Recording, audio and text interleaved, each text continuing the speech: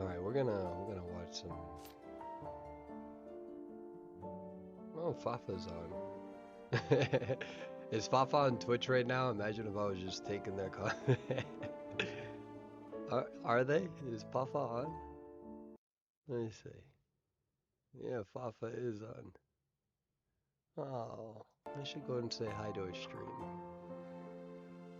Alright, so I don't know if he'll get pissed at me, so I don't think Fafa would, but I don't wanna take from them. Ooh, first violinist, huh? 83% win rate. Let's see this.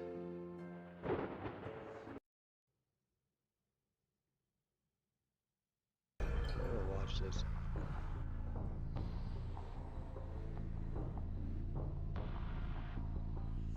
Let's see.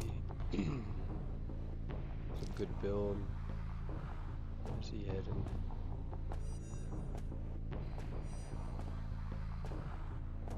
#1 violinist. What's going on, B? How are you? I'm in like super sleepy mode today, so I'm just chilling right now. I was like laying in bed and I was like, get up, get on stream. What's going on, Wizard? How are you? I hope that you enjoyed that nap, Wizard. Alright, let's see what Not Cupid can do. That was pretty good, actually. This is gonna be tough for the violinist.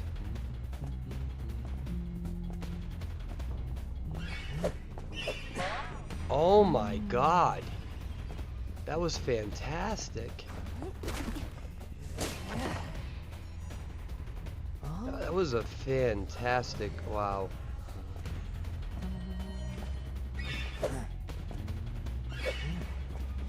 Beautiful move. There we go. Nice little double back there from the hunter. I think that survivor may have been able to get that stun, but that survivor did pretty good too. The only ooh, okay. I was gonna say I think it's near basement, but this would make sense. Put pressure on the Cypher. What's going on, Jam? Yeah, this is live right now. This is the #1 violinist in NAEU. I've been working a lot, so I just don't. I don't really like playing rank right now. I just don't. So I'm just so addicted to watching the. Oh, that would have been beautiful. I'm so addicted to just watching the gameplay. And I feel kind of bad because I haven't been putting NAEU hunters in any of my footage for the 1 hour gameplay series. And it's not because they're not good or anything, it's just the timing, you know, of like when rank is versus when I'm available. So I was like, you know what, I want to be able to just watch some of the gameplay from NAEU hunters, see how they're doing. Beautiful. Unbelievable. Wow, that's fantastic.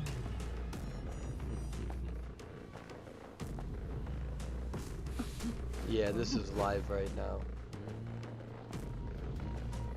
This isn't like pre-recorded or anything. Well, I mean it's during this rank session.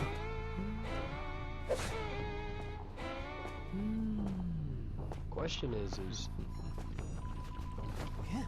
they're at 3 ciphers.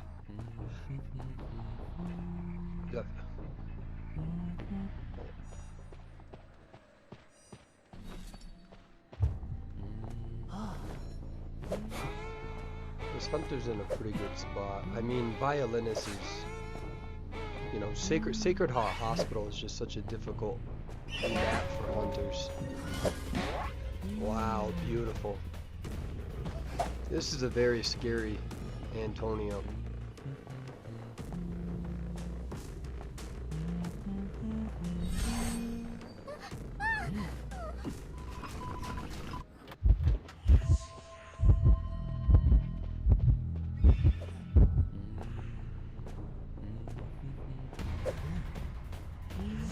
See if he can pull this off.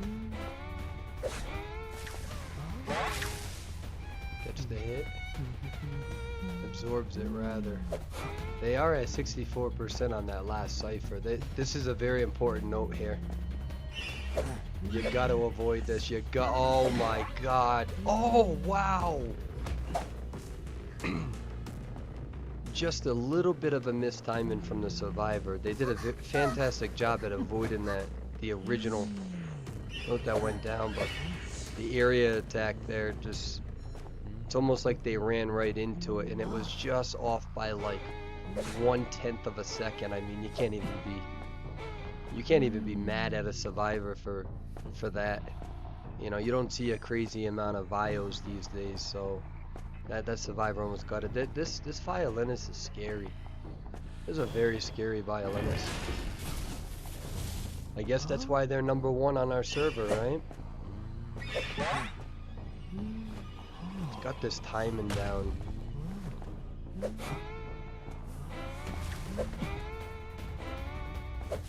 Is the other survivor? Oh, he might get out.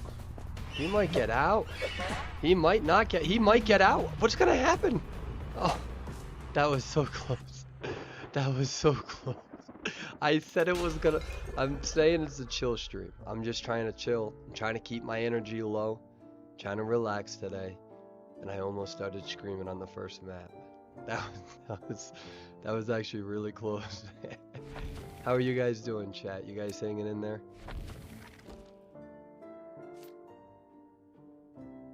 Yo, what's going on, Twisted Wonderland? How are you? Thank you for that message. It's very, very kind of you. Let's see. I know, he was so close. Oh, we got a Mad Eyes playing. #3 Mad Eyes.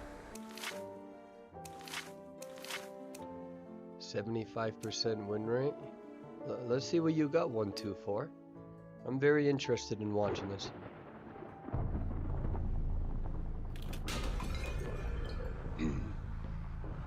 Ooh, this map is a pain in the ass. Alright, so he's gonna build towards insolence, rocket speed, I'm sorry, rocket share increase, I believe, right?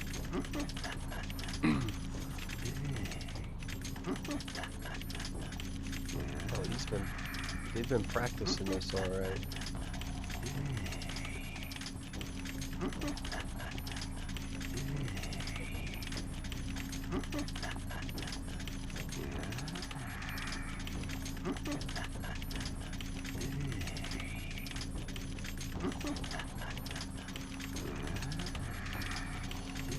No chips yet, but I don't think anyone's decoding.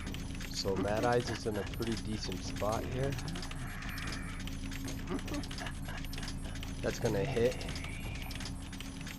75% health left. It gets the second hit. Beautiful chip. Knight's now at half health. Mad Eyes is gonna go with the blink strategy. Different Mad Eye. Oh, Mind's Eye gets chipped there. 25%. The big thing with Mad Eyes is that you have some that decide to play with blink, and then you have some that use their walls to do the trap and then teleport. So both are pretty viable. Gets the hit on Journalist, so Aeroplanus is the only. Okay, so this Mad Eyes is going for more so of a chip strategy. The two old school strategies with Mad Eyes is you either do this and you keep chipping, or you immediately you use your walls to block somebody in. Think of like Red Church, Big Church, where you think, you know, historically that'd be a good place to go. That's gonna hit. Every single one of them is now hit. That's gonna, ooh, that came close. So some Mad Eyes will block off routes and immediately go for the kill. And then this is more of the chip strategy. And it can be very, very effective, but you gotta be able to hit them. And this Mad Eyes, they're hitting them.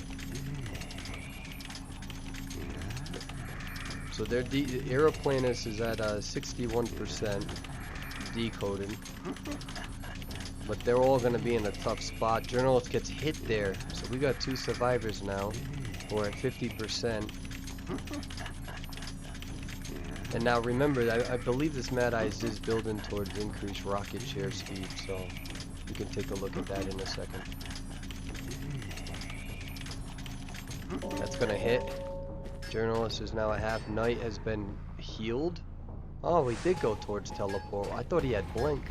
I'm an idiot. Kind of hard to see it. I guess I think teleport would make more sense on a big map like this. That came so close. Yo, what's going on, Ritual? How you doing, Peace Spice, Godlike? How am I feeling about Knight? I don't know yet. I really don't. I mean, Journalist is now down. It's a beautiful chip shot.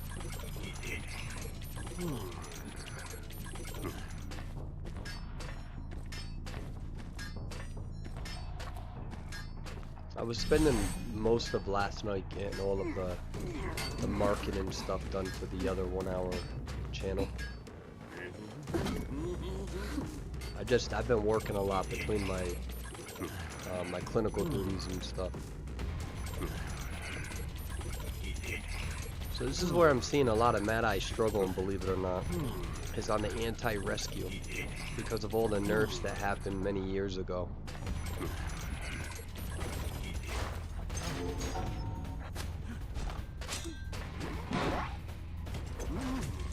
Well, there we go. I guess it's a pretty good rescue there. Oh, did Mad Eye's lose her?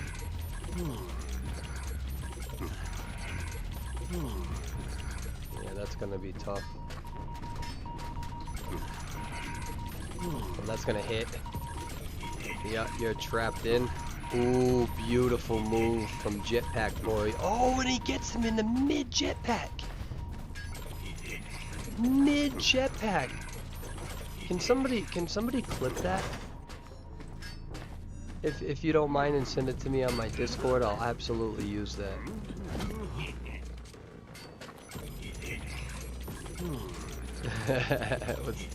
What's going on, Ritual Kill?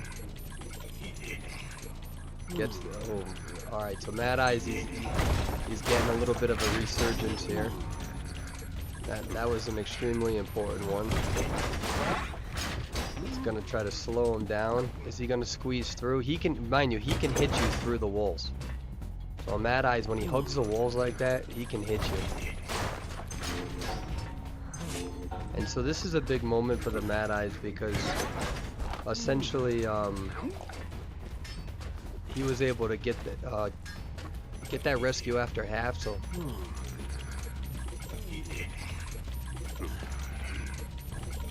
he's gonna have to. Oof! Oh, so close.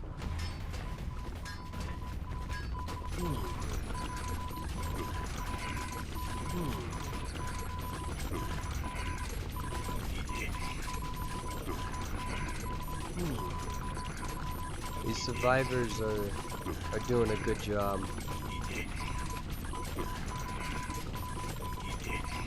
That first Aeroplanus goes down. That first rescue was what saved the game, and the survivors got a shot. But here's the problem: I'm pretty sure Aeroplanus is now going to be eliminated because Mad Eyes was able to prevent that rescue before half, which is what their entire build is based around. Their entire strategy is hoping that happens exactly right there. And Mad Eyes is going to be careful with how he plays this because those two ciphers are pretty close to being done, and he knows that, so he's going to have to camp in this area a little bit. He's got to be careful about venturing too far off. And that's, ooh, okay. If he can get that one chip, that would be huge. Because now you got two survivors who are next to each other. Are the survivors going to heal? I don't know if they have enough time. And I don't know if you waste time trying to heal a Mind's Eye. That's, ooh. Journalist is now down. That's a big moment there. This Mad Eyes is doing very well. I mean, and the survivors, they're doing the best they can to avoid those walls. When I'm watching this, I'm not like, oh, the survivors, they're not juking the walls. They are. It's just he's.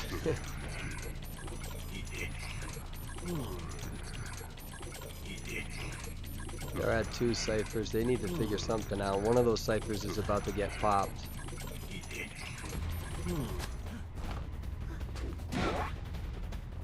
So they are at the 1 cipher. Mind's Eye. That's almost primed. So the problem now is that, yeah, he's gonna be able to go there and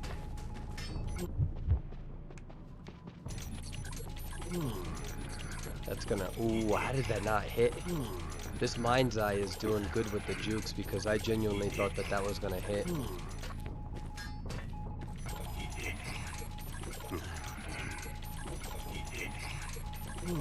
See, I think that what they really need to do with Mad Eyes, they finally got the cipher pop, good on them. What they need to do with Mad Eyes, if I recall correctly, one of the last adjustments they made on him was making some of the trees translucent. Or transparent, whatever. I think it's translucent. And they really need to do that with just roofs and objects in general. You know, like when you go... Oh.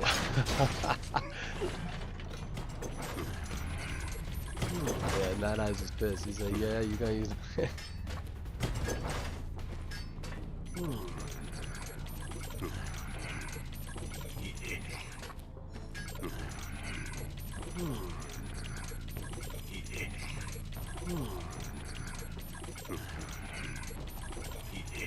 But I think that would be a good adjustment for Mad Eyes, just making it so all roofs and objects are... You're able to pretty much just see through it all.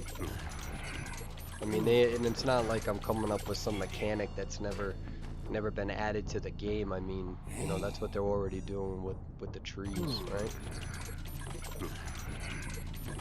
These 2 survivors are hanging in there, though. They're doing the best they can. The problem is his teleport's back up.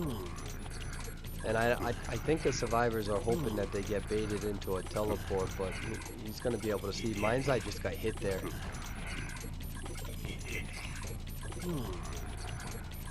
That's, ooh, beautiful move from Knight. He's going to get trapped, though. He's at half.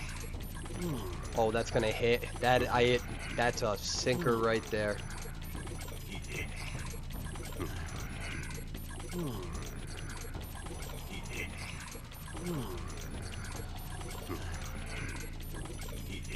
It's a good move from Mad Eyes.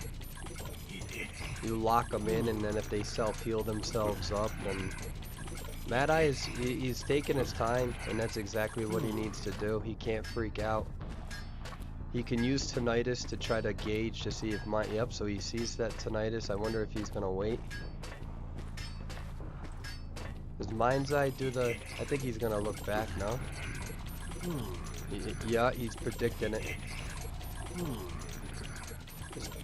This Mind's Eye has good moves. They really have good moves.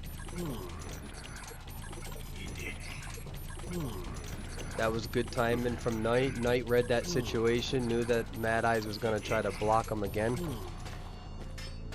Now the thing is that if he can prevent Knight from decoding that gate, it's going to be a risky move, but he wants to go for a 4-person here. Oh, did he get shut out on that Mind's Eye? Gets the Mind's Eye down, needs to go back to the Knight.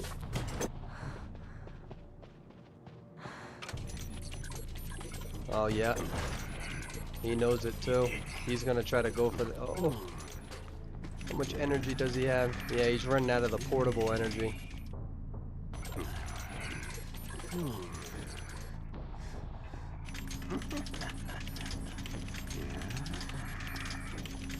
Oh, this is gonna be tough.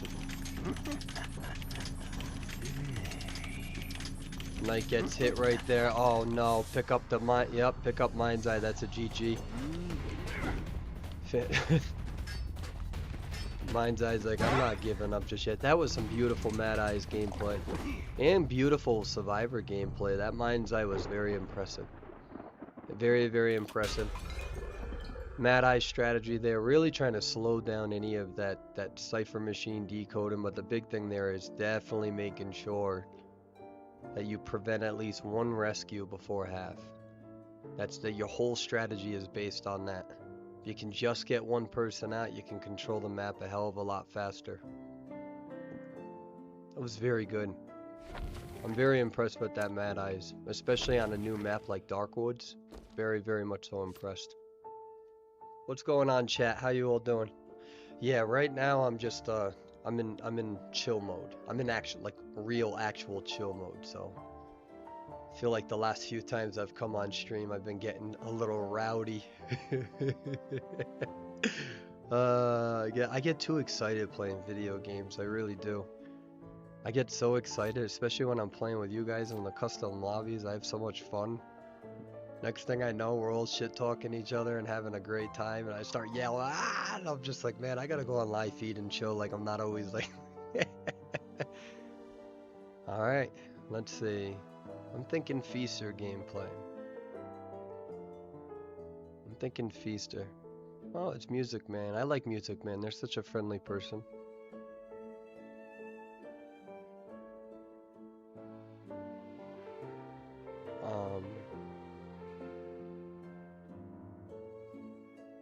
I want to watch some Feaster.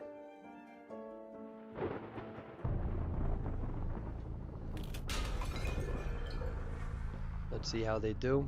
So we can't see their build here. So we'll see if they're gonna try to isolate this way.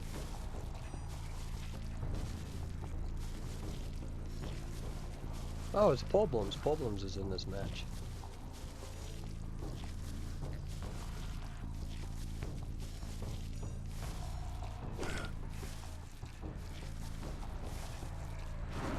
Now, this is normally a strong spot, but we're gonna see how Feaster uses those tentacles to their advantage.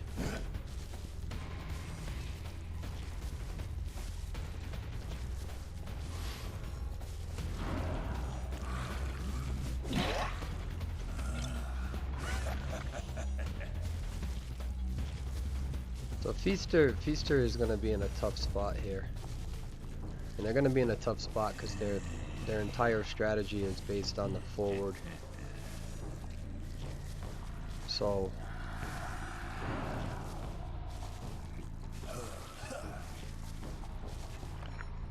oh, beautiful move from Seer. Seer uses the wheel there and is able to avoid that tentacle. Plus they still have the owl.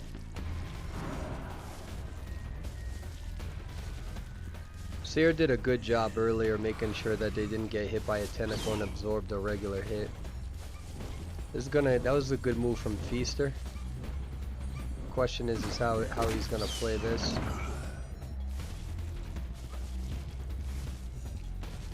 He's gotta get a tentacle hit.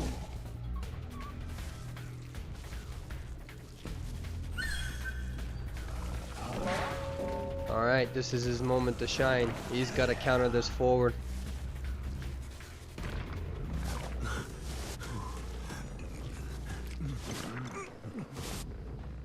So forward's going to try to get themselves in position. So this is going to be a big moment here. They might go in for a double rescue. Alright, so he knows exactly where forward is.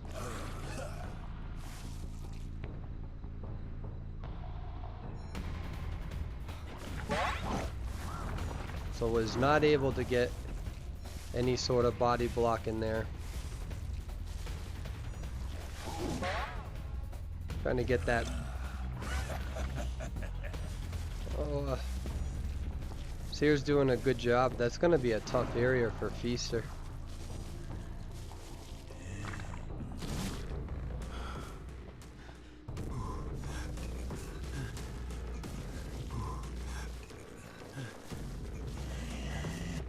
Forward's probably going to continue harassing at this point, so somebody else doesn't have to go and get the rescue.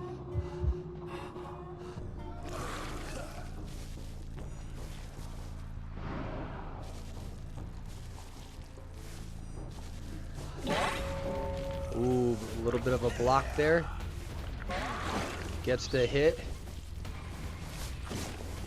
That might be enough time. That might be enough time. He's over the window though. He's over the window, but that's slowing him down. Oh, he hopped the window. Is he gonna? He's gonna get the pop. He's gonna get the pop.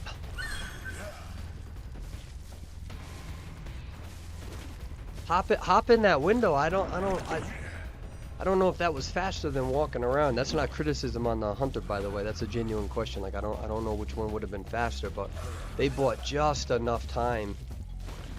That forward didn't try to pull off anything fancy with their football. Good discipline from the forward. So the entire Feaster strategy was to counter that forward.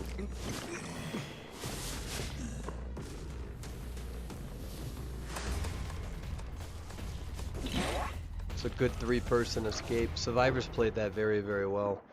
In the beginning of that match, what that Seer did was fantastic. So when Seer was running around the roller coaster, so Feaster could have played that a tiny bit differently, I think. But what Seer did right was when Feaster put that tentacle down, Seer just ran right into him.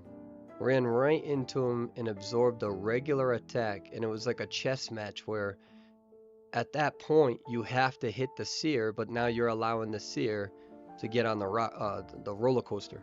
So what that Seer did was play chess. And that Seer did the right thing, because when they rotated to those two pallets on the side of the roller coaster, they pretty much baited the tentacle. And once the tentacle got put down, Seer made that calculated decision of rotating into the Feaster and forcing that Feaster to use a regular swing. So that's extremely good gameplay. I don't think that was all just common occurrence. I don't think it was random chance. I think that Seer was purposely baiting those tentacles, just like you do with a Dream Witch's leeches, where if you're going to get hit, you might as well run into your leech, so then it absorbs out instead of the main follower. I feel like Seer kind of did that strategy there. I thought that was fantastic gameplay. That was fantastic gameplay. You had a forward that knew their role. Didn't try to get anything fancy with that football. Sometimes knowing when not to use your ability takes more skill than using your ability. And like me, I'm like a child when I play forward, man. I am so impulsive with the ball. I just want to get that nasty stun and be and most of the time it ends up being pretty bad. So, oh, we got some Sprinsels. We got Sprinsels. Let's watch Sprinsels.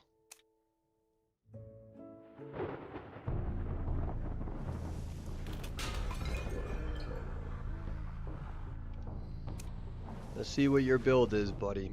You got a 3-6 build, building up towards pallet speed destroying.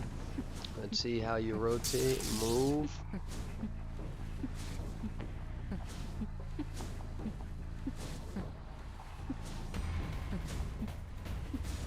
Oh. Did he catch Paul Blooms out in the open? Alright, let's see how Paul can recover from this.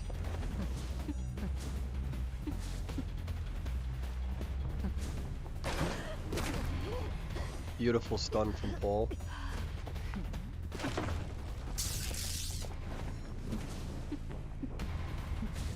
He's gonna try to slow him down. He's able to get the hit. How's Prospector gonna be able to... Is that... No, that's Weeping Clown, right? Yeah, that's Weeping Clown. I think Weeping Clown tried to use one of the stuns and didn't get it. What's going on, Ghost? How are ya? What's going on, Jay? Hi, chat. Sorry about that. It's good to see you all. We're watching high tier people play right now. I've been going from the game for 2 years, so I just like taking notes. I wasn't really in the mood to play this early. I need to get that before half.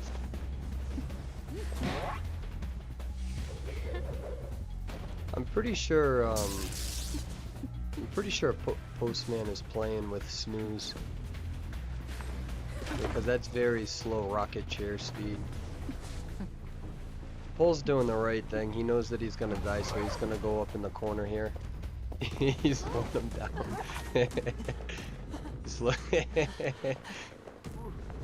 Every second counts. What's going on, Saga? How are you? I'm doing good. I'm just hanging out, watching some high tier footage. This is all live. This isn't pre-recorded. Just taking notes, learning. Postman, yeah, Pole's got nothing over here.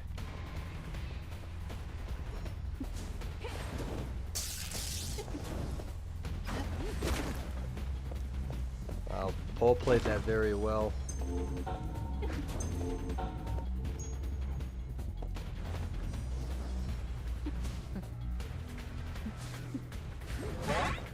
Gets the blink hit. I mean, given those circumstances, that knight came in pretty clutch, and I think Pole did the best that he could in that area, especially when you only have one pallet left. I would have got hit. Ooh, when you gonna do let's watch viewers matches? Ooh, yeah, we should do that at some point. That's a good idea.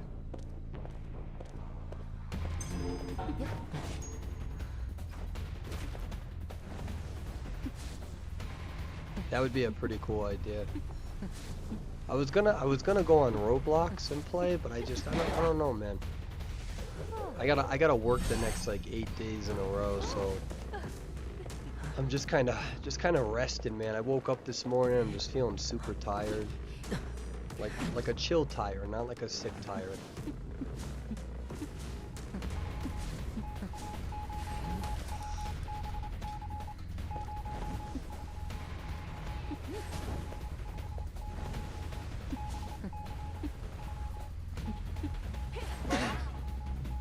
Prisoner's gonna try to rotate out of here.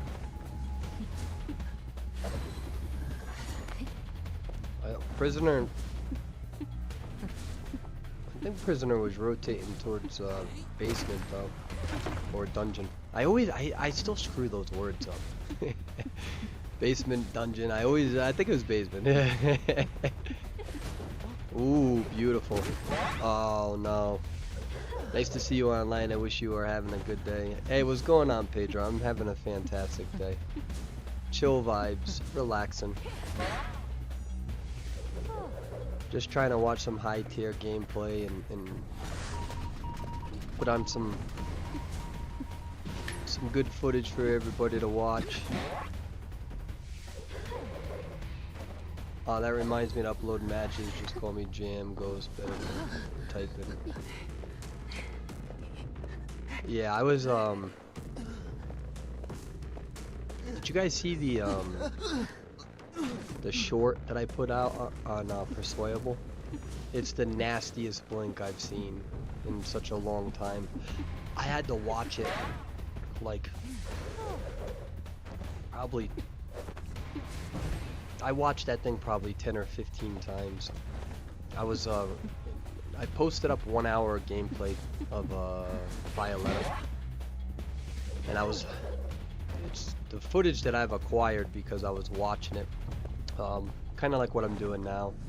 And this Spider-Man gets this fucking crazy blink, and I didn't even understand what I saw. You guys should go check it out.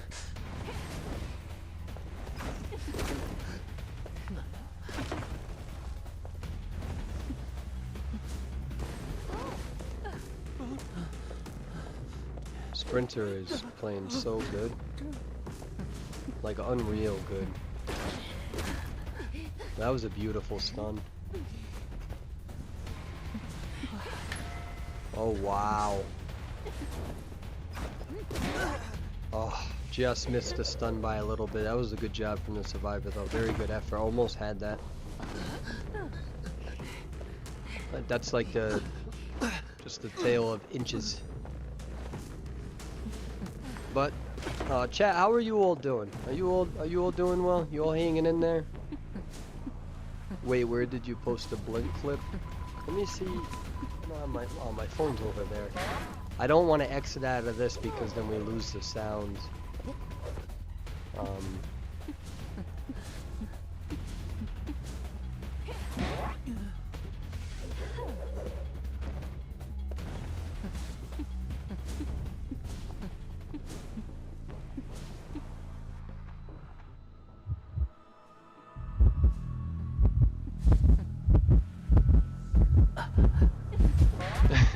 Sprinter.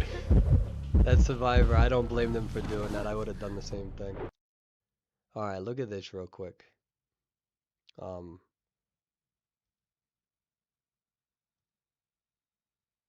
So it's actually, it's the opening clip actually on the Identity 5 Persuadable page. Oh, that's why. Okay, I posted the short over there. It's on my other YouTube channel. You have to listen to it with sound. Let me see if I can. Do I have a this here? Watch this, right?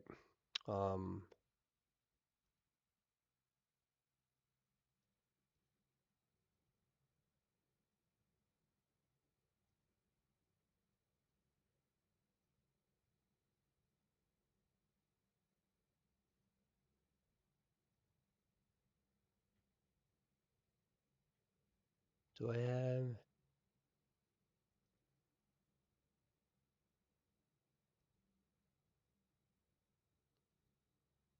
Okay, I'm hitting all the wrong buttons. Give me a second.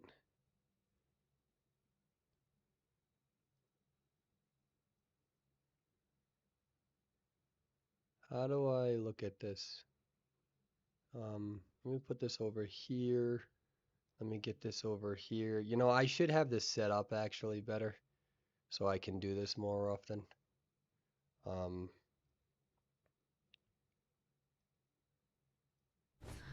she has. Yeah, God, So look at this blink real quick. Are you guys ready? This is so you have to listen to the sound, okay? So I'm actually gonna keep my mouth shut, but you're gonna hear me talking. So just listen. This is great. This is just a fucking nuts blink. Watch this. So she has spider webs, which is going to be extremely important because she can catch up. Doesn't get caught there, so needs to catch up here. Gets one hit on the doctor. Needs to make sure she absolutely catches up to her. She uses this. Gotta be careful for this. Tries to play. Oh my God! That registered. Dude. So they got the blink off in the last second. Was able to get a hit and then got magnetized back. So pay attention to this right here. Oh, you can't. I don't think you can see. I don't think you can see my mouse, but pay attention to the blink. The logo to the right. Watch this. Just listen to it. You ready? This. Gotta be careful for this. Tries to play. Oh my God! Isn't that registered. Fucking insane. Gotta be careful for this. Tries to play. Absolutely catches up to her. Insane. She uses this. Gotta be careful for this. Tries to play. Oh my God! That registered. Dude, I saw this. Right? Now I'm watching this. This is footage that I watch. I didn't take this from like somebody else's TikTok. I didn't, I'm pretty much doing what I'm doing now. And I lost my shit. Just completely lost my shit. And I'm just like, I don't even know what I just saw. I don't understand what just happened. I was like, did it like get a web shop, Persona? We'll do it one more time. I kind of hate listening to me screaming that much, but like when I get excited like that, like I'm not just making that up. You know what I'm saying? Like that's how I am. I get way too excited, but just watch. Uses this. Last time. Gotta be careful for this. Tries to play. Fucking insane. Oh my God! All right. So with that being said, let's get back to the Identity 5 gameplay here. That's why we're here. Yeah, that's gotta be probably the best blink I've probably ever seen. Just because it was such a split second. Such a split second could have completely changed that whole thing, especially if it interrupted the blink. Oh, that would have been devastating. Alright, let's get back to watching some high tiers. So we watched the violinist earlier.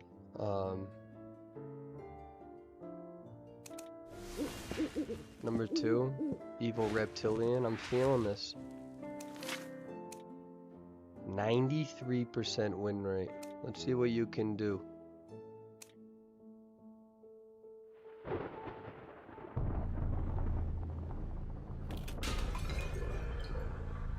Like, just the situational awareness. We can't see what they have. They do have blink. So we're gonna see a 2, 4, 5, 8 layout. That's usually what I am gonna start doing. That's the number system that I use. So whenever I'm talking about like a layout system, I always use it from 1, 2, 3, 4, 5, 6, 7, 8, 9 as, you know, in the chunks. I don't know how much time.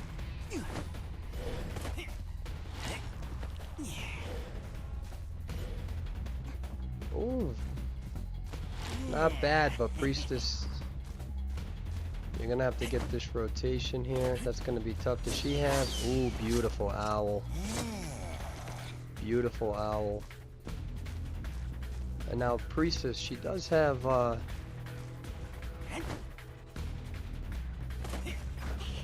this is the tough part with Evil Reptilian. You really, it looks like they, no, they don't have, okay.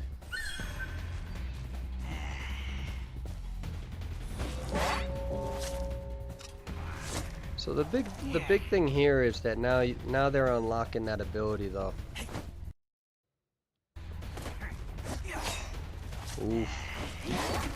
Gets the hit on the Priestess. That was really big for Lucino there. He needed that. He really did.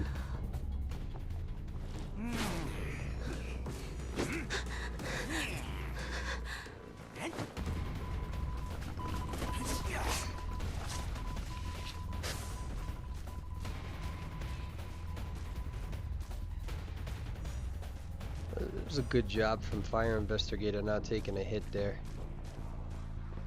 I can't see what their build is, but... Oh, excellent prediction. Excellent prediction. Beautiful move from Weeping Clown, though. Weeping Clown was able to get a rocket off just in time to slow Lucino down. That's not going to work, Investigator, but...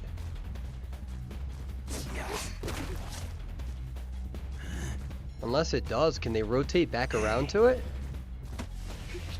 Oh, what? Oh, no! Oh, no! Did they hit the Priestess out of their portal? Wait, what just happened? What just happened? Oh, no! I think Priestess thought that Lizard was gonna go in, and did she come back out and then get hit by the... Oh, what just happened to that Priestess? Chat, did I get that right? Did she try to predict him going in, came back out, and got hit by the Fire Investigator's balloon? Oh, that's such unfortunate circumstances for Priestess. I don't think that... yeah, I don't think that's a...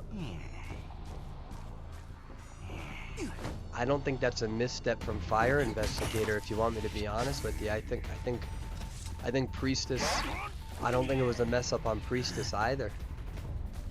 But if she just kept running straight, she would have been able to get pretty far, I think, depending on Lizard's jump ability. But with where she's at, I didn't see if she still had any portals left. I know she used that one portal there, but that was really unfortunate circumstances. I honestly can understand exactly why Priestess did what they did, and I can absolutely understand why Fire Investigator did what they did, so... you know who's doing very well, though. This Weeping Clown should have been stuffed on that first rescue. And the fact... Oh, misses the blink there. You gotta be careful with those corners. Nice try, though, Lizard. Weeping Clown should have been stuffed. And so the fact that he didn't get stuff on that first rescue is just... unbelievable. Because Lizard did a good job at predicting. Oh, gets the hit. Was able to drop them in time though. Beautiful prediction from Lizard. Wow, man. Evil Reptilian. Yeah, I call him Lizard.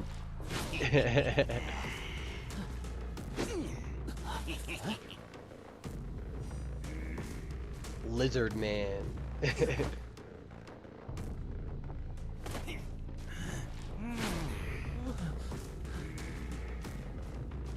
Wait, did you guys see that little, like, I never noticed that on Red Church.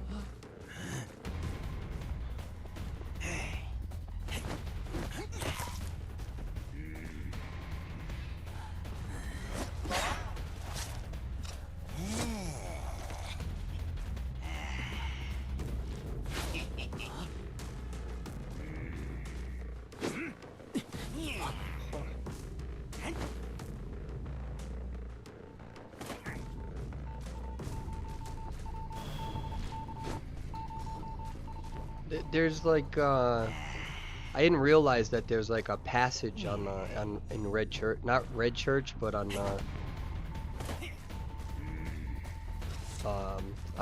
the map number 6 in that area. I never knew that there was like writing on the wall.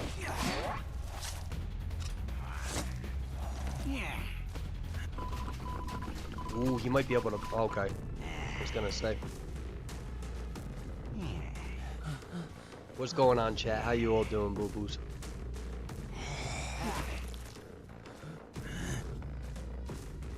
Oh, you might be able to pop that. Yeah, right here, right here. Look at, right, like there, over. Yeah, fuck. Good pop. That's gonna buy them a little bit of life. You think it's new? Yeah, I want to see what it says.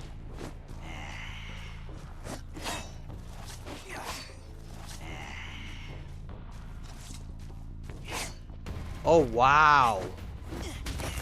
What was that? That was a fantastic juke. That really was. I mean, they was making out with that wall, but they missed it. That's fantastic. What's going on, Belle? How are you? Yeah, the pumpkin saved them. Yeah, that was good. That's a nice little trick. Oh, the old hold the peeper down trick. That was very good bait from Lizard. Very good bait from Lizard. I hope you're waking up, Belle.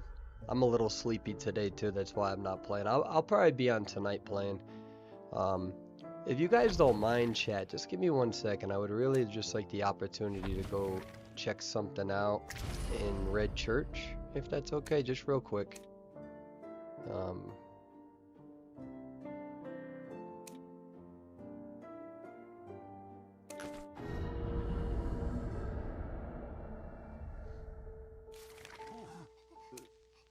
I want to see something. Yeah, go look. Yeah, I definitely want to check it out.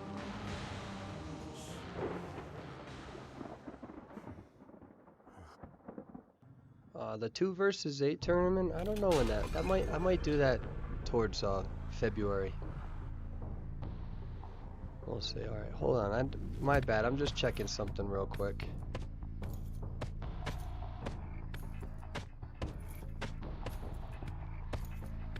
The fuck this?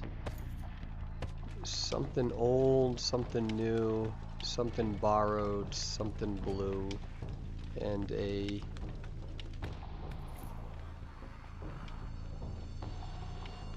$6 pen. What the fuck does that say? And a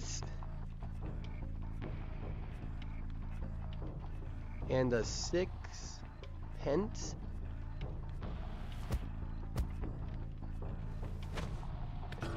So something old, something new, something borrowed, something blue, and a 6 pence in her shoe.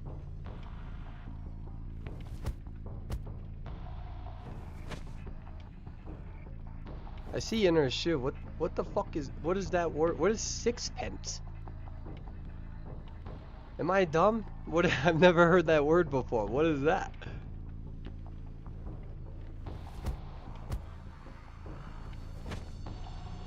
Oh well, that's probably why I don't know. I'm not married.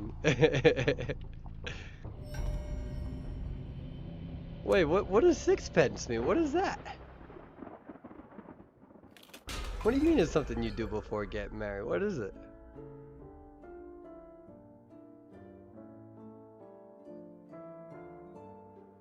Ancient British money?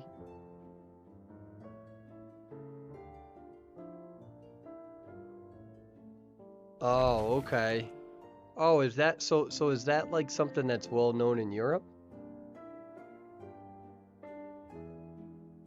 Can I have any American support here to admit that we don't know what this is, or am I just that dumb? And it's okay if I'm dumb, like, we can say that, that's a thing.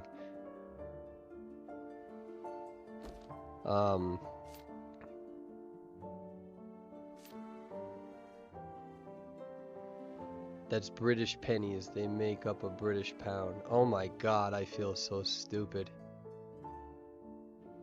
I didn't know that.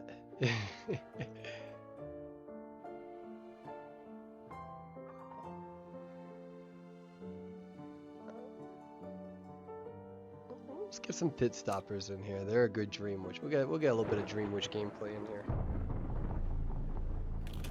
Yeah, so I know that somebody was asking about Goatman footage. So I'd like to talk about that real quick.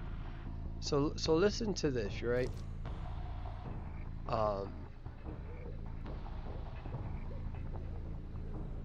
Right now, I think I have the next 10 videos done on the Persuadable Identity 5 channel. So I've been doing nothing but watching a crazy amount of footage, right? When I tell you Goatman footage is so unbelievably hard to come by because they are just so massively banned. I think that the tier 1 no, I'm sorry. I think the S badge 1 in all of Asia, I'm pretty sure they're barely tier 6. They might even be tier 5. Because everyone just bans Goatman. It's to the point where there's no high tier hunter footage of them. So it's all Smurf accounts that are using them. And I do have about an hour of footage on that. I think it's on my iPad though. But good move from Pit Stoppers there. But it's just unbelievably banned on epic proportions to the point where it doesn't exist. A high tier footage in these matches just does not exist. And then when you watch it, then you can see that, you know, especially these Goatmans playing, that he's banned so much that nobody has time to practice him. So then when you do see him, you're looking at the footage and it's not polished high tier gameplay because he's just banned that much. So like the #1 Goatman in all of Asia is barely tier 5, I mean barely tier 6, the last that I was looking at.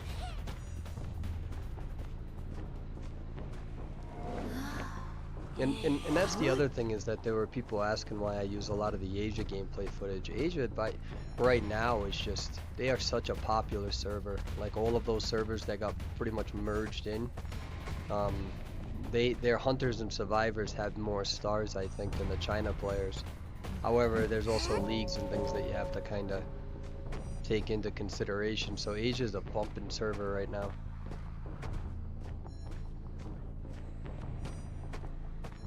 Yeah, we could see if there's any Goatman footage right now. After this one, we'll take a look at it. But there's no high tier established Goatman footage right now. They're all just that, they're banned to that level.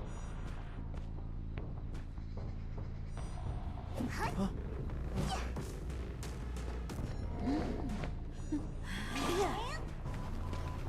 Yep, Pit Stoppers is doing a good job so far.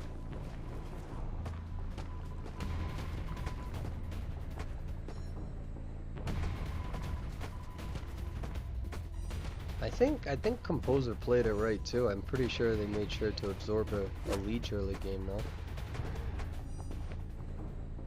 So they're not going to get a rescue off. They're at 4 ciphers. So they're really going to focus on trying to pop these ciphers.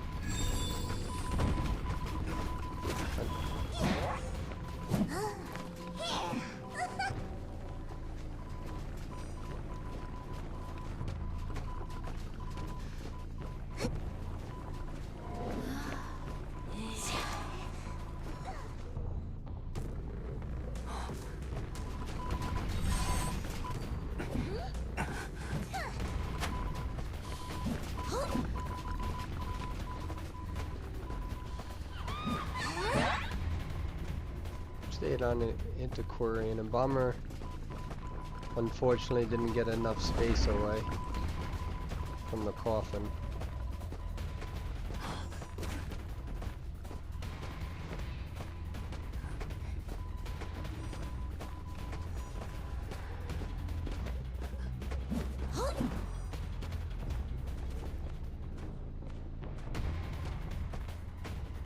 The Pit Stoppers had a very interesting move there. They didn't leech the Embalmer. They actually decided to leech the Rescuer instead, and now they're deciding to leech the Embalmer right there. I think that was a good move.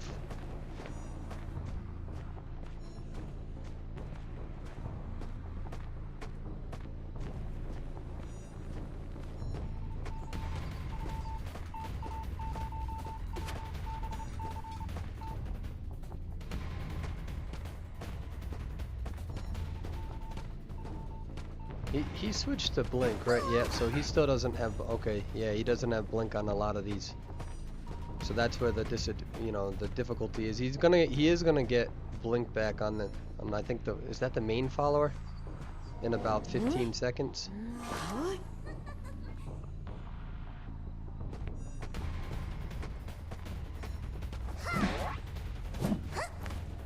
So 2 ciphers remaining.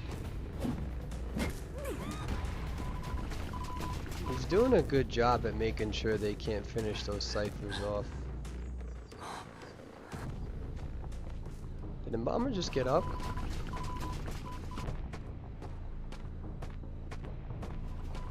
These survivors are playing good though too.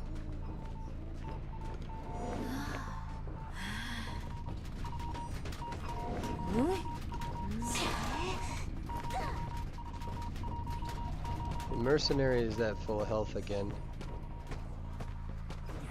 We're still at 2 ciphers.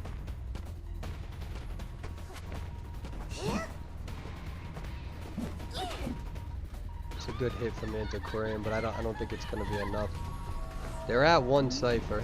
It's gonna block them there. That's an old school strategy. But I think there's 2 ciphers being worked on. Mercenary is now taking the other one at 73%.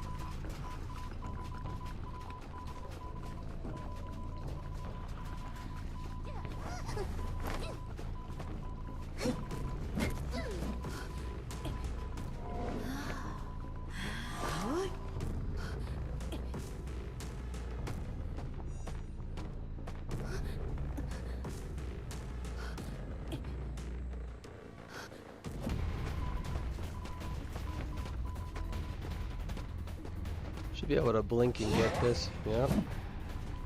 And get the rescue off. But pretty sure. I can't remember. Does Embalmer die on the next share? They're at 1 cipher. They got to be careful about the pop. Yeah, they get the pop. Oh, and Bomber doesn't have it. That's unfortunate.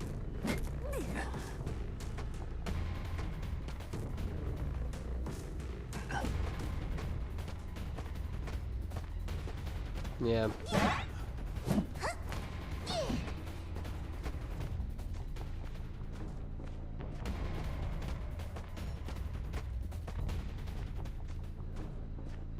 Question is Mercenary gonna be able to hide? Or does he? No, he's not gonna be able to. He's got the leech on. Ah, I missed it. It's a 4-person elimination. Picks up both of them. Okay, that was a little unexpected. That's fantastic from Pit Stoppers. That was fantastic.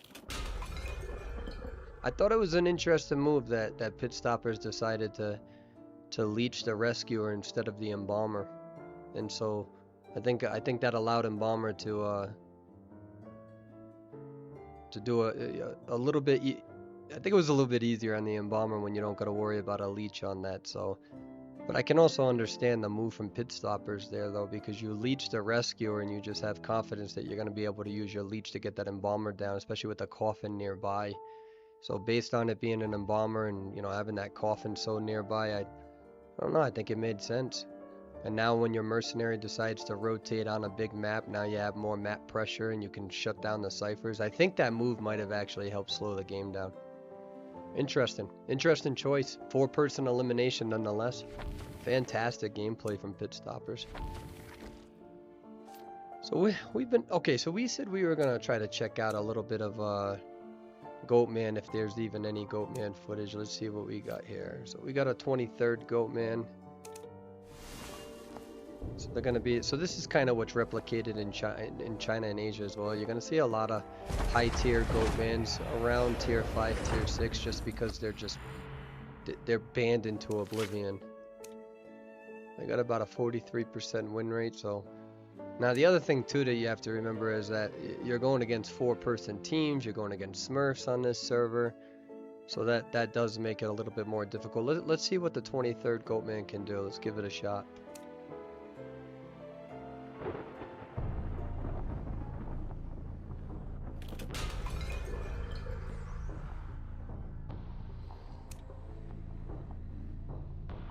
So they're going to be going with a 3-6 build.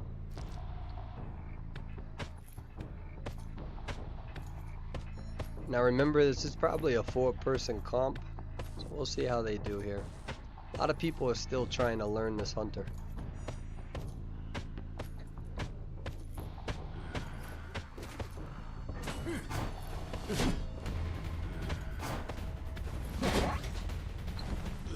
A good hit on Enchantress.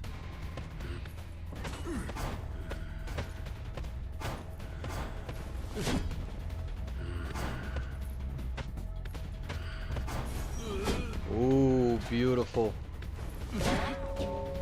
All right.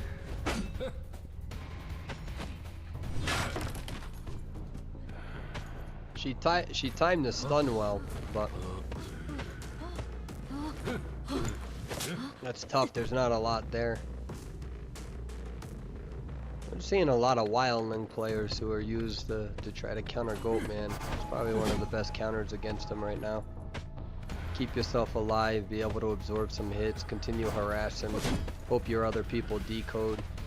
We saw that a lot in the 64-person or 64-team tournament.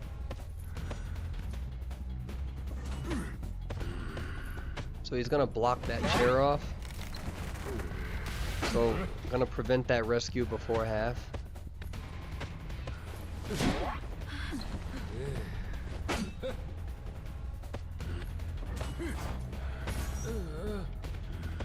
Nice little chip stun there. 3 ciphers still remaining. And this person's gonna be eliminated already. That's the power of really being able to prevent a rescue in time. Changes the entire outlook of the game. Has blink.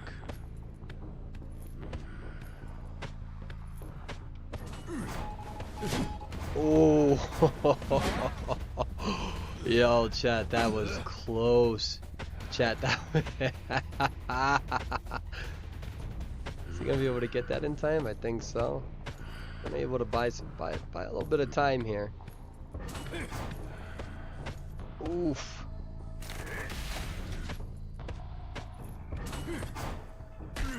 Oh, that's a cool little trick.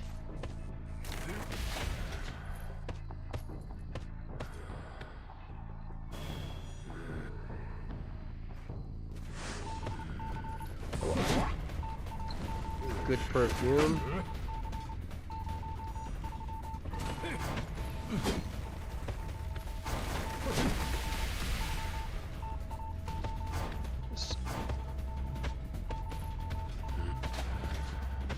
So what this Goatman needs to practice a little bit is getting the being able to put your cage up and then using your ability to go backwards into the cage to pop forward. This button right here, I think it is, right? Is that right? I think it's this one. No, it might be this one. I can't remember which one it is. But once this player can get that down, they're gonna be even scarier. You put the cage down, you jump backwards into the cage and pop forward. I just haven't really seen much of that yet. And again, You know, when you have these hunters who are banned into oblivion, it can be really difficult to practice them.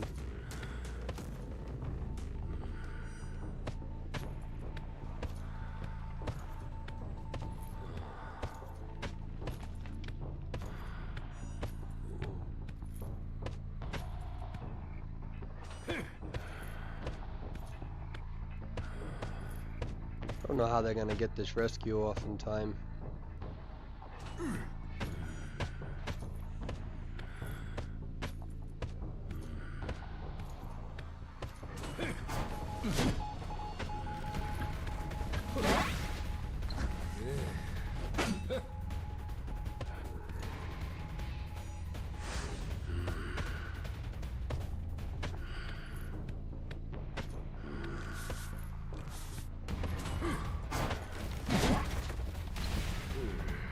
Oh, that's gonna be close. I think they're gonna get that. They're gonna get that. Yep, they got it.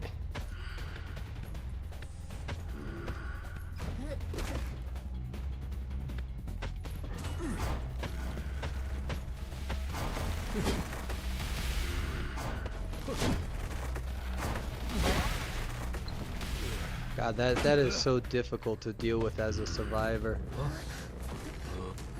That is so difficult to deal with as a survivor.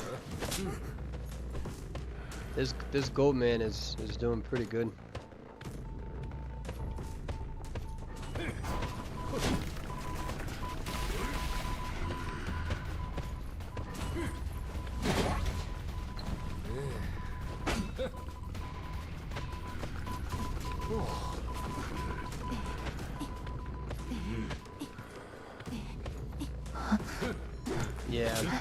Yeah, I mean so getting footage of Goatman and Hula Hoop Boy definitely difficult right now.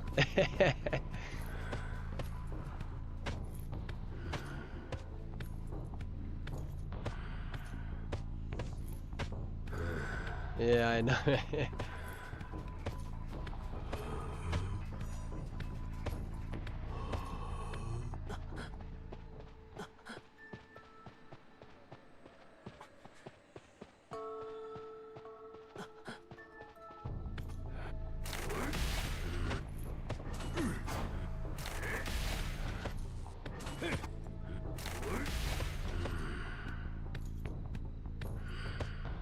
Oh, I think Patience rotating right into him.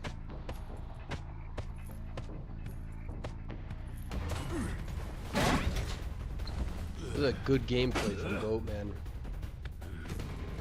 Especially once they get that second ability down. Yeah, a lot of high tiers will tell you that Goatman is basically cheating if you're good at it. Yeah, cause what I didn't see the Goatman do a lot that round is you really capitalizing on that that backwards ability. Where is it? I don't think do I have him? What am I doing?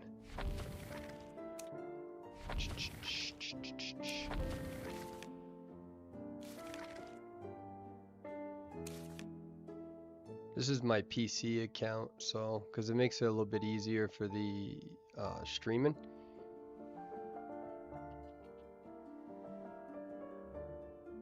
Okay, apparently I'm an idiot. Oh, he's right here. What am I doing? Okay. Is it this right here? The back step. Jeffrey swiftly leaps backwards a certain distance. If he crosses the edge of a cage during the leap, the duration of the leap is refreshed. Additionally, there is no cooldown for transporting within a cage while leaping. So that's kind of a big thing, because then what happens is that if you're leaping backwards, then if they decide to go in, you know, you have more flexibility with that. Either way though, I mean, that's fantastic gameplay. Better than me for sure. I know I don't really enjoy playing hunters too much. The only hunter I like to play for some reason is photographer. I don't know why. And then I get pissed when I play him. Oh, we got a smiley, huh? We got a Joker. A badge. Let's see what your win rate is. 92%, 280. Okay. And let's give Smiley a shot. See how they do.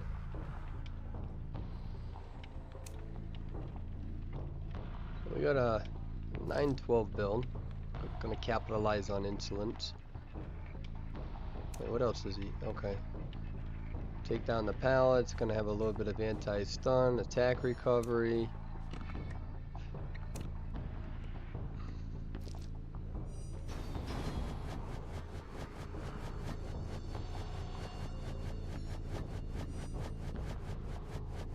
Did he just bait that?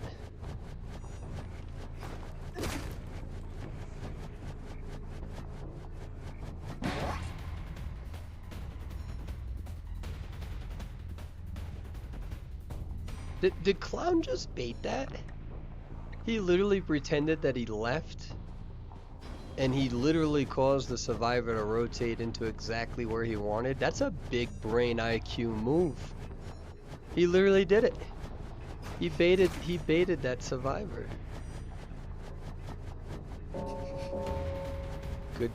Good discipline from survivor.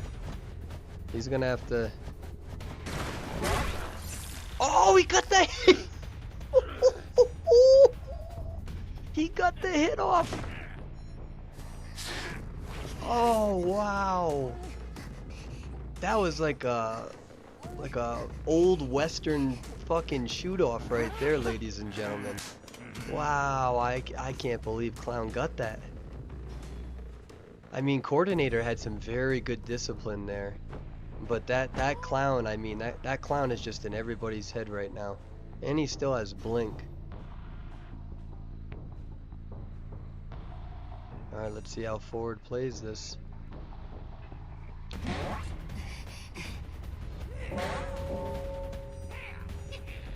Forward used a little bit of a dash, I think. He can try to get a dash here. Oh, able to drop it off in time. Good move from Forward. He's got his football. I mean, he can probably do a little bit of harassing. Just seeing them both run away. I mean, he's baiting him away from the Coordinator. Beautiful job from Lucky Guy. I love using Perfume as Lucky Guy. Coordinator still on the ground. Gets the Forward. She's at 45%. So Lucky Guy is going to be in a position to try to get some healing done. I don't know if it's going to be enough time though.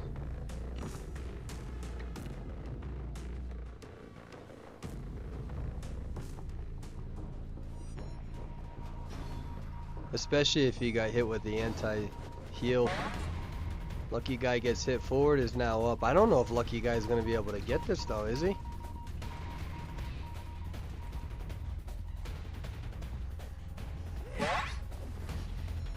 Lucky Guy's going to have to try to heal. How are they going to play this? He's asking Coordinator to follow him, so I wonder what his plan is. He doesn't have a gun or anything. Gonna...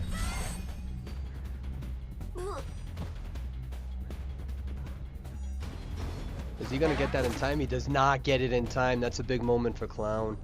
That is a big moment for Clown. Forward is now decoding. Coordinator is gonna be eliminated. Lucky Guy is now gonna get put on the rocket chair. And you can see that Cheerleader's already rotating to get in position. They are at one cipher, so Forward has to... Oh, they're in tough shape here because two of the ciphers are on this side. Oh, I think...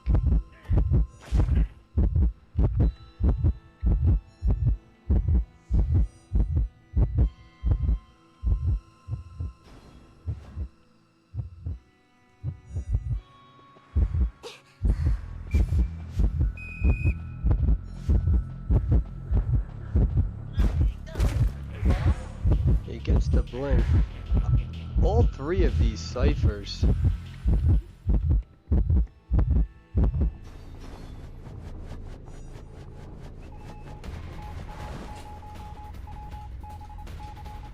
Gonna buy a little bit of time, but Oh, that football was a little bit of a mistake, I think. Clown did a very good job because baiting that coordinator to rotate into him allowed him to secure this side of the map. And now you got 3 ciphers on the same side of the map. This used to be an old school strategy though. That used to be an old school strategy where you, as a hunter, you pay attention to the cipher lineups, because if you get 3 on the same exact side, then especially as a clown, you're forcing everyone to do the decoded on the other side of the map, and then it's an old school end game strategy where now you give up a little bit of your early game for your end game and the ability to really kind of sort of congest that area. But man, that was a high IQ play from Clown. You know, baiting that coordinator to rotate into the exact area that he wanted, and being able to get that hit on a coordinator and making them waste their gun. That's crazy gameplay. That's fantastic.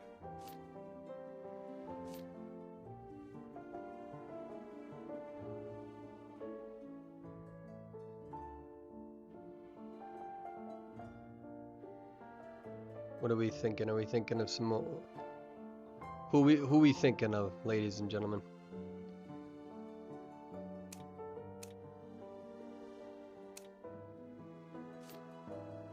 All right, let's see. We got the 7th Hellember.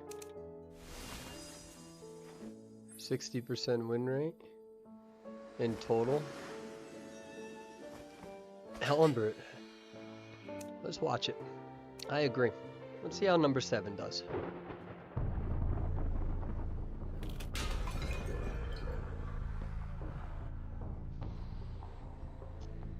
Alright, so we can't see the build.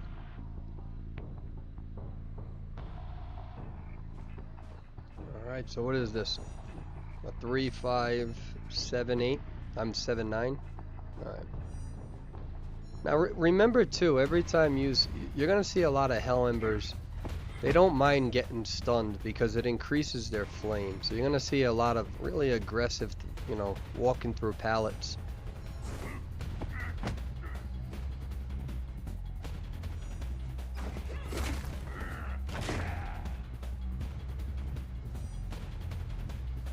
That did get the hit. But pretty sure it absorbed the bubble, right? Pay attention to this flame here. You're gonna see that?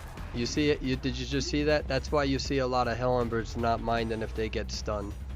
And you gotta be careful, because the more stuns that you keep providing him, the faster that flame goes up there. So obviously you need to stun when you need to stun, but like I see some people who use their abilities and they harass a Leo early game. That's a beautiful hit from flame, and all you're doing is feeding the flame. Beautiful hit. It's a pretty quick down. Actually, that's not a pretty quick down. One of those ciphers are 84%, 90%.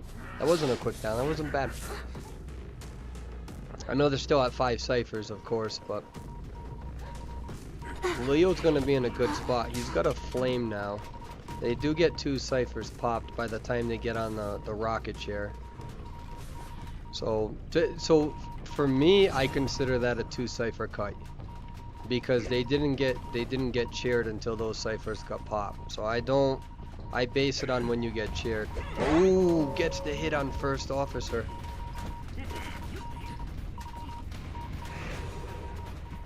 I'm gonna use this to get a little bit of a speed boost. Gets the blink hit. Beautiful move. And he did the right thing there. Using your puppet to spawn on it, get that speed boost.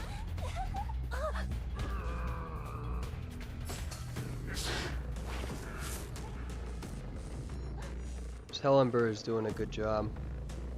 And that first officer, it's lucky that's a first officer, because he would have been stuffed if it was anybody other than him and Merc. So that was well played by Leo. He's trying to find the first officer, but first officer, did they pop themselves up? I think they may have.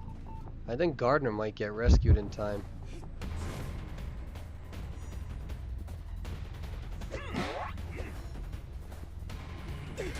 Ooh, stuffs the doctor.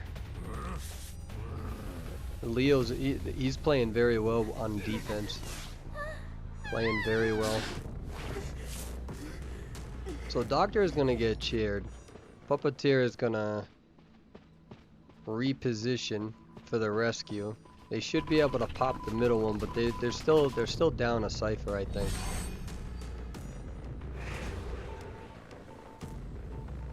Oh no, he's got it contested. Okay. He's got no flame, so he's... If they can... Yeah, that was good discipline. Oh, he did. Good discipline not swinging at that doctor.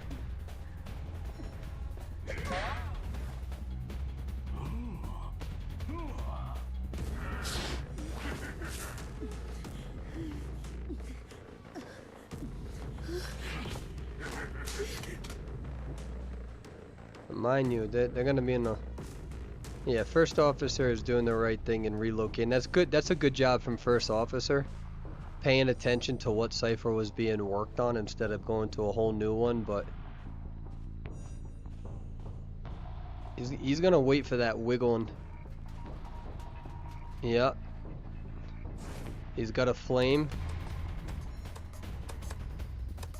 Oh, there. Oh, you're not gonna get that rescue in time. That was very good from Hellumber. Very good. Good patience. Didn't just swing at it. Didn't swing at just nothing there. That was fantastic. This Hellumber is just playing very, very well. First officer. Let's see what their strategy is here.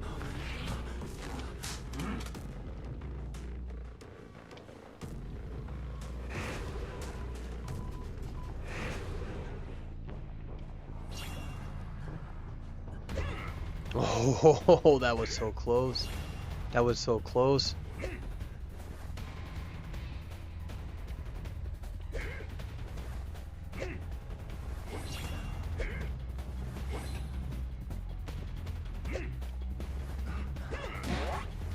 Oh, they get the double hit. They get the double hit. Oh, that was good. That Hellumber played fucking fantastic. Played fantastic.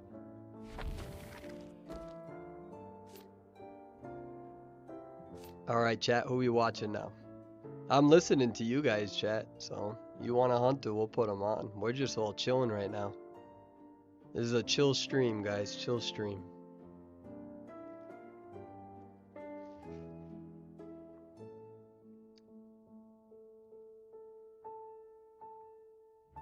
Ooh. We do got another Mad Eyes playing. I just want to see what rank they are. Ooh, #1 Mad Eyes. 68 per... Dude, fucking 1,400 matches.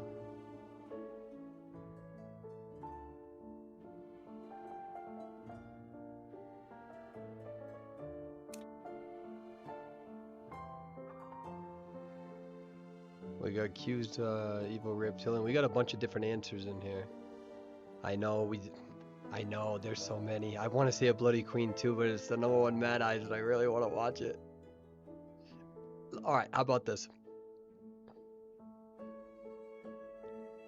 We're gonna watch the Mad Eyes because I see a bunch there, but I'm being super biased. That's my bad. Okay, I'm not allowed to pick the next one. I just want to see how Mad Eyes is doing on this server. You got Cowboy, Acrobat, their build. You're gonna see a 312 build here. Yeah. Ooh, okay. Let's see if they can use that to their advantage. All right, yeah. We'll do Bloody Queen next. We'll do Bloody Queen next. So remember the two main strategies with Mad Eyes. You're either a chip hunter or you block people off and go for the hit right from there.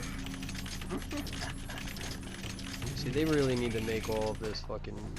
Yeah, see, so you're seeing a little bit of that right here. So the #2 Mad Eyes is more of a chip hunter.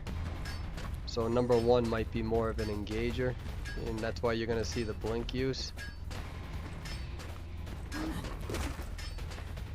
Now remember, they get an increase in speed with charge attack. So let's see how they use this. Yeah, see that? Ooh, Wait a minute, aren't they gonna be able to use their... Yeah. So that's the insulin's kicking in. They're still at 5 ciphers. Blink is up right now. Gets the hit. Get off my lawn.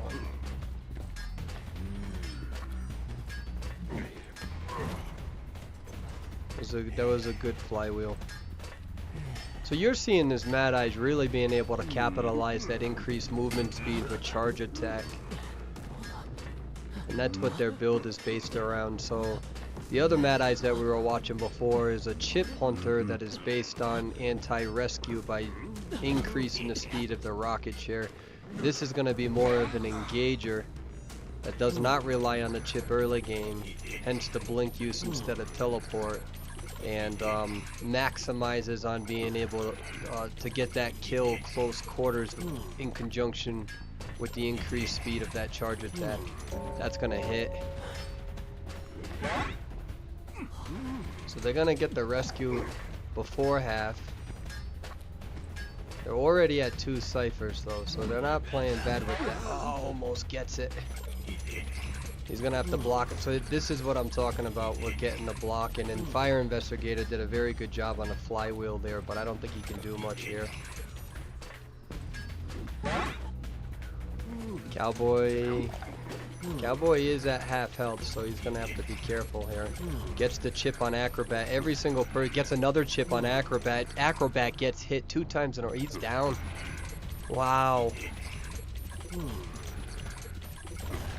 And this is why the developers really need to make it so the roofs are see-through.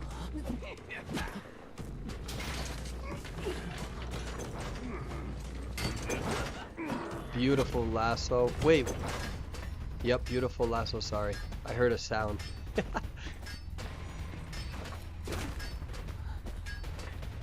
Oh, good move from Cowboy there. I mean, Cowboy's really buying a lot of time here. That Acrobat going down, though, is going to put them in a little bit of a bind. Beautiful lasso again.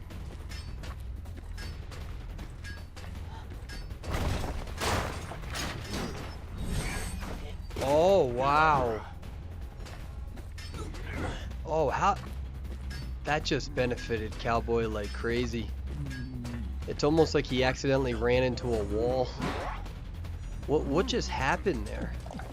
Something happened with Cowboy's, like, it's almost like Cowboy lagged and then Mad Eyes went right past him. It's almost like the movement speed actually didn't work in Mad Eye's favor that time. It was a good move from Cowboy nonetheless. Gets the hit on Mechanic, does not get the flywheel off in time. I mean, they're at 2 ciphers. Fire Investigator is still down. Doesn't want to self-heal. Don't.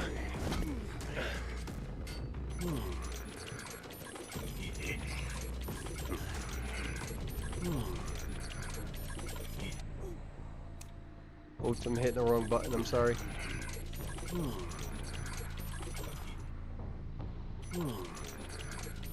That's gonna hit. Acrobat's at 75 or 25, however you wish to say it. Fire Investigator's still not going up. Mechanic is gonna go possibly in for the rescue. They are on their final cipher though. Cowboy's not gonna get rescued before half. So this Mad Eyes is really gonna baby that cipher over there. And I think what Mechanic is doing is hugging Tinnitus, using their doll to get the rescue, to get the heal.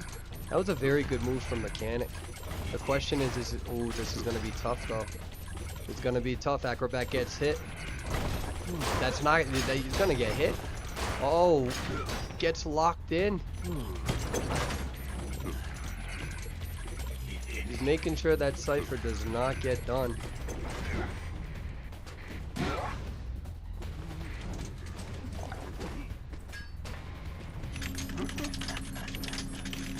He needs to be careful of that last cipher. Where's that last cipher at? Oh yeah, he's got Alcatraz on that thing.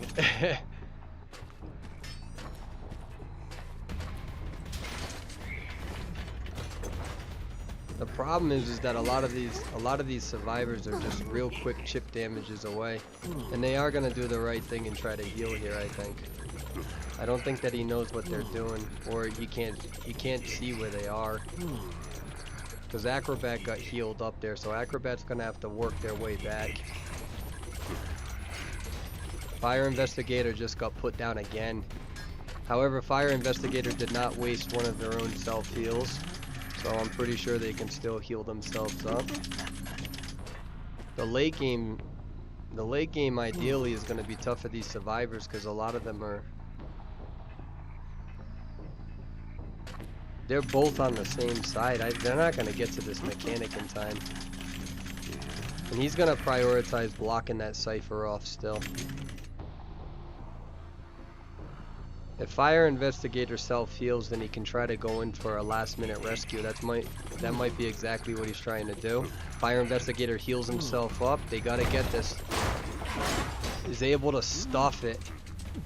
Able to stuff it. Now Fire Investigator cannot get back up. He's got to be careful about that Cypher pop, and that's exactly what he's worried about. Gets a blink hit, but I don't think Cowboy is on the Cypher. Oh yeah, so he rotated a little bit far from the Cypher, so now he's gonna block that off.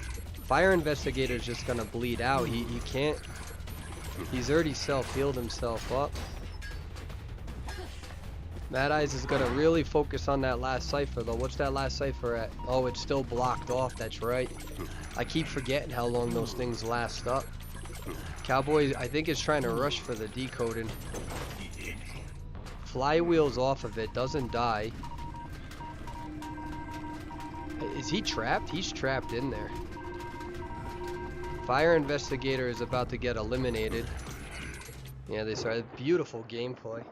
That's fit. I'm glad that we watched that Mad Eyes, because that's what I was saying with the number 2 Mad Eyes. How, like I said, Chip versus Pursuit. And those are the 2 main strategies, and I'm very happy that this live feed was able to capture both of those strategies. Those are the 2 big ways to play Mad Eyes. So fantastic, man, fantastic. What changed that game was getting the Acrobat down prior to Cowboy's harassment. If Acrobat didn't get knocked down through the chip damage, they would have been able to pop that off. That would have been a completely different game. I think the defining moment of that game was definitely Mad Eyes getting that Acrobat down to prevent that same Cypher from being popped. Okay. We're gonna watch a Bloody Queen.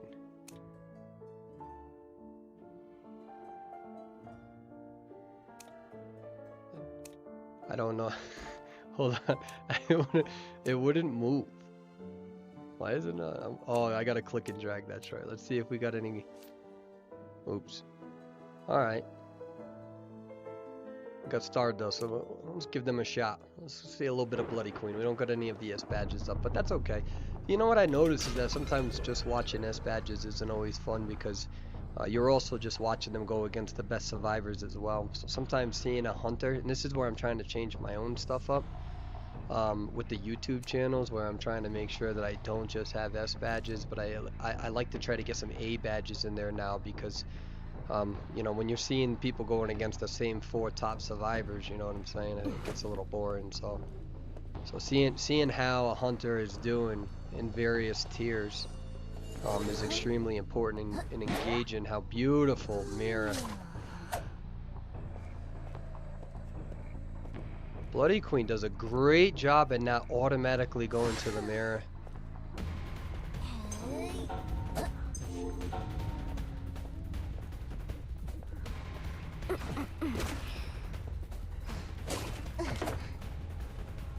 Let's see how Knight can use this area. Uh-oh, over rotate. Oh, is he gonna? Alright. Gets a pretty quick down.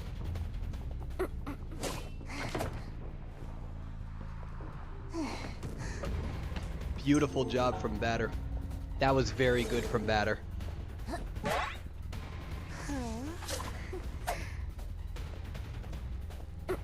Oh, running into objects. I hate when that happens. You can see a little bit of a ping there. Beautiful move.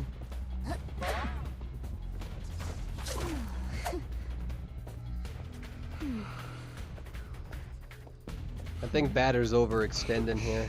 No, maybe I'm wrong. Wow, beautiful move. Batter being like, Persuade, how about you shut the fuck up and let me play my character, right? Good job, Batter. Very good job. That was risky though, I'm not gonna lie. That was fucking risky. Oh, tries to, you know what, honestly, good job from the knight trying to predict that. Unfortunately had a slow vault, but did predict the blink.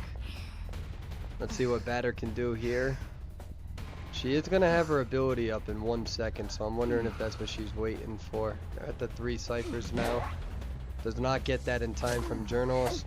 Flywheel does not activate in time. Gets the knight down. Doesn't seem like there's going to be much decode in here, though. That's the problem. Oh, he's running it. Oh, he's... Ooh. This Batter has some good moves. Here we go. He's got to be careful. Ah, he overextended there. Overextended on that one, but...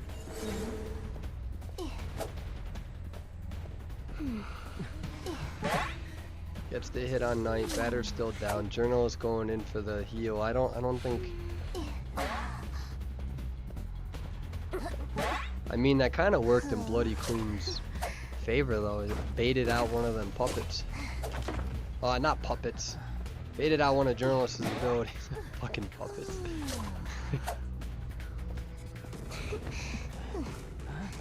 So Bloody Queen is in a very good spot now. Where's Knight?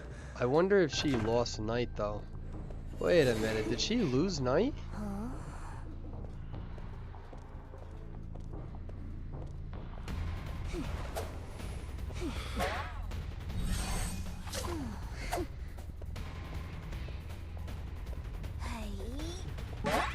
So Knight self heals now.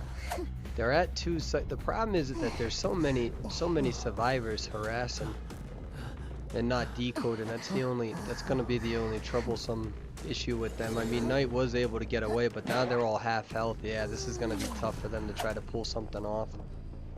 And then the minute Knight, yeah, I think that this is gonna be, unless I'm missing something, it's gonna be tough for them to pull anything off. Ooh, some good moves here. That's not gonna work. I can understand what that Journalist was trying to do, though. You rotate to the corner and then you try to... The Batter gets up. Ooh! Prevents the blink. I don't care if Batter goes down. That was fantastic. He just literally hit her mid-blink and canceled the blink out. That was fantastic. I mean, no one's been eliminated just yet. The problem is that Knight knows it. Knight's afraid to decode right now, because if Bloody Queen goes on top of him, he's gonna die right away. As in, I'm sorry, if he gets cheered, he's gonna die. The way that I said that made it sound like I was saying Knight's trash, and I was like, that is not the purpose of what I just said. That's why I immediately self-corrected myself. Like, wait a minute, that's not what I mean. Beautiful hit from Batter again. He's like, I want my ball back. You see that? Batter's like, I want my ball back. I think this Batter is just living their good life now. They're just like, I'm having fun now. Fuck this. They're playing well though. I haven't seen them miss. I don't think they've missed a single one. It's just the decoding has been a little difficult there. What's going on, Scary Mom? How are you? I think Journalist should have probably have continued decoding, but I might be missing something there. I could be wrong on that one. Because when Batter was harassing, she was in that area as well. And then you got 3 people not decoding, but at the same time, I wasn't paying attention to the cipher layout, so that's not criticism. More so of just me thinking out loud.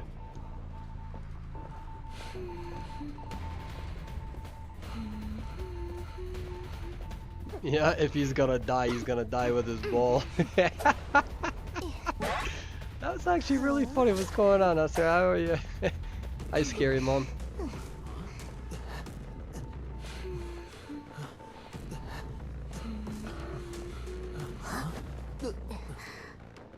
Yeah, you know, I just hate this time of the day because I can't fucking play Copycat. It sucks. I wanted to play some Copycat and then I'm just over here twiddling my thumbs.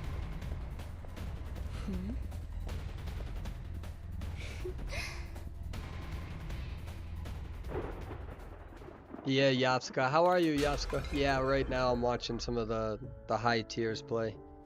And then we're all just watching. We've actually had some great footage in this live feed today so far. There's been some crazy moments. Oh, you're a lie in April. You're a lie in April. I have an animated music video on this anime. You guys should go check it out. It's on YouTube. Alright, so we got they're the first Naiad. 90% win rate. 85% win rate. 620 matches, not bad. Yeah, let's finish this. So we've seen the #1 Mad Eyes, I think we saw the #1 Lizard, did we? We need to stage an intervention. Well, no, I wanted to have a little bit of a chill stream because I've been fucking screaming on all my streams lately. I get too excited. I get too excited, and I don't ever want to become one of them streamers that feel like they have to fake yell all the time. Because I just yell all the time. It's not fake. So I'm like, we need to have a chill stream so people don't think that I'm faking it.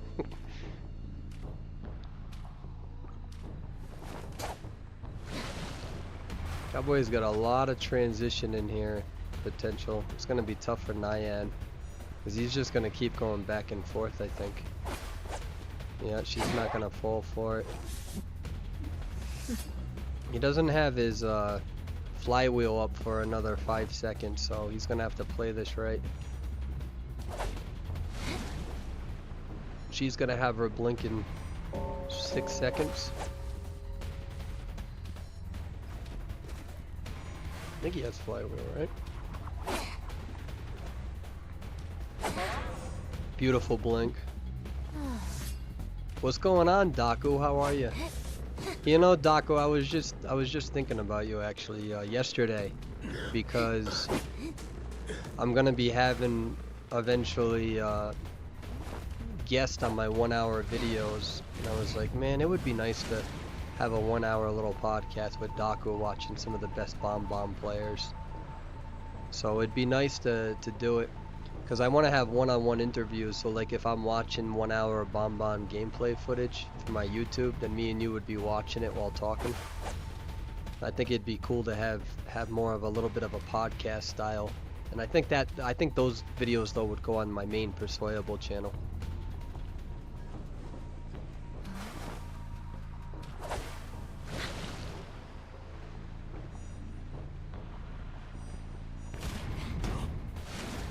That was pretty damn good.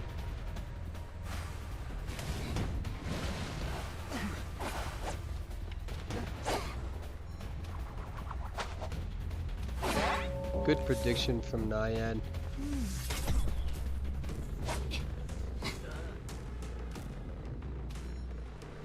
Ooh, gets it! They're at 3 ciphers. Oh, does not get that in time though. That was a decent effort from Prospector.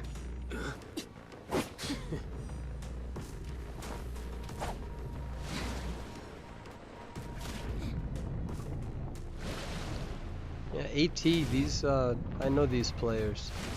I know Ice Spice.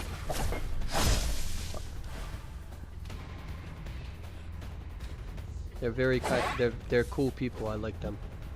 AT did good in that 64-person tournament as well. They finished. I think they finished top 8, right? Going against the #1 Naiad though on such an open map, I mean, Lakeside is just the bread and butter, and that's something to pay attention to as well. Some of these top hunters, they only play their character on the certain map rotations. Beautiful.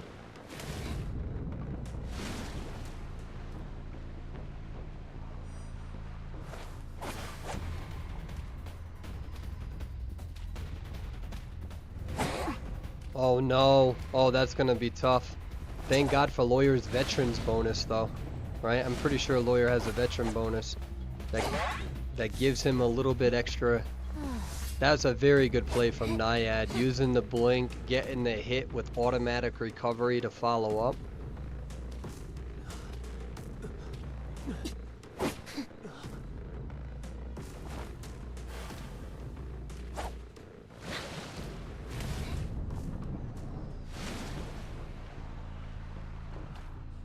Yeah, that was a very good drop down. Good painter stun. There's not much you can really do here. Let's see if they can pull off some magic. That's gonna be a tough spot.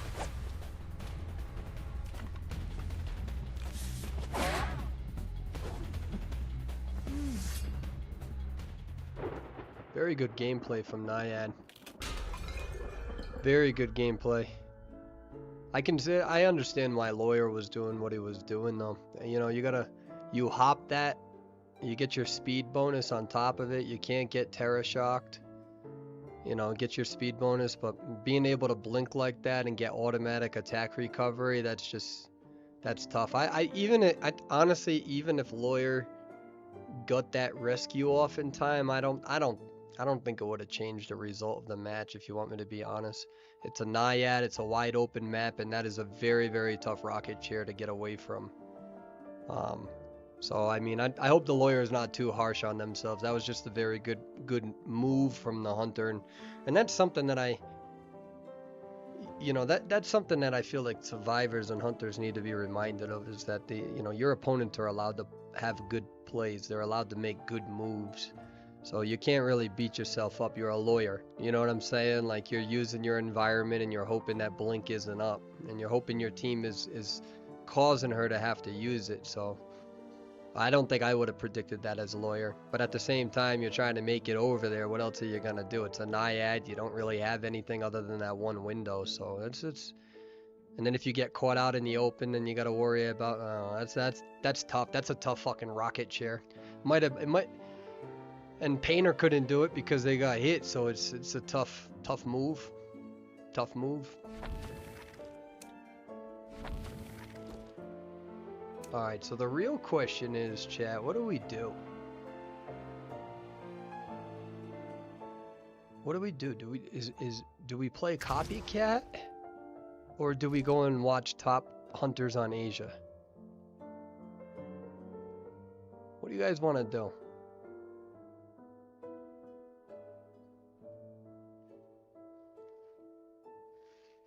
Let me go to the bathroom real quick. I'm thinking about maybe just watching some top hunters play, because I might be playing tonight anyway, so once Copycat's on. I'm kind of having a good time watching these high tiers play. What's going on, Reddy? How are you? I mean, we've had some solid gameplay. You know what I mean? I don't know if I want to ruin it with Copycat right now. Like, that's been a fantastic stream in terms of the gameplay.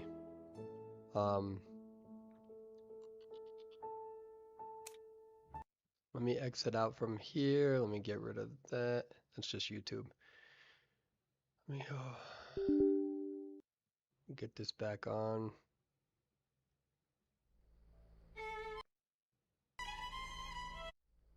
Let me change the title real quick.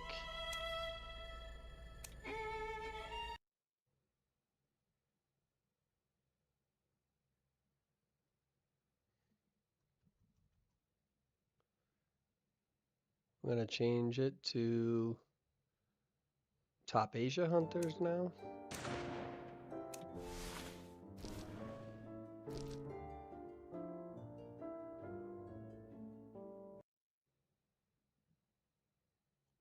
Good to see you. Yeah, there's so many good hunters. So right now we're just starting rank mode, so we're not gonna have as many options. So we'll just have to wait a tiny bit.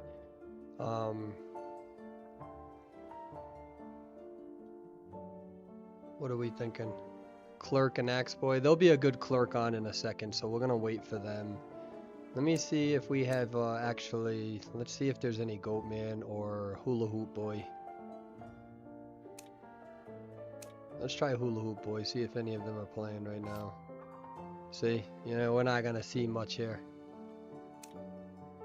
It's also the beginning of rank, so sometimes it takes a little bit for it to.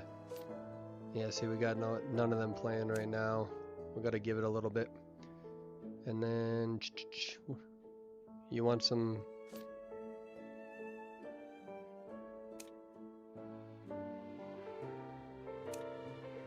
Here, how about we do this? If we go to this, yeah, number one Wu Chang's probably playing right now. How is he up here though? We just checked that. Yeah, that's not right.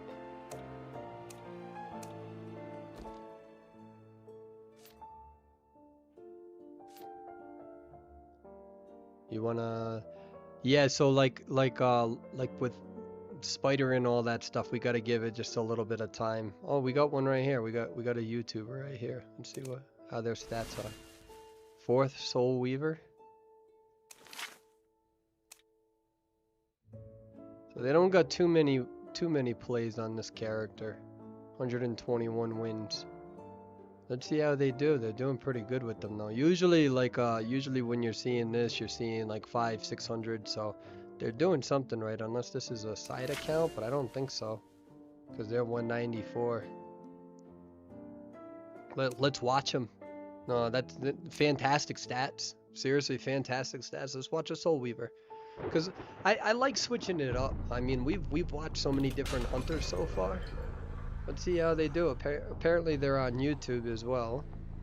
So they're going to go with the 3-6 build. They're going to go with an increase in this. They're going to do a lot of attack recovery with the rocket chair. So they're going to have to deal with a wildling as well. So we'll see how that works. This is a tough map though with a spider. You know, Sacred Heart is just a pain in the ass for all hunters.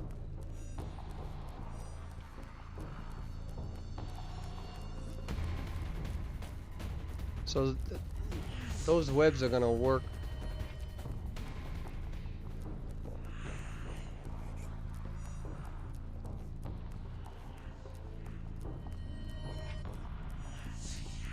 You see the mind games trying to get enough. So close. So close. But that just bought a lot of time for the survivors. That's the only thing. It's a lot of web being used. You gotta be careful.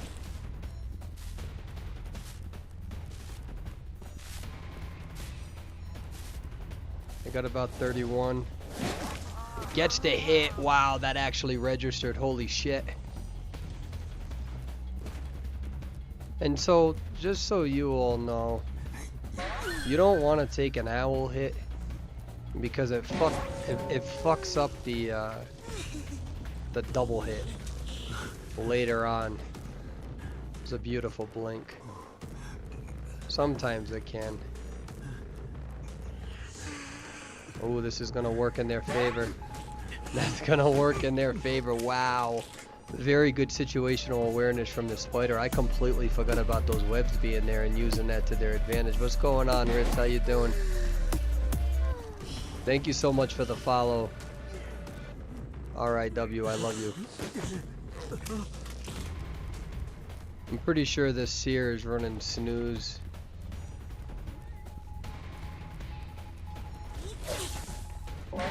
Oh.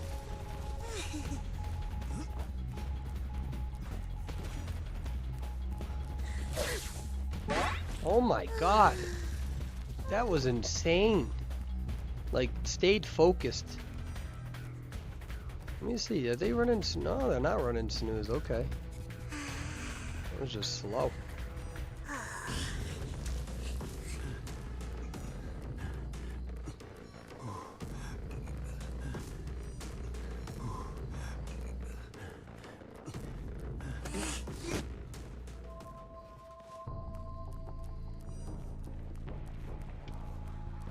That wildling.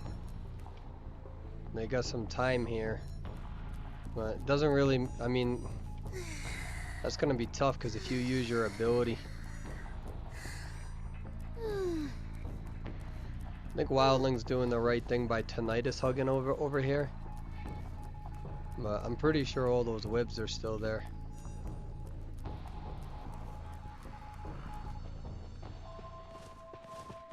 Wow, they got the fucking rescue off, guys. They got the rescue off. Wow, that Wildling played that fucking smart. Wow, and rotated into one of the strongest parts of the map. That Wildling, man, that's crazy. What a good game sense from that Wildling. Wildling's at half health, though. Blink's not up for about 5 seconds. Wildling is now going to use their ability. I have no idea how they snuck in and got that.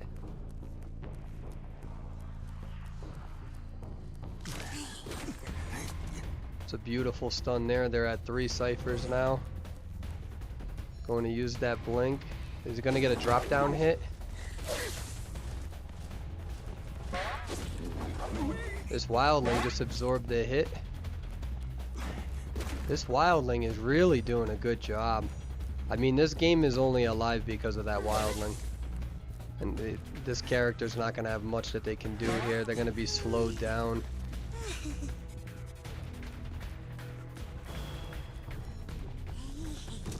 The only thing is that Wildling's not going to have their ability for a very long time. When you get knocked off your boar like that, you can't use it for like 60 seconds.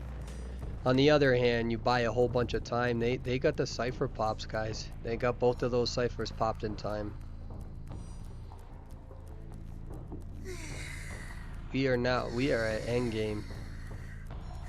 Remember, these survivors, these are very, very good survivors. This spider, I think if Wildling didn't get that rescue off, this would have been a completely different game.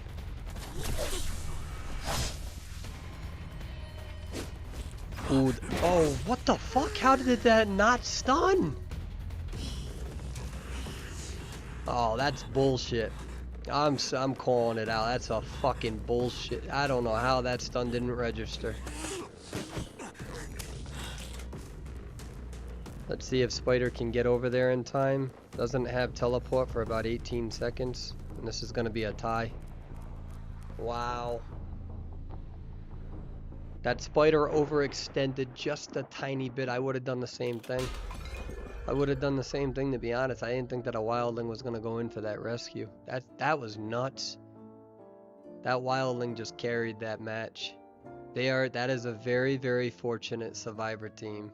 And the opening kite was pretty good, though. It wasn't bad. There was a lot of, mental chess going on between the Spider and Seer, right?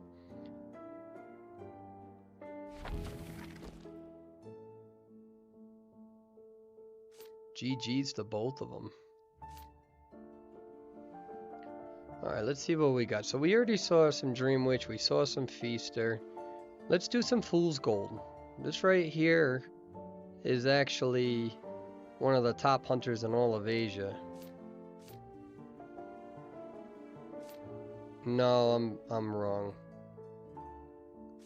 No, I'm not. Let me see.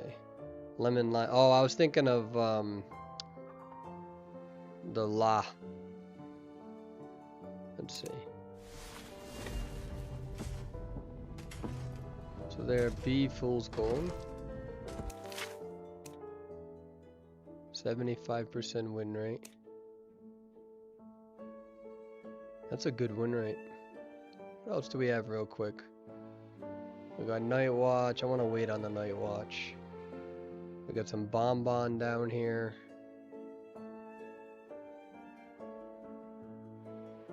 Let's see if we can, I still want to see if we can see any Hula Hoop Boy. None. See? Guys, this is how much they're banned. This is how much. Yeah, I'm feeling I'm feeling a little bit of Axe Boy as well. I'm not gonna lie. We haven't seen Axe Boy today. I'm trying to change it up so we can. Oh, this is. Oh, I have friends. Oh, hi. I didn't. Oh, then no, that's not my friend. Never mind. I don't know.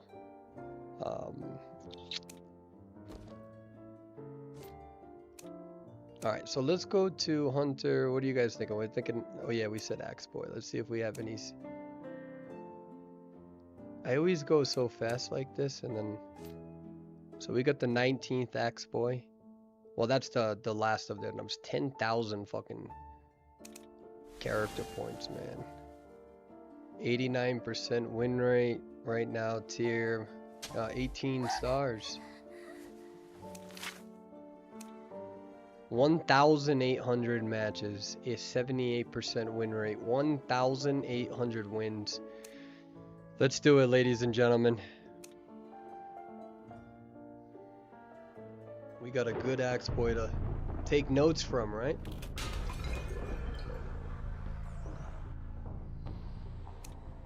So they're gonna have a 3-6 build. They're gonna have Wanted Order, increased balloon speed, pickup speed. You got Rage. You got a little bit of a Berserker. They're gonna rotate into.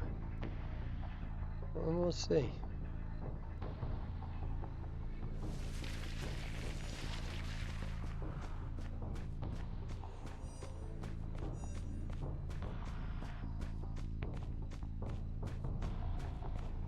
But seems like they're gonna be going after Cheerleader over here. We'll see how they do.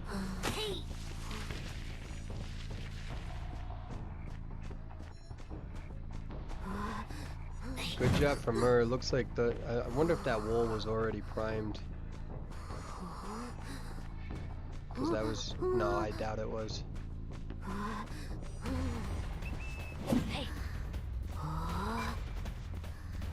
See how they use this movement speed to their benefit? It's gonna be. Oh, beautiful move. That Cheerleader played that as good as what they probably could have.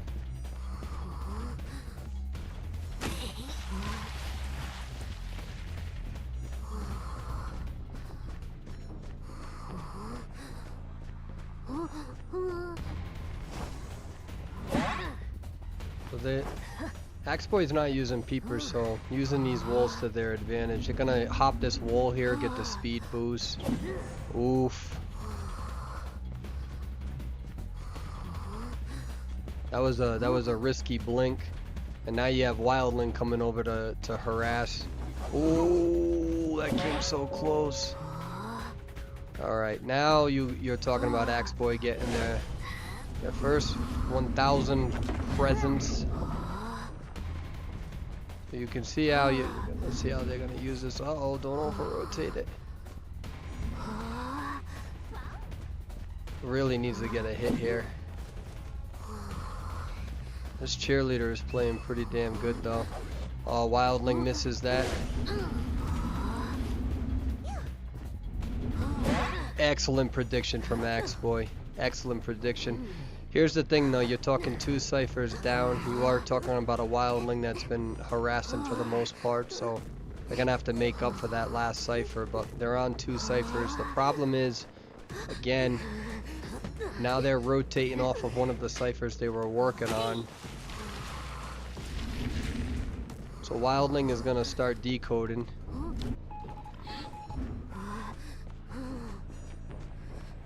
Okay, I see what they're doing. So they're working on 3 ciphers here. No. Yeah. Uh-oh. Oh, no. Ooh, beautiful flywheel from Wildling. Good move from Wildling again. Was able to predict that.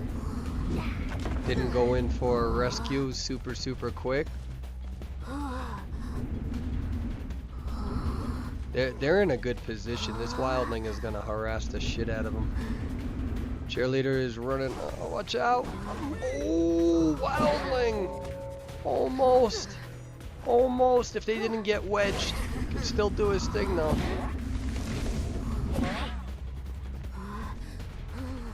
Yeah, this is the right move. Gets the Wildling down. I think they're missing a cipher though. This is the issue. So these survivors, they might not be in a bad spot here. I know that sounds crazy, but you got one person going in for the rescue. They're gonna go on to the wildlings machine, which is already at 27%. They might be able to pull some magic off here. I don't know what's happening there. Professor, okay, makes sense. Goes in for the wildling. They're gonna have to pull something off here. Professor goes down. Beautiful move, because now cheerleader's still up. You don't want cheerleader. This might. Oh, beautiful blink. Survivors almost got away with that strategy. Almost got away. Oh, here's the problem though. Did you just allow him to go over here?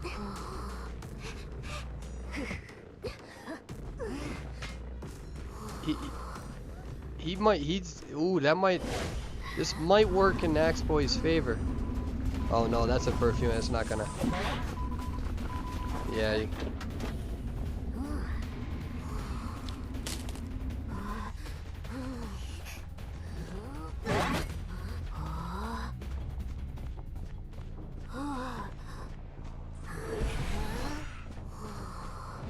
Excellent prediction from Axe Boy.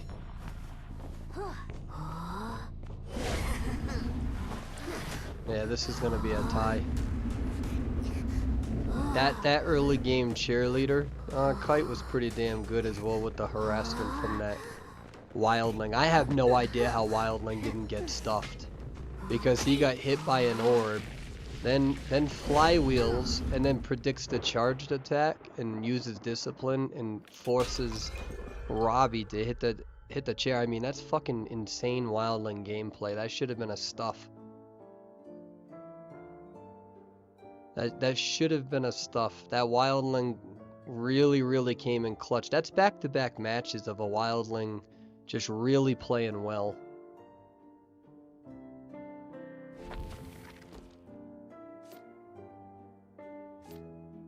Here we go. So this is the #1 hunter in all of Asia, at least in terms of rank mode. Right here, right now, currently at 79 stars. And they are a Night Watch main. That's why when people are saying Night Watch isn't a good hunter, I don't know where they're getting that from. It depends on the map. Usually, especially on like Lakeside, Night Watch is a pain in the ass to deal with. So you're seeing a 79% win rate, highest stars 258, first Night Watch. We're gonna watch a good Night Watch player here.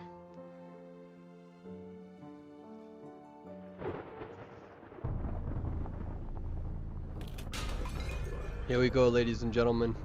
#1 hunter in rank mode for Asia. You're gonna see 3-6 build. I'm gonna go towards pallet speed, a little bit of attack recovery here. And let's see who they are going to rotate on first.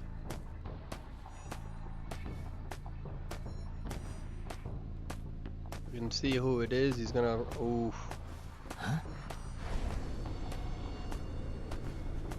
Look at that nice early rotation. Very good early rotation.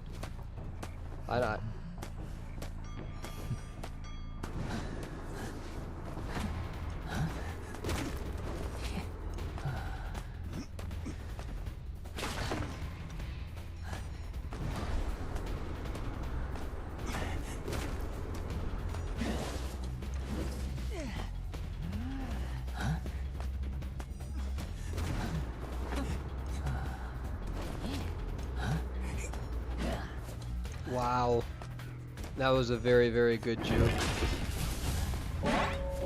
Beautiful hit on the seer. Beautiful hit.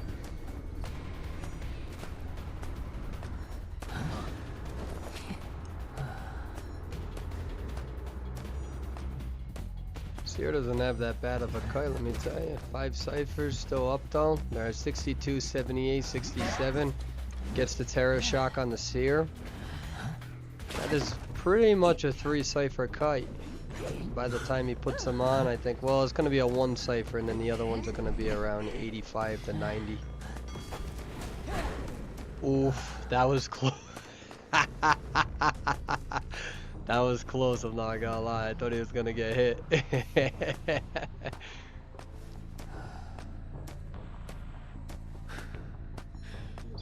Really gonna try to have to slow this survivor down. I don't know if he's gonna be able to. Gets the hit though. They're gonna go in for a double rescue. We're gonna see a prospector harassing.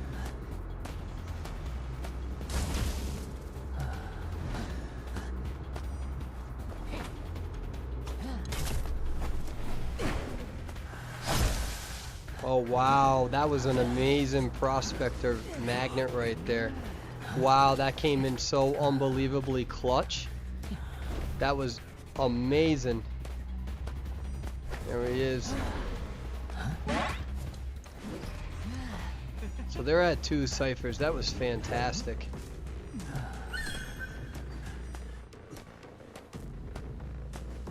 Prospector has no magnets left. So he's gonna prioritize this rocket chair because of how wide open it is, and that's really what the main strategy is for Night Watch. So would rather have him on a rocket chair like this instead of the other one over there where it's a little bit more congested, so he gets to use the open area to their advantage. Oh no, gets hit by the tram! Gets hit by the tram! Oh no! Oh no!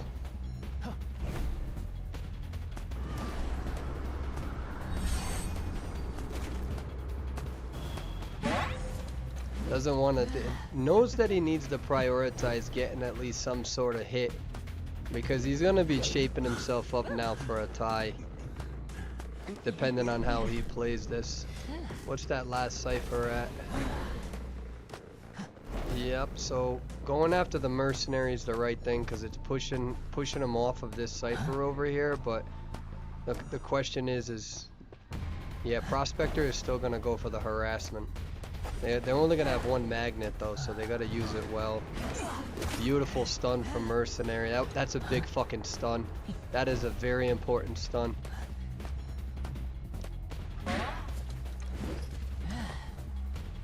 Mercenary now going to go down.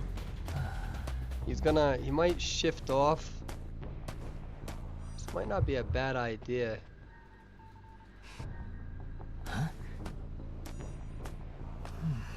What's gonna so what's gonna happen is that he knows prospector is gonna heal this mercenary and maybe even consider doing a full heal.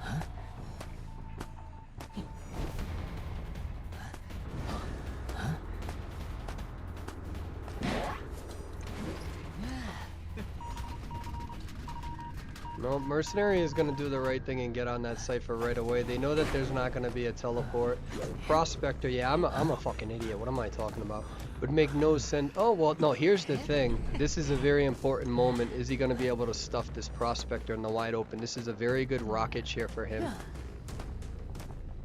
So he can't... He really needs to prevent a rescue happening before half, and he might be able to pull this off. He's gonna try to bring him back. Night Watch played. He played that pretty good. Yeah, that's a good stuff. They're gonna get the. That was really good from Prospector too. He needs to catch up though. He really does,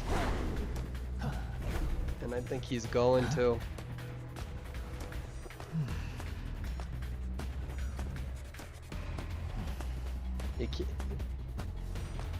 He's got blink up in 4 seconds. He might use that to his advantage. Yep.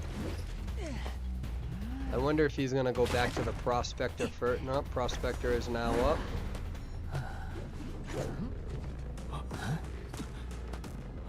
Prospector indicating they still have a magnet. Mercenary. Huh. What did mercenaries trying to get themselves in a position so they can try to body block? That's what they're trying to do. Beautiful magnet. I don't think this is gonna work though. He's got 2 elbow pads, so he can play that way. And this is gonna be a 3-person elimination. That's this. Getting hit by that tram put them at a big disadvantage too in that area. So you're seeing a little bit more of like what I've been watching in terms of the high tier survivor strategies. You see a lot more two people rescues, especially with good kites like that. But that is the #1 ranked hunter. Obviously, not all competitive hunters rank, you know, but during this time, everyone's trying to, obviously. So, fantastic. All right, so. What are we thinking? I'm trying to switch it up. I don't think we've watched a geisha yet. それは必然だったか The ら 30th. 61% win rate. 3,142 wins? That's crazy. Yo, what's going on, Katatuni? How you doing? Hey, thank you for the raid. How are you guys? We're all doing our homework right now, watching some high tier gameplay. Extremely important if you're a coach. You should always be doing this. You should be watching as much gameplay as possible. I'm not a coach though, I'm retired. Old man over here plays copycat. 3-6 build. So we're gonna have wanted order, they're gonna go with attack recovery, and then again we're gonna have the increased movement speed with charged attack, which we saw the #2 Mad Eyes on NAEU use. No, that was #1 Mad Eyes. So let me move this mouse, sorry about that.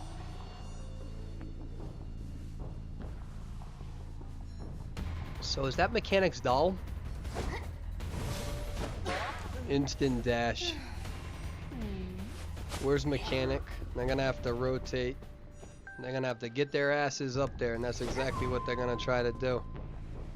No? Wait, why not? Oh, are they gonna rotate around here? Oh, very good. Oh, they're playing with each other. Oh my god.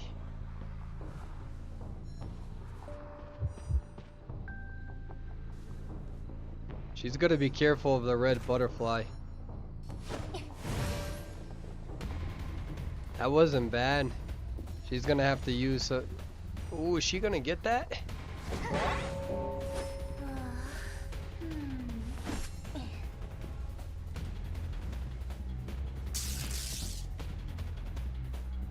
The only thing about that strategy, she's gotta rotate out because Geisha didn't want to hit that, because if she's able to,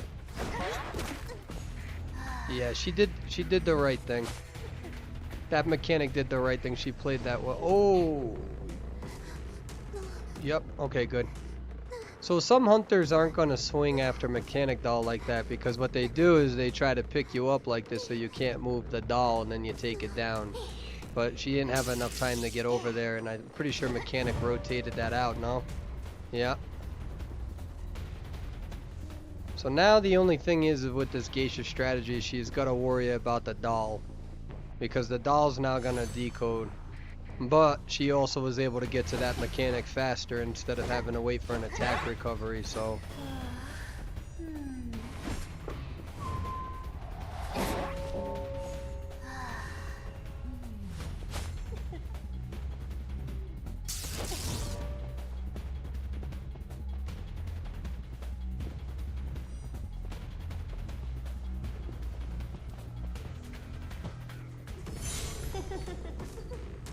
Yeah, they're at 2 ciphers already. Holy shit. So Geisha's doing a good thing by trying to put pressure on this last cipher here. This is why Prisoner is so annoying to deal with.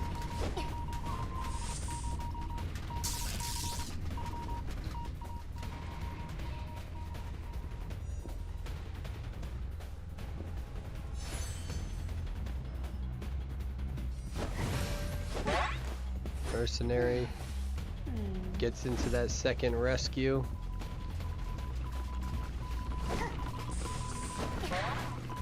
Gets the hit on the Mechanic. That's an important moment. But they're still at the 2 ciphers. Mercenary is down.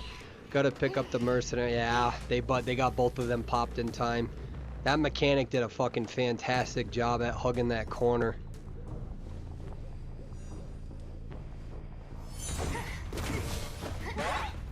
Gets the hit on Mercenary. I mean, it's looking like it's gonna be a...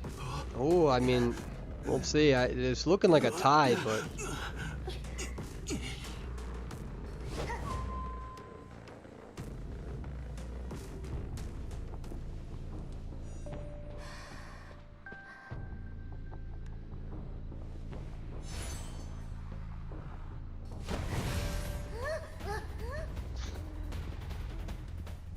That was pretty well timed, I'm not gonna lie. So she's gonna be on the trail. This prisoner is playing correctly.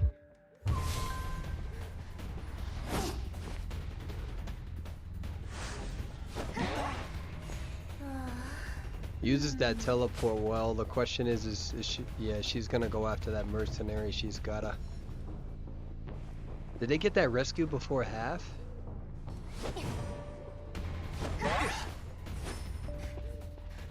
Gonna try to possibly go around. Prisoners at 61%.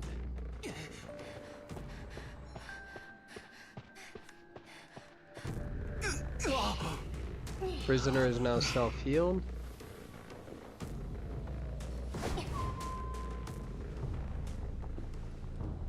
I really thought it was gonna be a tie. She's playing this well. Getting that hit on the mercenary was huge.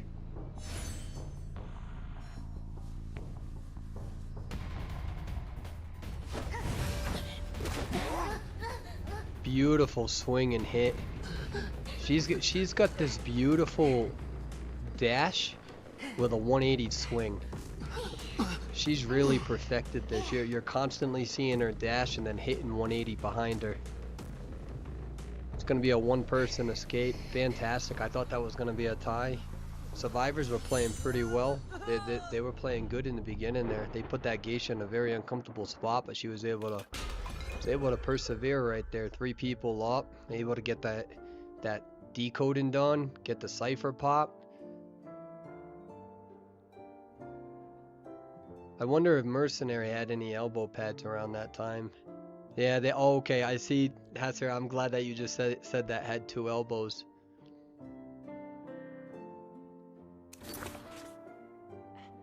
Alright, I have to go to the bathroom, so we're gonna pick a hunter real quickly, so I'm not just leaving you guys with nothing real quick. Clerk, here we go. I'm familiar with this character. I have a lot of their footage that's ready for 2.0. They're a very, very good clerk player. They hide their stuff, unfortunately, but 85% win rate, so I really like their gameplay. They currently have 44 stars overall on the server. They're going to be ranked between here, top 30 hunter, top 35 hunter. There they are, number 35 in all of Asia. Very, very good clerk player. I'm a fan of this player.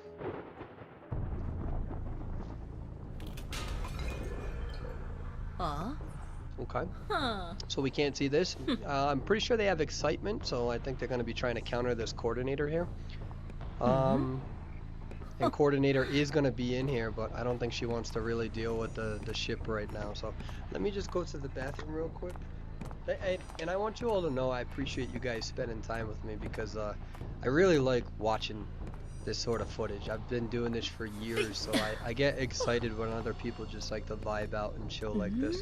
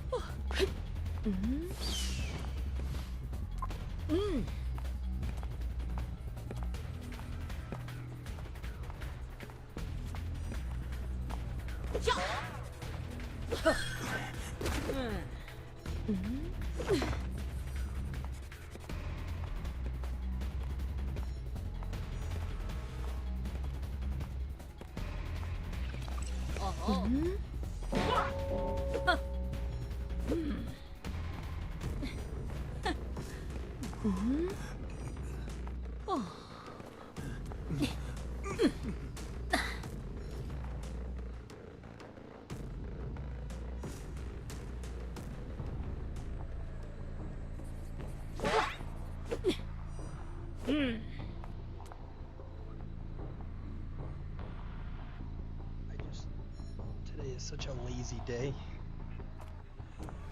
I got a blanket. Alright, so what's happening, chat? Somebody update me. 4 ciphers left. Seer is now down. Mercenary, 75% health, 2 elbow pads.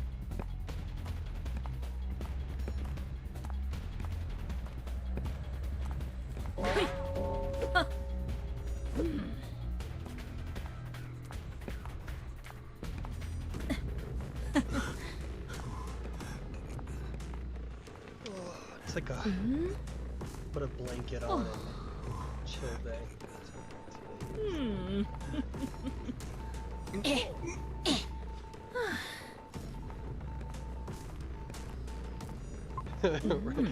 Red light tricking. Hey, what's going on, Fry? You like my commentary? That's so nice of you. Thank you. So glad to have you back, Hey, I'm glad to be back. Thank you. Slow and steady. Slow and steady.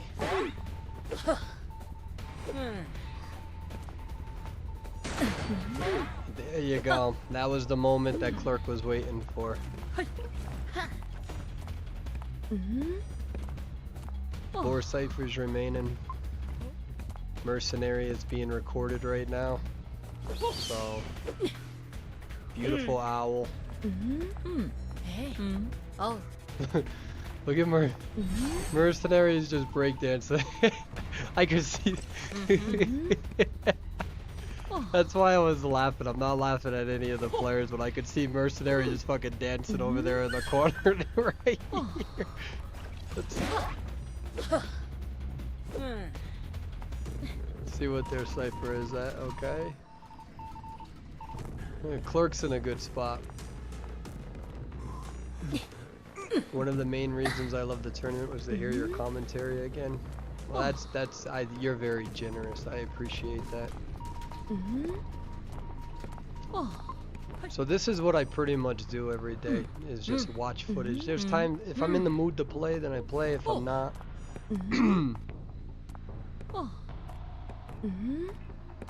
I really need to brush up on the whole game, so that's why I'm putting 1-hour videos up, and that's why I do it.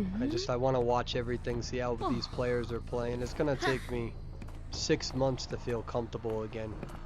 So I'd say another 4 months before I feel comfortable with what I'm talking about.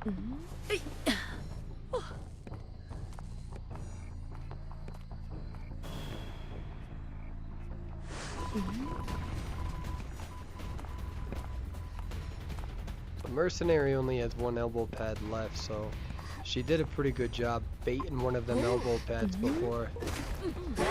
Beautiful hit. Baited one of those elbow pads before teleporting out.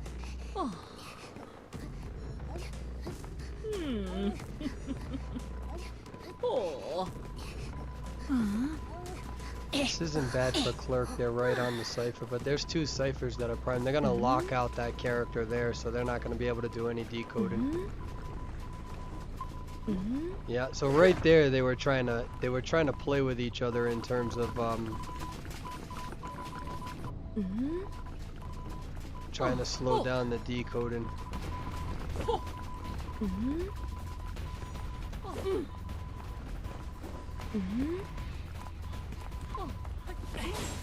So prioritizes making sure Mercenary can't pop. Because Mercenary, yeah.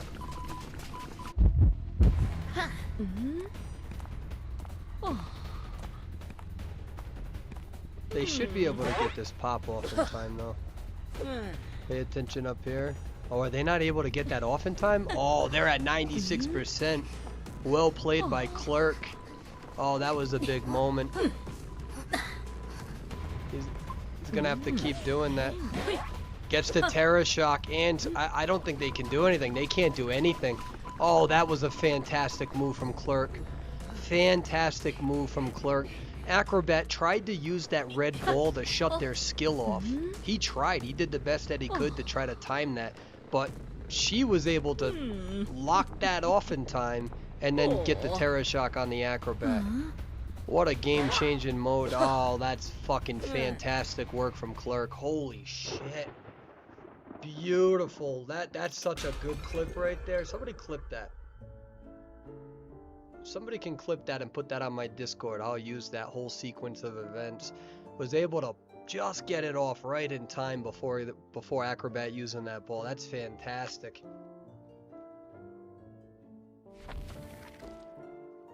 I told you that was a good Clerk player.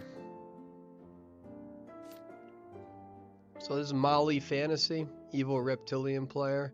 You know what? Actually, I think I might want to see some photographer gameplay. This is the #1 photographer in all of Asia. So peak tier is 100. They have a 53% win rate. Let's see how they do. Let's watch the #1 photographer in all of Asia. Yeah, we've seen some #1s today. We've seen many of them. We saw the #1 violinist in NAEU, #1 Mad Eyes in NAEU, #2 Mad Eyes in NAEU, and now we're on Asia and we're seeing some top. We saw the #1 Naiad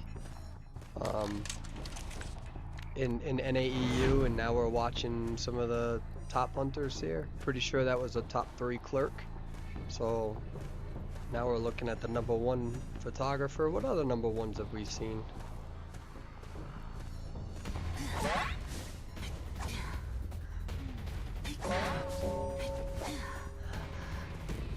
See what they're gonna try to really push this middle cipher here. Wait, is that the middle cipher?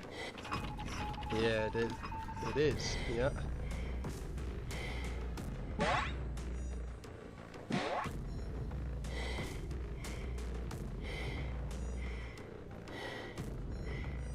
I wonder if they're gonna drop. No, they're doing a good job at baiting. Yep, are they gonna drop?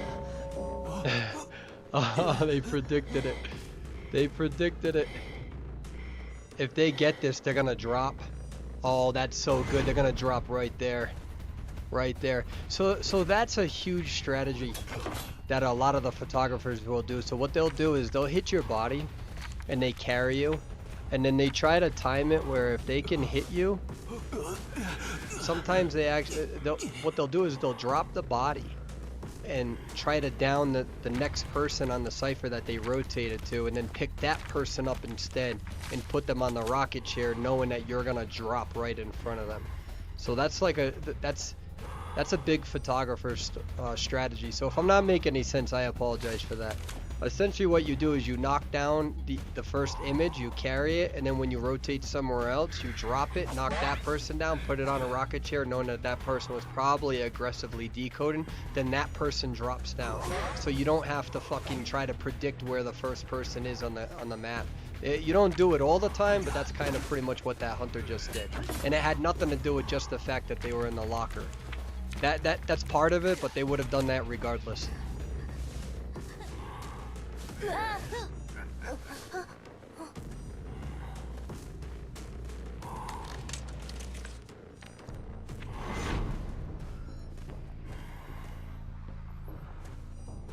And that's one of my more favorite strategies to do, instead of just downing somebody and trying to fucking find where they are. But it depends though. It depends on the timing, and it depends on if you're rotating into other people. So it's not. Oh, that's a cool little accessory.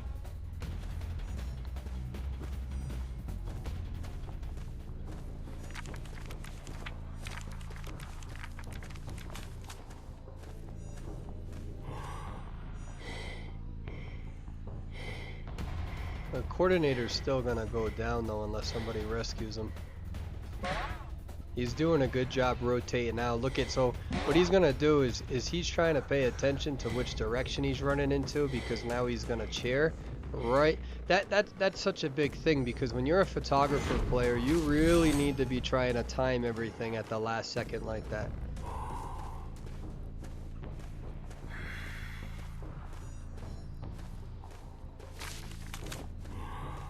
And remember too, when you're using this ability, whatever direction you face in, that's where the nearest survivor is, so that's why you're seeing him use that card trick. I know a lot of you know that, but just in case if you don't, if you're a photographer player, when you use that ability, your little time thing, or going backwards, whatever direction you face, that's where the nearest survivor is. So that's what he's gonna do. Oh no, he's not. No, he's gonna go back. So he's gonna see if he can bait somebody. Oh, there you go. Because they're not going in for a double rescue. So he's able to push him out. He did the right thing there. He pushed him out, and now he's gonna have to force him to either use elbow pads, or he sees the wiggling. He sees the wiggling. But he now knows where all three of these survivors are.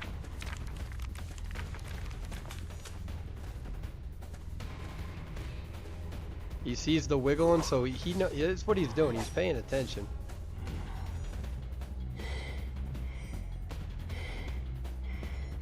Is he gonna try to get a... Gets the swing and hit right at the last second. They are at 2 ciphers though. He's gonna go down. He's gonna go into the beautiful move from Knight.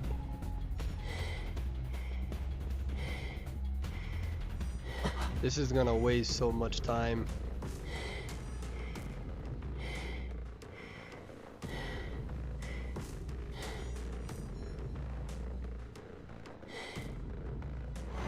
Going into that photo world, not bad. I'm gonna try to do some healing on the coordinator here. They still have blink right here, so no teleport. Coordinator is now fully healed.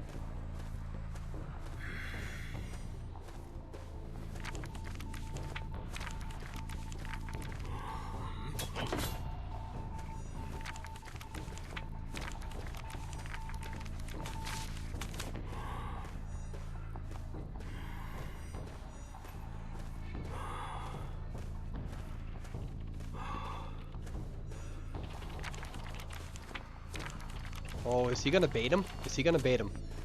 Oh no!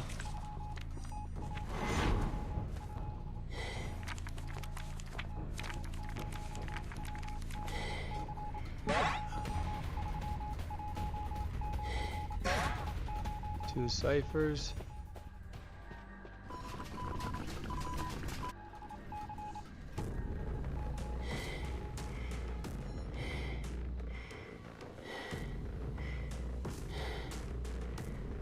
He saw the cipher pop there. They're at 1 cipher, but they're separated though. This is all gonna go backwards.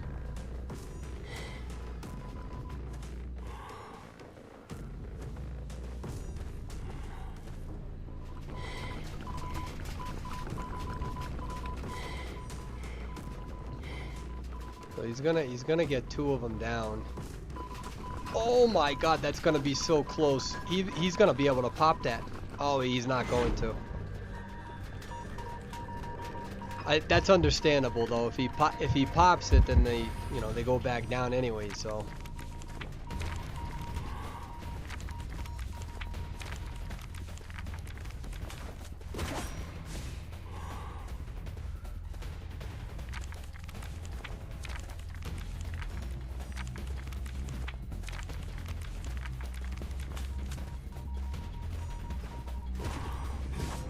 Oh wow, beautiful move.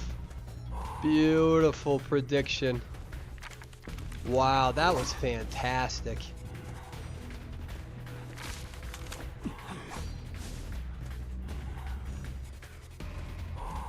What a game changer.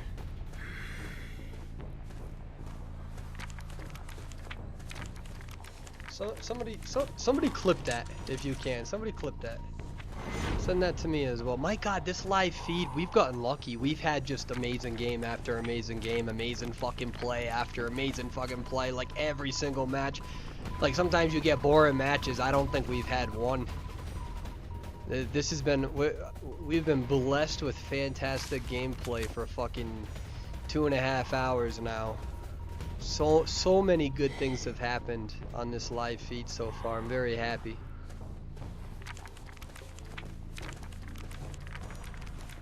These survivors are just playing this fantastic too.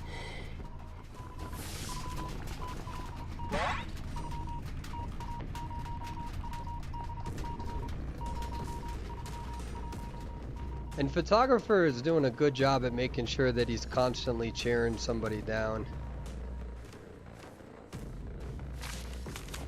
They do pop here. Aeroplanus is gonna go down though. But I don't think that they're gonna, oh yeah, they can use the card trick if they need to. So they're already in position. They don't have blink for another 50 seconds. Survivors are in a good spot here to at least get a tie.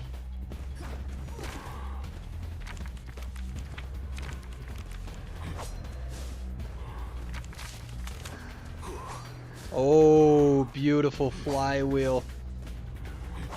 Oh no! Aeroplanus is now back up trying to rotate over there.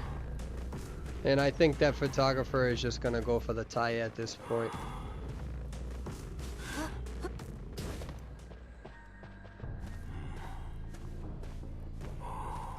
That Aeroplanus predicting the blink.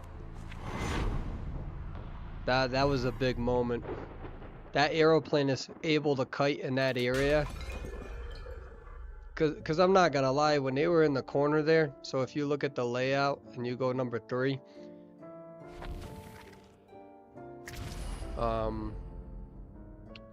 If you go number 3 up in that 2-story in that corner, I'm surprised he didn't blink right there to get the Aeroplanus down, but I think that he was expecting Aeroplanus to counter the blink and didn't.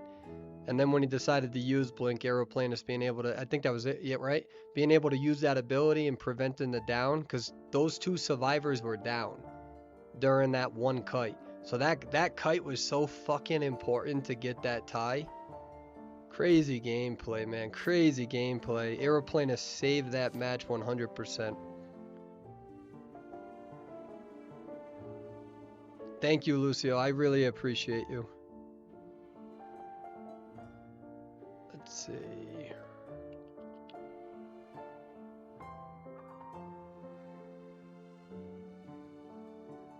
Thinking some Bonbon, right? 10th, so S10.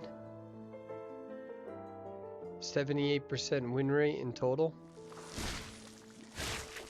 Not bad. All right, let's we're gonna watch Bomberman.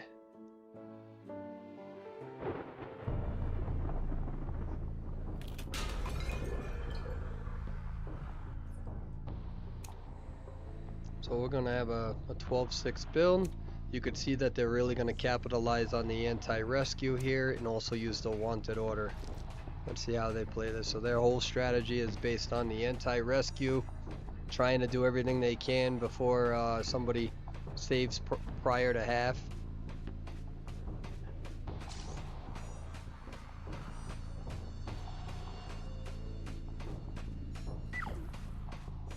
I don't think that they were expecting the psychologist to rotate the way that they did. That was pretty good rotation from psychologist. Completely juked them out. Look at that. That's bought so much time.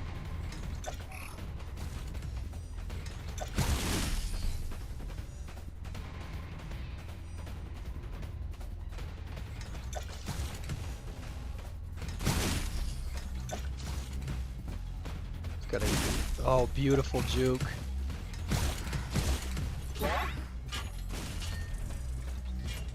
The psychologist is doing very, very well right now. He's got warp though.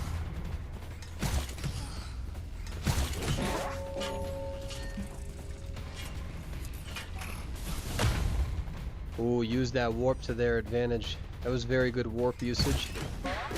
Gets the hit on psychologist. Wow. Bonbon came back from a pretty bad situation, I'm not gonna lie. The first half of that, they were in a really rough situation. That second half, they dominated that kite session. So they needed that because there was a lot of time wasted in the beginning. So good recovery from the Bonbon. He's gonna block that window up.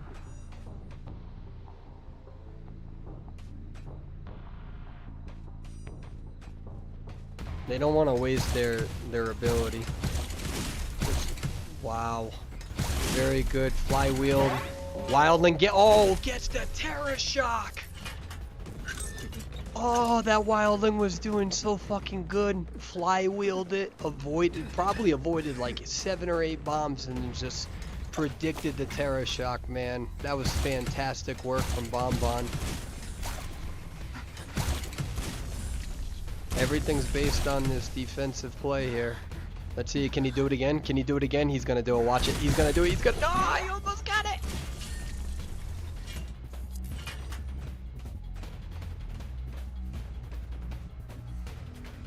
Can he bomb her out? No? Okay. I can't remember.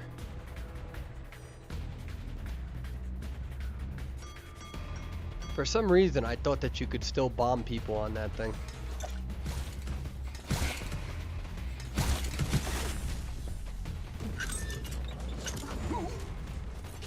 Beautiful move from the Wildling.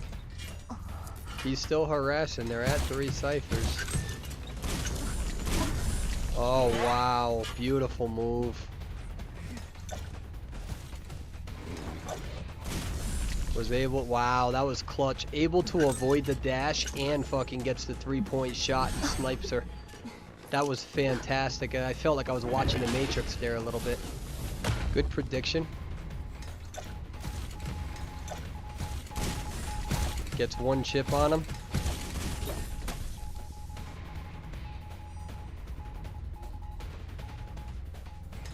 I'm not gonna lie, I didn't think... What just happened there? Because I thought that he was trying to bait it. I thought he was trying to bait Professor's skill, and I think it still registered as a hit. Is that what happened? Because I thought that I saw a Bonbon trying to rotate their body to bait the scale. And then it's still activated anyway, so did he still hit? Professor's at 25% health.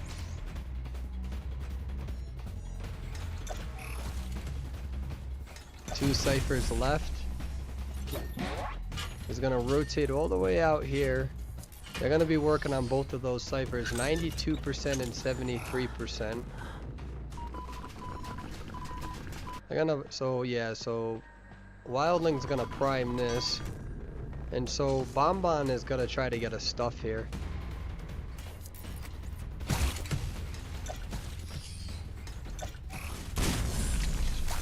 I still don't know how this works with Puppeteer's ability.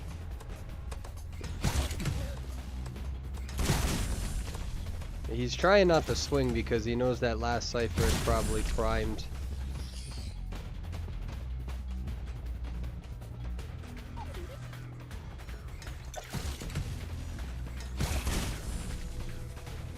Yeah, he knows that cipher is primed. He's got to get 1 more chip. He can't afford to swing.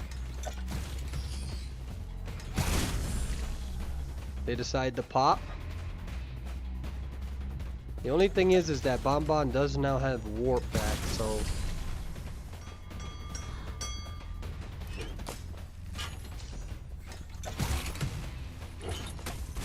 Oh, wow. Fantastic move from Professor.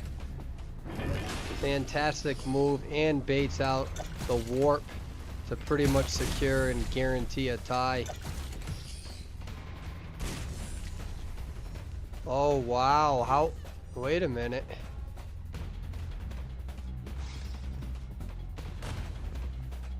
Yeah, he wants them out. Ah, what? I think if Wildling were to have left, Professor would have had a shot at trying to get into that area. Good tie. Wow. That was pretty fucking good. Especially for a wildling being terror shocked, and then you're able to secure a tie. Not bad. Wildling though was able to make up for that and harass for a little bit. Alright, so I'm thinking about looking at this person here. I'd like to see some Gamekeeper gameplay. So this is the person who we were talking about who's... So they also play Gamekeeper. There's the #1 Night Watch and a top 7 Gamekeeper. Obviously, it's tough to be S badge 1 in both. So, same thing, pallet speed, attack recovery. This is the... Oh, this person was playing Mercenary, I think, last time. So I guess gonna rotate into the female dancer.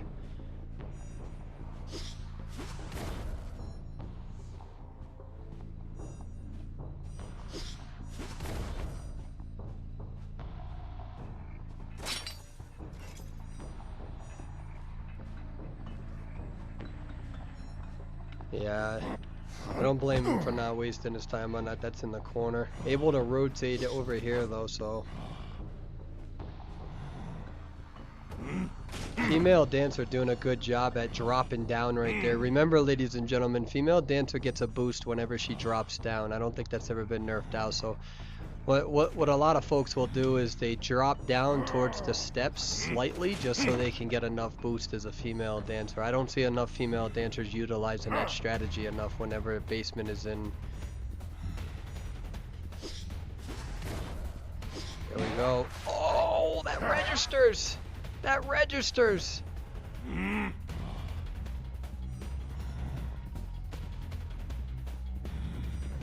No, these aren't replays. These are, well, these, yeah, they're replays technically, but they're actively happening right now. Or they've recently just happened. So this is a active rank session.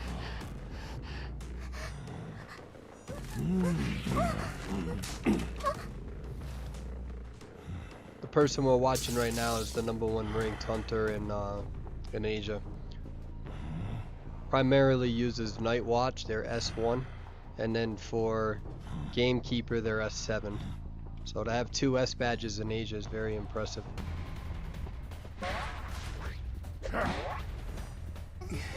So Merc is gonna go down if they get one more regular hit. So female dancer is gonna rotate up here to waste his time.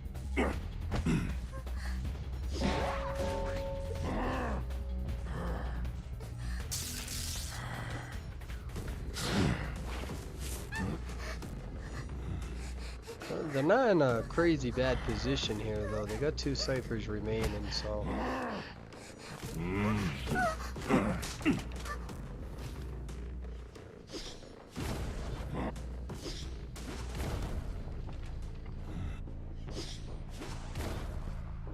He's got to be able to pull them back. And I think that's what his strategy is. He's going to slow him. There we go. Is he going to be able to do it? That was a solid rescue.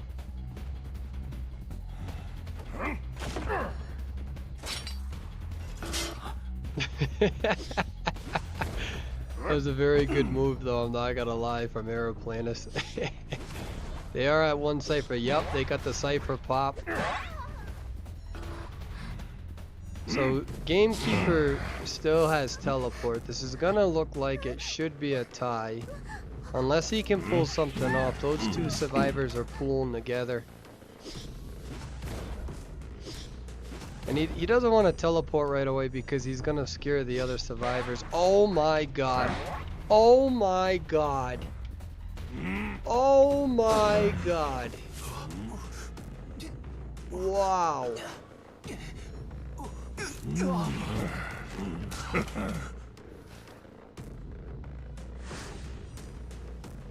Those survivors played that well though. Oh no, because He left. The exit gate's open though.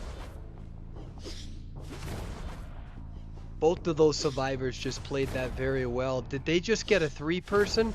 How the fuck did they get a 3-person? Oh my god, those survivors played that so well. Oh wow. Fantastic gameplay from both of those survivors. They predicted the teleport. Gamekeeper was gonna go for a win, try to get a 3-person, but the exit gate just got opened. So when the exit gate's open like that, you're leaving a mercenary wide open to it. And you're pretty much teleporting away, hoping. I mean, on the other hand, though, if you're a gamekeeper and you teleport out and both survivors are there, then you can get a 4-person. But usually you always have one survivor hold back. And in this case, both of them, they predicted his teleport. They predicted his teleport. Fantastic judgment and gameplay from those survivors. Holy shit. And you guys got to remember too, those are top 10 survivors most likely, at least top 15, 20 probably. Wow.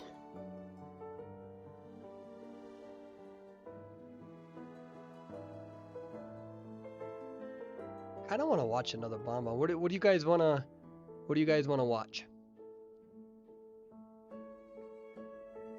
Yeah, Warp would have helped them out there.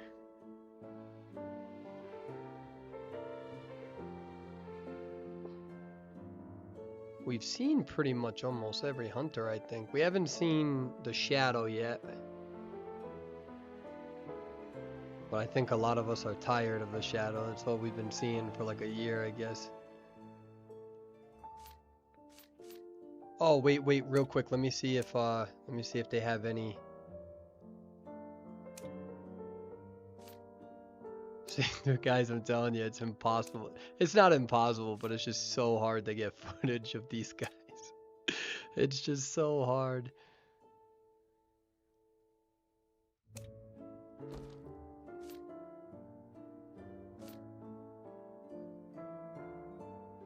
Let's see. Oh, we haven't seen Hermit either. All right, let's see. We're gonna either go either Ivy or Hermit, depending on which one shows up first. Just because I am trying to get all of the hunters in. Doesn't seem like there's too many on right now. Oh, there's one right here. Match 35th, 70% win rate. We'll watch this one for now. Actually, hold on real quick. Let me see if... Here, I should just do this.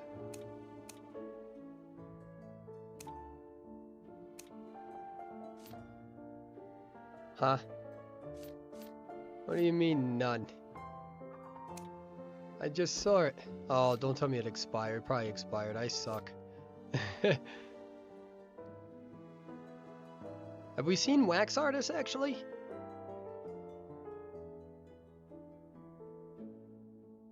I don't think we've seen Wax Artist yet. We've seen Night Watch. Let's see, we got Fool's Gold, we got Hermit. That is being requested. I just don't see any of them playing right now, guys. I'm sorry. Like, I see this, but we watch them. I think we're gonna watch. Yeah, let's do Wax Artist real quick, guys. My bad. I know I keep asking you guys, but then nothing. I tried to do the other one and nothing was popping up. Let's at least see what their badge is. So they're 99th. They got a 44% win rate here. Can't see their past record. I'm seeing Ann. You want to see Lizard, Hermit. God, I'm getting so many recommendations and I'm not making a decision. I'm so sorry. Alright. For some reason, nobody is playing this. Well, we do have a... I'm going to wait on the Disciple one.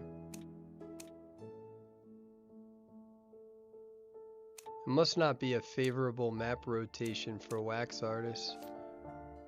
Oh wait, okay, we got the number 10 plan. Let's watch. Okay, let's watch the S Badge 10 wax artists, and then we're gonna keep trying to watch some of the footage of some of these hunters that we haven't seen yet. Ooh, we're lucky. We get to see a wax artist on one of the new maps. All right, so we're gonna have a pretty much only a 6 build. They're gonna reduce struggle and speed. So I wonder if they're gonna. I wonder what their strategy is with that. I wonder if they're gonna try to relocate them to basement. So they're gonna rotate right into the mercenary. Mercenary is already at 44. I didn't look at the trait though.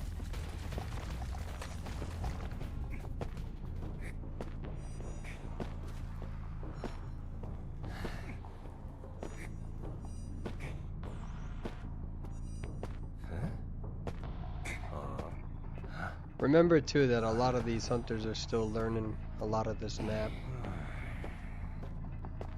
It's kind of oh, never mind. It seems like New is doing a pretty decent job at hiding. Alright, so going after Prospector. Prospector, I think, has been able to avoid all the wax so far. Gets hit. He's at 28. 30, 40, 50, 77. Good stun though. He's gonna get hit right here though. Oh no, 97.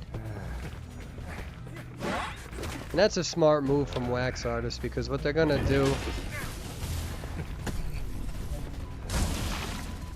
Beautiful job from wax artists.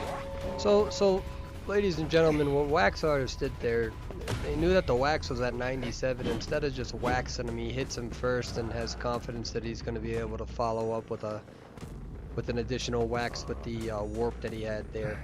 Instead of waxing him, hitting him, and now he's at, you know, half health and he's got no, you know, no wax on him. So I think imagine, oh, that hit? Did that hit the female dancer? Did that hit her? I think it did. She's at 25. That hit.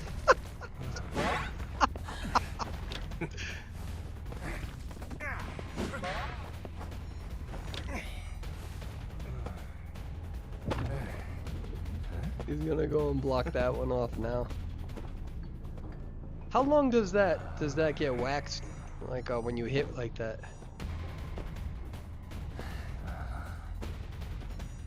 Like how long does it stay on the cipher where it blocks it? Because female dancer's only at 31% now. How long does that last for? Because I think what wax did there is he decided to do this one the second time because I think he thought dancer was gonna rotate over there. That's why he decided to wax this the second time, and that must get waxed for a long time because this cipher is really behind.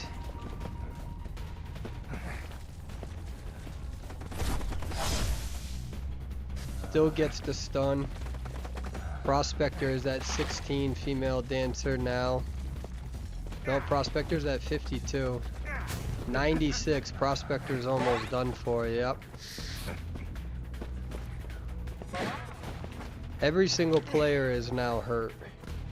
He's gonna try to block that off.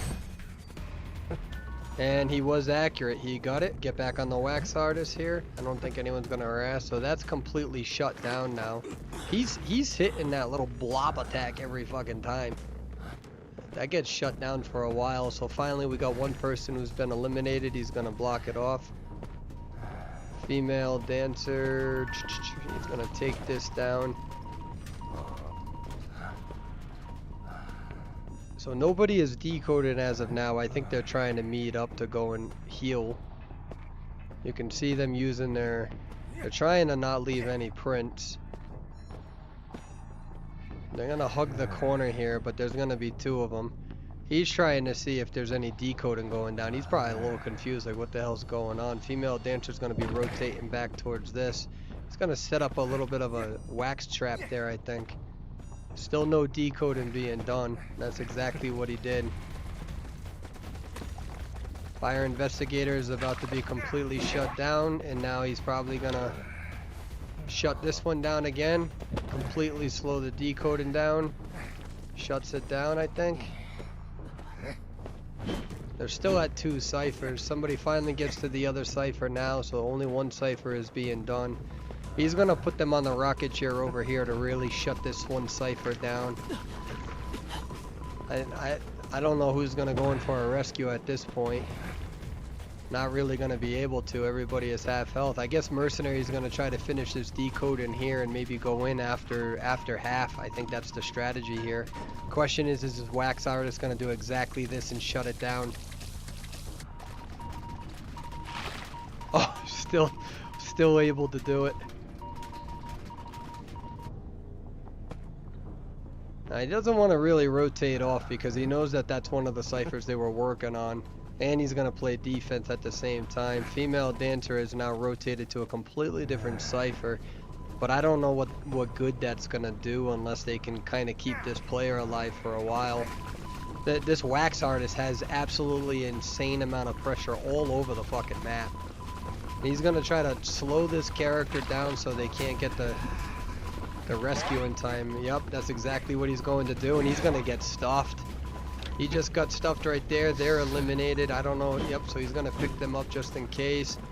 Female Dancer right here. Pretty sure they just shocked themselves too on accident.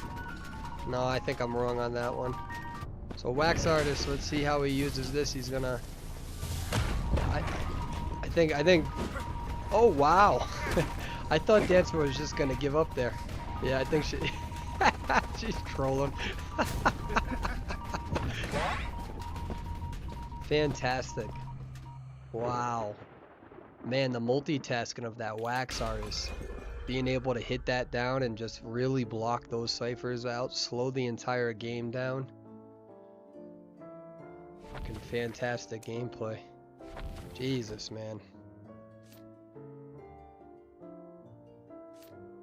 Wonder if that's going to be a primary map for Wax Artist, but I mean it's just so wide open in some of those areas. Okay, so we said, I know that we also, so we do have Disciple here, and then we also need to watch an Ivy. So we're going to watch Disciple, I think. Let's see.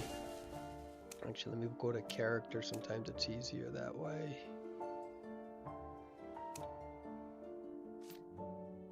So it says that they got a B badge.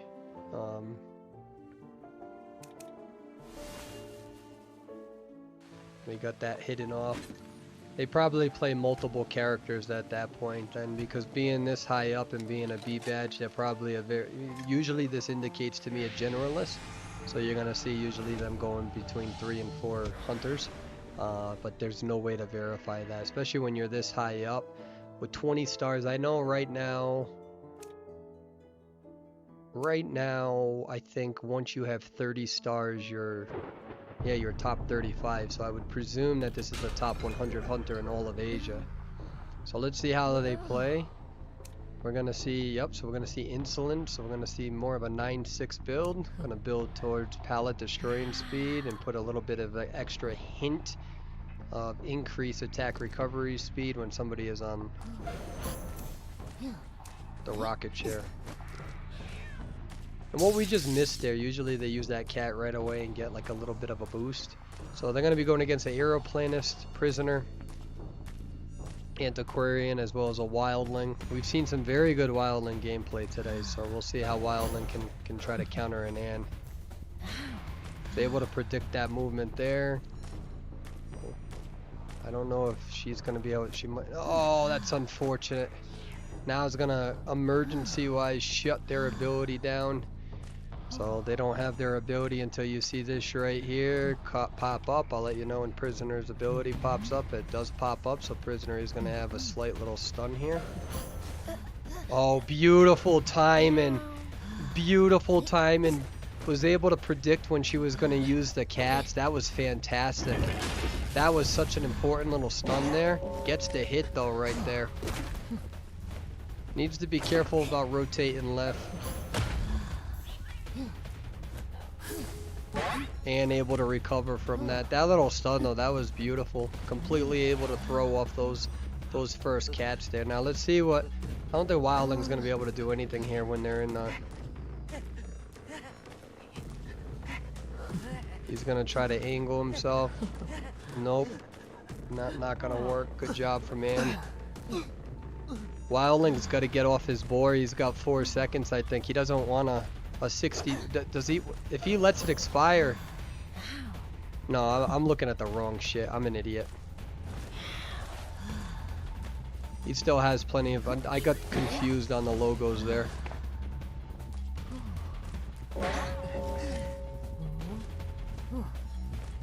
So he's gonna have his ability Wildling in 22 seconds.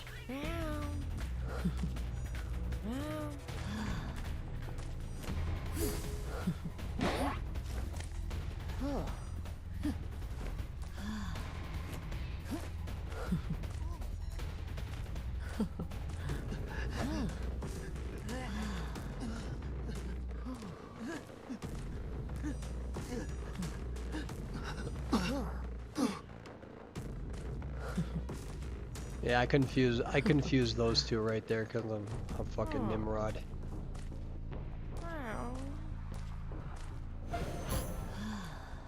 Yeah, was able to see where he's coming from.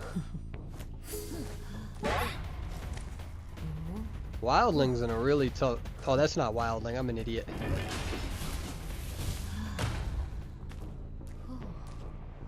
So they are going in for a double rescue.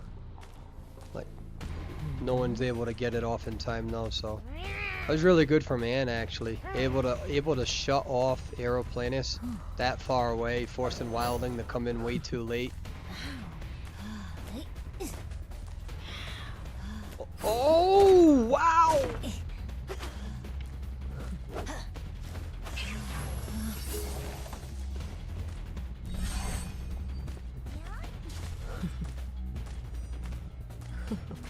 What are your thoughts on Antiquarian, guys? I think Ann has some of the best anti-rescue capabilities in the whole game. Yep. What's going on, Cass? Yeah, survivors are in a good spot. They're in a really good spot. They're on that final cipher. See that communication that they have? Instantly trying not to leave a trail, but that's not gonna work. Look how accurate you can see where this is going. Ann did a good job with that cat though. I think Ann thought that this guy was gonna try to rotate out so somebody else could decode, but that's not what happened there.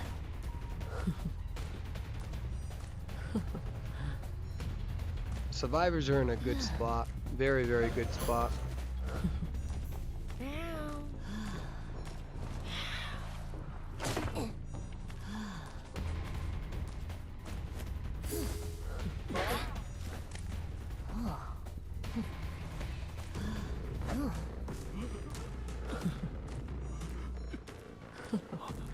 Probably a smart move from Ann, I guess.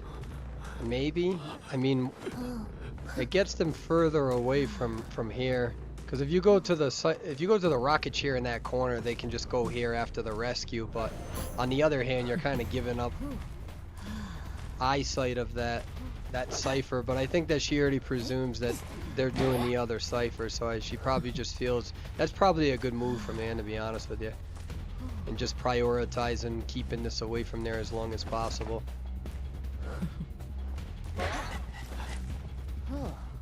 And this is... So they do get the cipher pop here.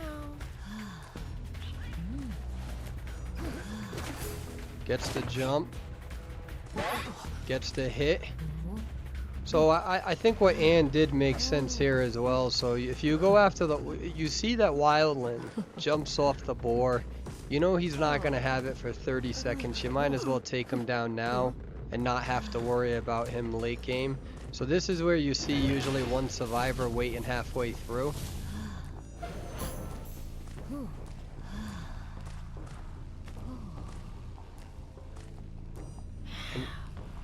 Oh, does she get that? She doesn't. Oh, that's a... That's gonna be tough for the survivors. Beautiful. What is happening?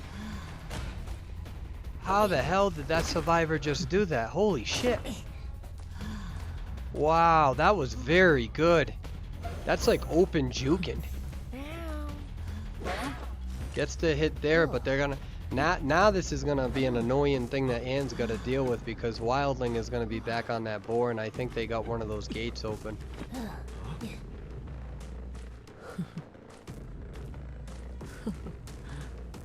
See it over there, rotating in there. I think she can see. I think she can see Wildling over there.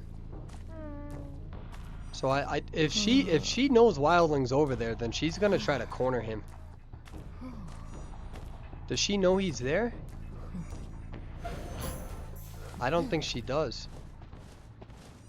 Why? Oh, Wildling's in a good spot. He's gonna get out.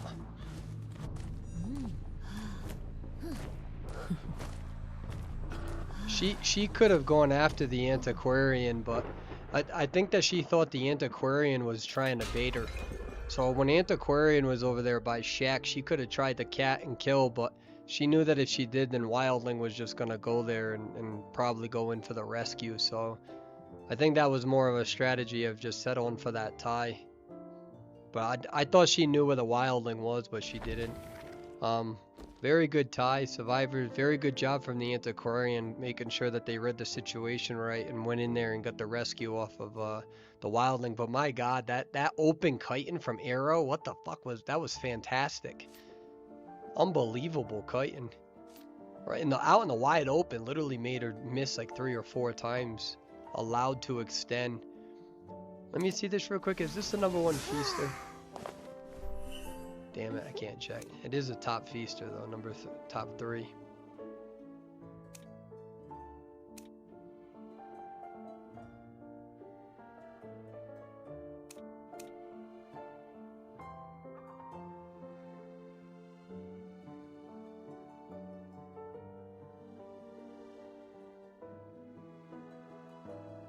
What was the name again?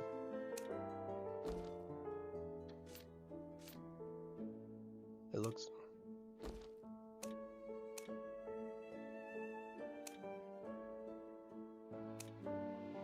Oh yeah, that is the #1 feaster.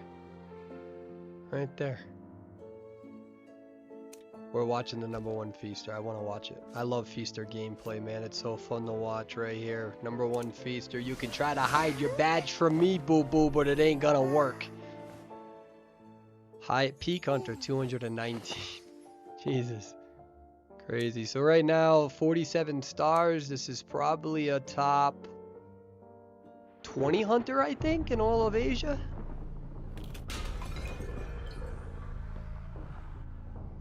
I think Antiquarian is cheap, if you want me to be honest with you. We got a 3/6 build, increase rockets, ballooning. We're gonna a little bit of a sprinkle here, attack, recovery, anti-stun, and you're gonna have increased movement speed with the stuns, blah blah blah. Okay, so let's see how he rotates. She's gonna rotate out.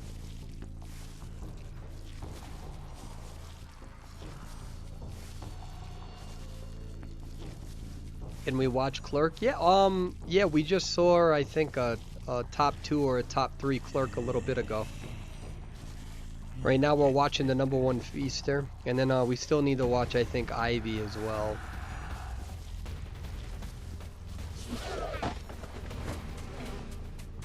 Entomologist using her bees. And he got pushed back pretty far. I don't know if that's gonna buy a lot of time though, because he can just tentacle hit this, and that's what he's probably gonna do. Oh, this is such a tough area. Coordinator does have a gun though, so when he knows it, he's trying to... He's got 1 tentacle. He's gonna, here we go, he's gonna try to put it down. He's gonna, oh yeah, she baited him. She baited him. Oh, he's nervous. He's got 1 tentacle left. Oh, look at that chess match between Feaster and Coordinator. He does got a tentacle up though. He's gotta hit this. Yep, he does.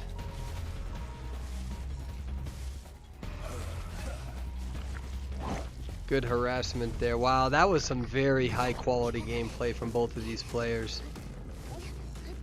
And he is gonna try to get into that basement now. He should be able to get there in time. What's his build again? Yep.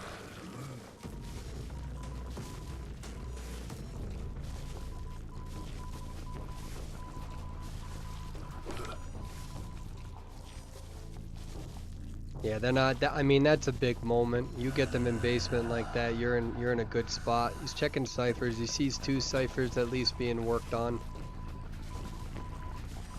He's got tinnitus, so he's got to be careful, and he knows that, and so that's exactly why he's doing what he's doing.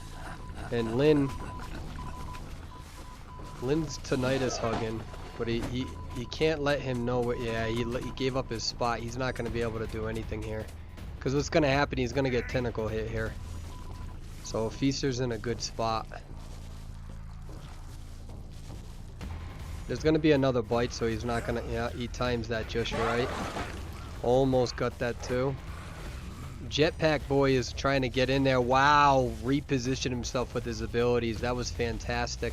Question is are they going to really be able to do anything here? He's gonna stay patient down here. The next hit I think is gonna be max present, so he's able to lure Feaster out there. So Aeroplanus could have been in a really bad spot.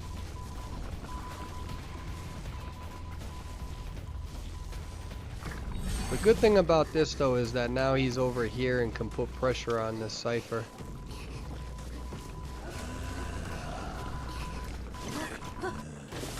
Well, nope, they're able to get that popped off in time. They do get the cipher pop. These survivors did a very good job. That's the benefit of tinnitus hugging and not trying to go in for a rescue, but they were still able to pull off a rescue in time. Aeroplanes did a very good job with that. Good job from forward. Wow, beautiful football use.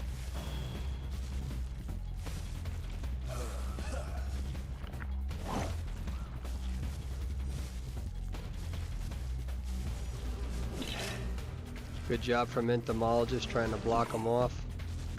He did switch to blink though, so they got to get out of there. Nope, not gonna happen. Beautiful charged blink attack, and that's exactly what that's why he did it. He switched to that blink, and that was the right move to make. Just gonna settle for a tie, especially in a situation like that. Very good gameplay from the survivors. Being able to get that rescue off at the last second was really good. What are you guys thinking? You want to see a top bonbon again? I keep saying we're gonna go to Ivy, but man, I've just... this is a... Oh yeah, this is a good play, a very good player. Number 3. Usually I see them playing Shadow. 13 bonbon. I did, in all fairness though, I said I gotta stick to my word and not be impulsive. I said we would watch an Ivy. I was hoping it would actually be that player who would play Ivy.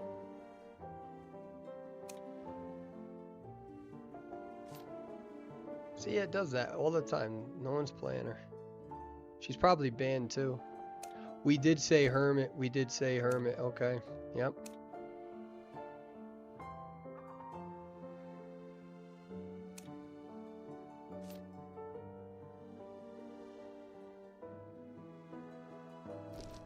Let's just see what their stats are.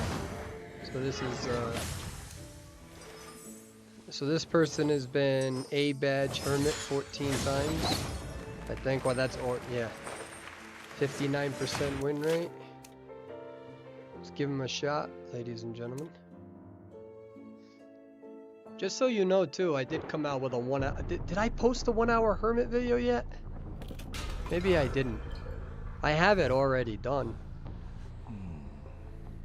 So we can't see anything here.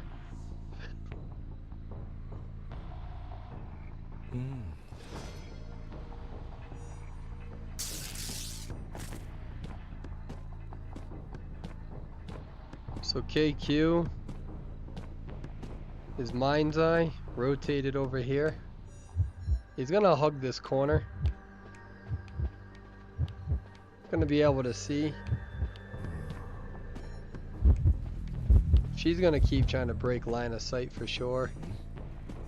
She's not. She's gonna, I think, rotate this way, right? No?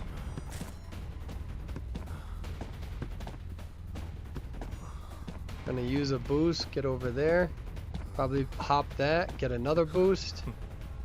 She's gonna rotate around now. She's playing that. Wow. Wow, Hermit decides to fucking teleport off a Mind's Eye.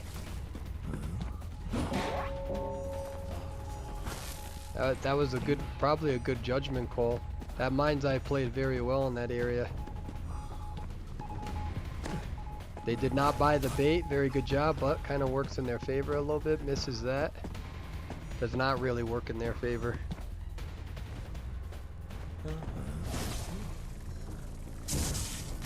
Oh wow, I didn't know you could do that.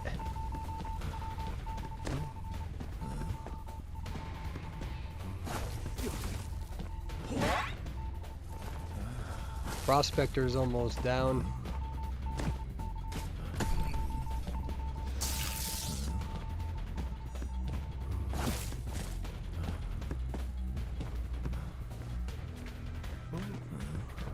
What's the play here? I mean, they're at 4 ciphers. They're gonna rotate into there.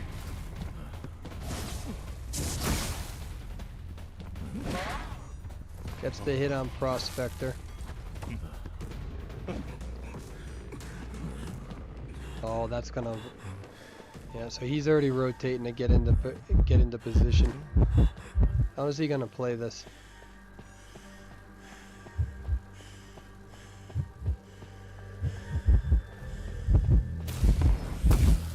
Oh, beautiful move. Oh no. Oh no, he gets the attack recovery. Gets the hit on him. I think that's a smart move because he knows he's probably gonna catch back up to the Prospector.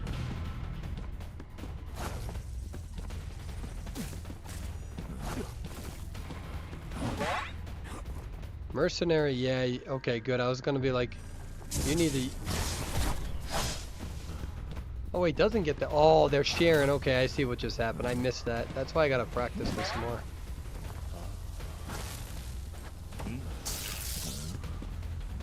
The only thing is that I think Prospector should have rotated the hell out of. I think that they should have just ate the hit and got the hell out of basement. On the other hand, you go towards that other rocket chair, it's in the wide open against a Hermit, so that's kind of annoying. But he did rotate back in the basement. And I don't think that was a good idea. I don't really think they could have done much anyways. Oh no, they got caught. These survivors are in a very tough spot now.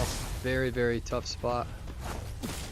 So this is kind of why people say that they hate Mind's Eye. I'm not really a big proponent of saying I hate characters. I usually, like other than Priestess, because fuck Priestess. I'm just kidding, by the way. So as a hunter, I'll say I hate certain characters, right? Just because I'm salty.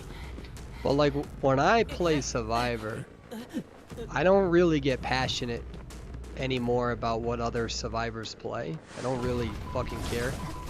But this is kind of the issue with having a Mind's Eye player, because even though she had a decent opening kite, she completely lacks flexibility to do anything in regards to a situation where the other 2 survivors can't do anything. So like that's why Mind's Eye, like I know Mind's Eye in the lower tiers you can pull things off, you can get rescues, but like in a situation like that, you know, now somebody is just gonna die and you can't go in for a rescue or anything because you're just kind of useless out in the open there. So if I have a Mind's Eye player, I don't really care too much, but this is why people get pissed when people play Mind's Eye in rank. Only because it does. First of all, it's really tough to kite these top hunters as a Mind's Eye. Everybody is using overpowered survivors in the sense of kiting ability. You got your antiquarians, and then you got characters like those that can get out of jail for free. But in a situation like this, like I said, you really lack a little bit of dynamic fluidity, which you can get away with probably up until, at least on NAEU, you could probably get away with it until I'd say like tier Probably tier 6. Definitely not tier 7. Even if you're a good Mind's Eye, it's just like I said, in a situation like that, you ain't gonna get no rescue in the basement.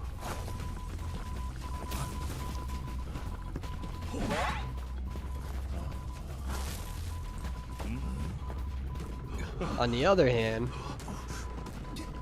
look what they got going.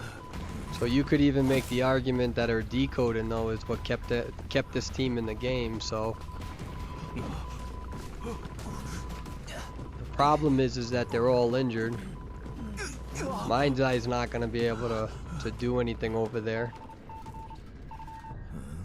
But maybe I'm being too harsh on Mind's Eye, because in all fairness, you know, she's gonna put them in a position where they can probably still. The problem is late game though. You know, late game you got really nothing as the Mind's Eye. This character is playing very, very well. He should not use his teleport. Don't be dumb. He's playing very well.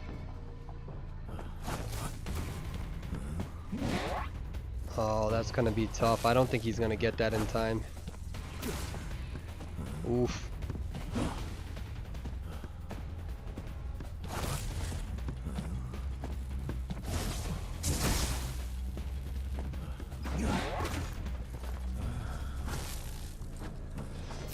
So both of them go down as a result.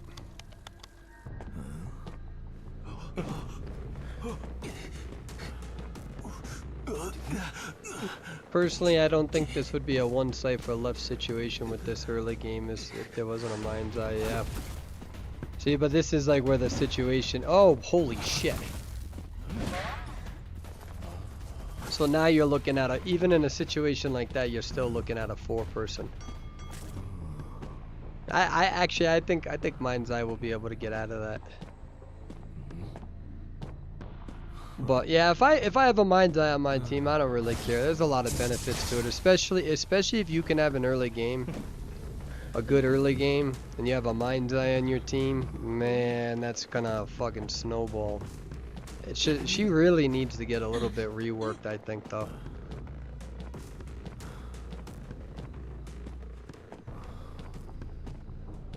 Let's see how she works over here. Yeah, she's gonna be out in the wide. It's gonna be tough for her to get away.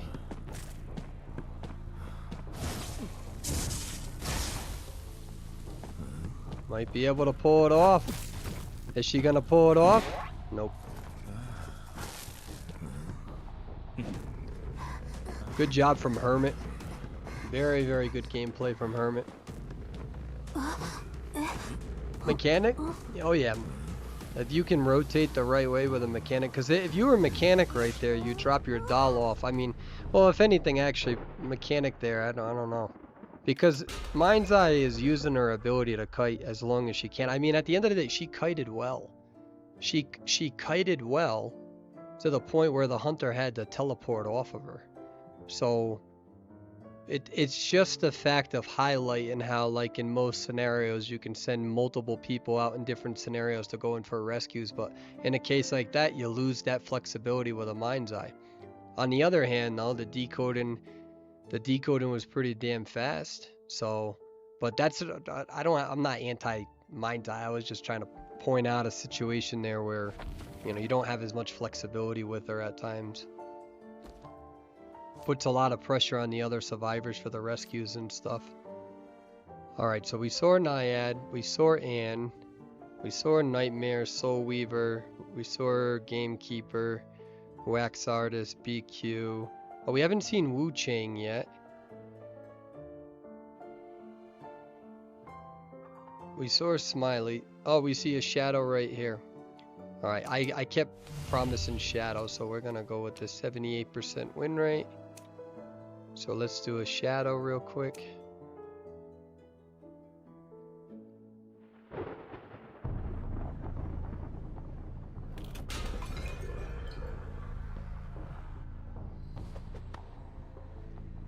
So we can't see this here. They do have Blink. Going against a Fire Investigator, Magician, Mercenary, Acrobat, Arms Factory. See how they do. Is Naiad bad in higher tiers, you guys? I'm like 110, but that's because... So, Naiad is good on certain maps. We just watched the #1 Naiad in NAEU on Lakeside. She's pretty good on Lakeside. And she had a very, very dominant match. So, I think... How many stars does that Naiad have? The #1 Naiad on NAEU. I think they had like, what, like 30 or 40 or something like that?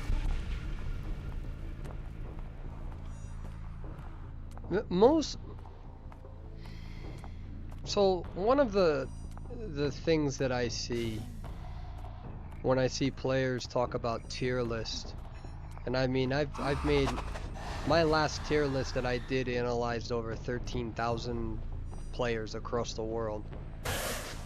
That was like 3 years ago, 4 years ago. But what I've learned about the tier list is like you can't really use the tournaments. Cause it's not, when you're in rank mode and you only have 2 teammates, you can't compare tournament meta to rank meta. They're not interchangeable. So yeah, you can say, oh, we see this person played round 1, so therefore they're probably an S tier, because if they're used round 1 against 4 people, they're probably more likely used in rank mode. That's fair too. That's perfectly fine. But you can't minimize other hunters based on not seeing them in tournament gameplay. So like right now, the #1 rank hunter in Asia uses Nightwatch. So when I see people who are like, oh yeah, Nightwatch is like a rank, is a TIE hunter. Or they say, oh, Ann is a TIE hunter, and it's like they're a TIE hunter and they're used as a TIE hunter in competitive tournament modes, but in rank mode they both do perfectly fine. That's the reason why you see a lot of there's a top 5 hunter in all of Asia that's primarily an Ann main. So you see a lot of people who get into these debates about tier lists, and I used to do it too. But what you realize is that very few hunters don't have a high ceiling. Very few. It's harder for some of those hunters to have that ceiling or to get there. So like as an example, like the other thing too to remember, actually, before I get and finish that point, the other problem too is that it's very difficult to compare all character points as an indicator as to what the top hunters are, because like when, for instance, Mad Eyes, right? I have an hour-long video of Mad Eyes, and I think there's only 7 matches. Whereas with almost every other hunter, you're looking at between 9 and 11 for an hour. So same thing with like photographer mains. You're not going to see photographers up there because photographers have longer matches. So if you have less matches, even if you win, you're not going to be ranking as fast. So you have to kind of take time into a consideration. Right now, what I'll say is that most hunters I see in the highest of tiers, I'll say that I don't see a lot of variety, at least on Asia, with Hellember, Joker. Might be missing somebody. That was a very good move from Fire Investigator. So like people will be like, oh yeah, like I heard that Nightwatch isn't that good, you know, he's not that good in high tiers, and it's like the #1 fucking rank hunter in the all of Asia, the biggest server right now, uses him. And with a fucking like 80% win rate, so.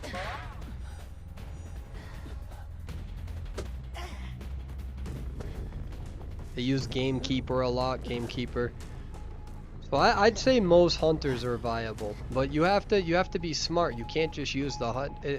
It's not like a single variable thing. You can't just be like, oh, like Naiad is bad, therefore don't use her. Naiad is very good on certain maps, and on other maps not so much. So I think that's the other gap that a lot of newer players, including returning players like myself, is learning. You know, what characters do you actually use on certain maps instead of just being a one-trick pony? So like for instance, Gamekeeper is fucking solid on Moonlit because their shit goes over everything.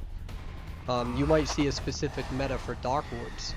You know, there's going to be certain hunters who are going to be really good on Darkwoods and some hunters who are not. Especially with how you rotate. We just saw a wax artist completely destroy on that map with their ability to really slow the game down with open areas and using their wax to slow it down. So I wouldn't be surprised if you start... I think we got to start looking at meta more towards map rather than just straight up like S tier, A tier, because you can be a very good hunter on one map and be very bad on another, and so that's why you see variety with these top hunters. That was a good blink Terra Shock. You'll see like the #1 hunter in Asia simultaneously using, like I said, Night Watch and Gamekeeper, and they switch it up depending on the map and how they're feeling.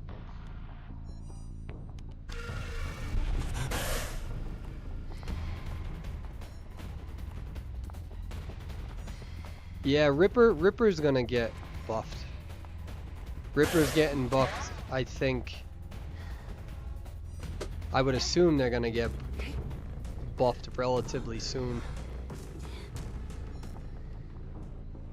Yeah, there's that. You know what? Now that you mention that, yeah, there's so Ripper. I don't see a lot of top Rippers either.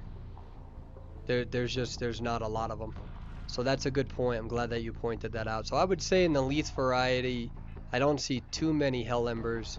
I don't see too many Smileys. I see some of them up there. But I would say there's not too much versatility with Mad Eyes right now. Mad Eyes is tough because Mad Eyes is like really, really good. And then he has like a pretty steep drop off when you're playing against like the top 20 survivors. So, but I think that most hunters are viable. They really are. I'd say I'm actually glad you mentioned that. I think Ripper would probably be one of the least ones.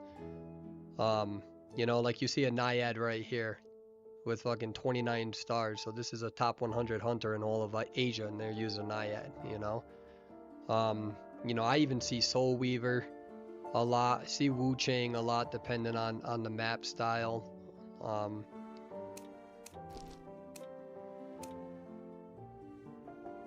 So I see a lot of Geisha. So here's what I'll say in terms of lots of players. So I see them all in the top 100. So all characters can get there. What I'll say is in the least amount, I see the least amount of Hell Embers. I see the least amount of Rippers.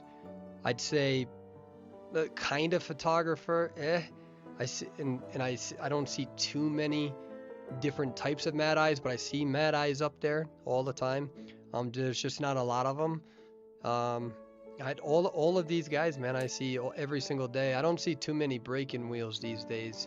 I do see Percy once in a while.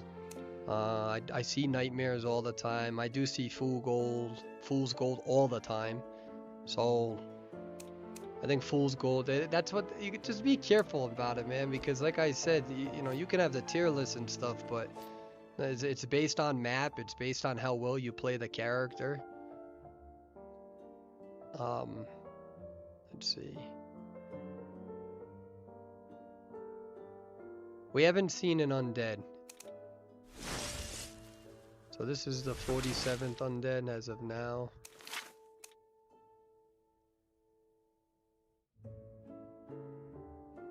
Right here. So this is a fairly new undead player. So they're probably trying to get some experience with them. They have less than 100. There's Breaking Wheel as well. Let's give them a shot. See how they play. Yeah, we should have probably... We watched a Dream Witch with Pit Stoppers earlier, so this live feed kind of slowly turned into let's watch as many different hunters as possible. Unless we see the #1 hunter. Then I always make an exception to see them. Alright, so let's see how Undead plays on this area. This is a strong map for Night Watch. Wow, that was a fucking beautiful elbow pad. That was a beautiful elbow pad. He got that angle just right to squeeze out. I can't imagine this being like a super strong area for him until these are down. Yeah, once these are down, this is going to be a strong area for him. Gets to hit on Coordinator. Coordinator's going to rotate out now. Two Cyphers are at 40 and 50, but Mercenary, because they use that elbow pad, they're behind on the decoding, but they also are in a position to go for the rescue. So being in the middle of the map like that.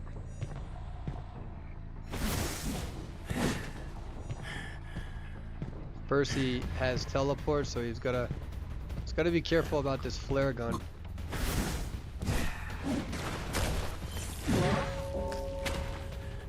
Wait, what the fuck just happened?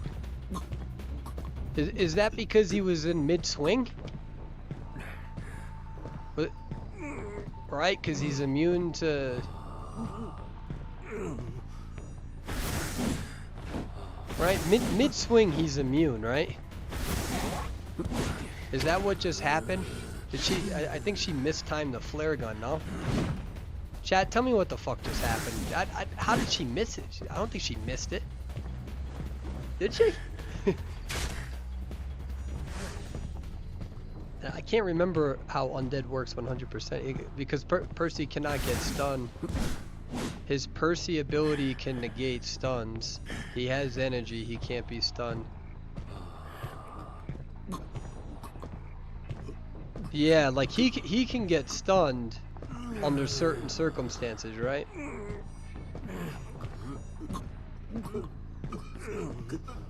If anybody can educate me on that, I can't remember the circumstances in which you can stun him.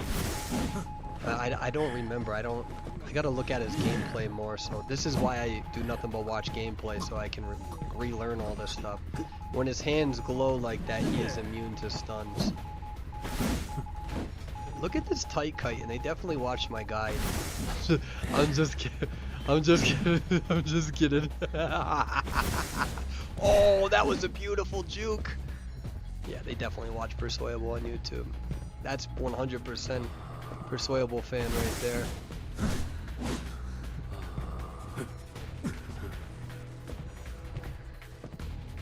Ignore me. Alright, I'm trying to stay relevant, guys. Old man. Wow, look at that. Oh yeah, they definitely are watching my guides. 100%. Guys, by the way, I'm just kidding. God, I wish I could kite like that again. The glory days, man. The old glory days. Long gone. I've been certified ass for like, what? 25 seasons now, probably more. They are at 2 ciphers. Like I said, this is a newer Percy. You can tell it's a newer Percy. They're still learning. When they get this character down, they're definitely gonna be scary. They got less than 100 wins on them, but they're doing the right thing. I think that a lot of hunters, what used to be frustrating trying to coach, is when you have hunters who are too worried about trying to learn a new hunter because they can't tolerate losing. And it's like when you get too addicted to winning and being a good hunter, it can be your biggest downfall. Because then what happens is that they're too afraid to struggle for a month because they're so used to winning. So their hands are glowing, right? They can't get stunned. Now they can get stunned. I see what you just said. So when you're paying attention to their hands, I saw that glowing get reduced and then he could get stunned. Whoever just pointed that out, I appreciate it.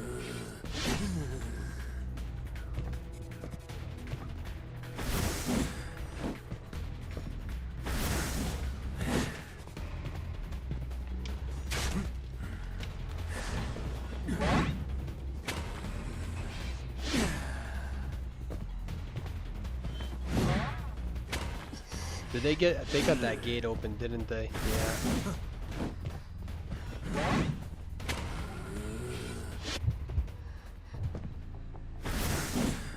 There's nothing he can do. This might be, nope. Oh, is it? Oh my God, is she gonna make that? Is she gonna make it? Oh my God, she didn't make it.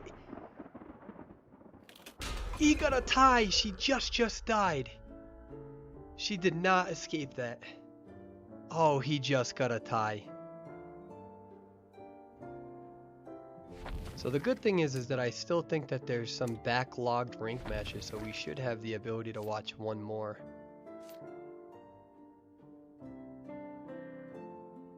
I think this is the #1 Dream Witch, right? #1 Dream Witch, we're watching him real quick. I really like watching this person. RC, right? Man, that was so... Somebody clip that. Can somebody clip that as well and send it to me? Alright, so we're gonna watch the #1 Dream Witch. Let's see what their build is. So they're gonna go with movement speed 3.6.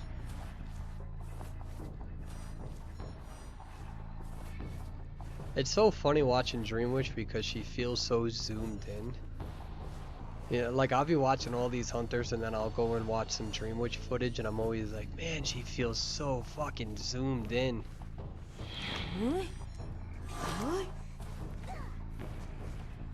So this survivor is gonna try to keep rotating. She uses a flare gun, but she's not.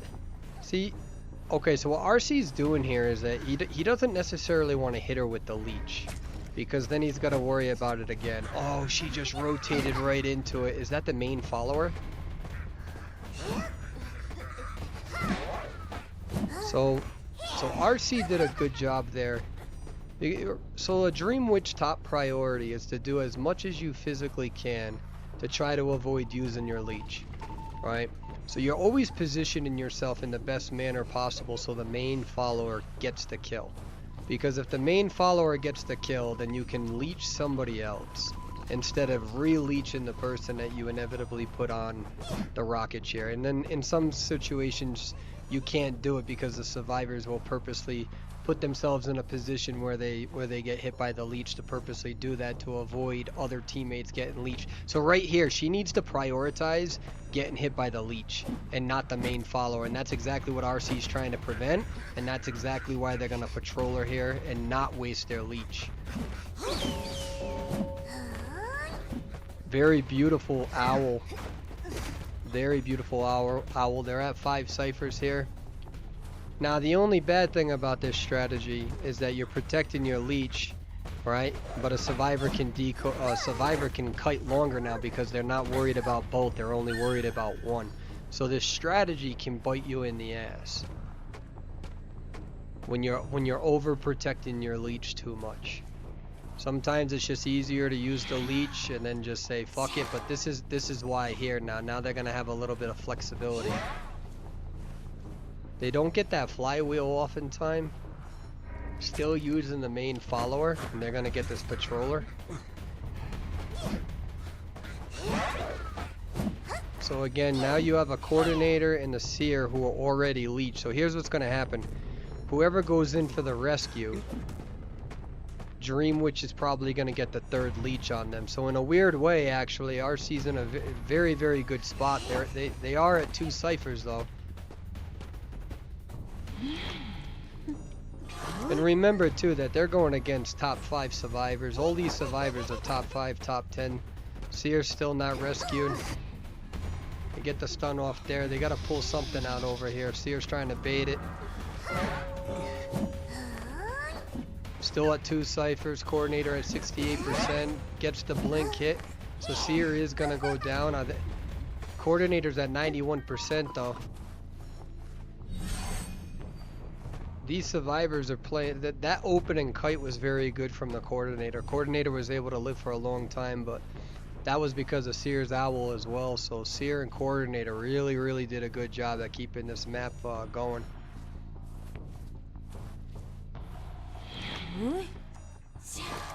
They are at the final cipher here. 1 cipher remaining. She's gonna really try to put pressure on this map. Coordinator is still decoding. 32%. So Dream Witch is going to try to put extra pressure on the map here to slow this decoding down. So this isn't necessarily a tie just yet, but this hunter is going to do his, and that's what they're doing. They're really putting a lot of pressure. They're not letting him breathe. They don't want RC to breathe because they want to finish the decoding. Female dancer is now down. Coordinator did have to rotate out though. That's the thing.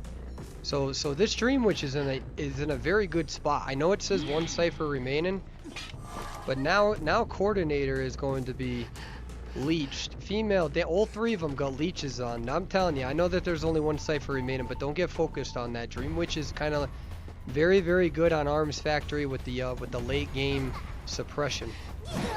This can easily still be a 4-person elimination. Easily. And it's not because of these survivors. Look at them running around. And that's exactly why she rotated her minion over, her leech and follower rather, her main follower to suppress that coordinator. So that is what saved her game, is pushing that coordinator off of that last cipher. But all 4 are still up. All 4 are still up. So, ooh, that would have been beautiful if that landed. Yeah.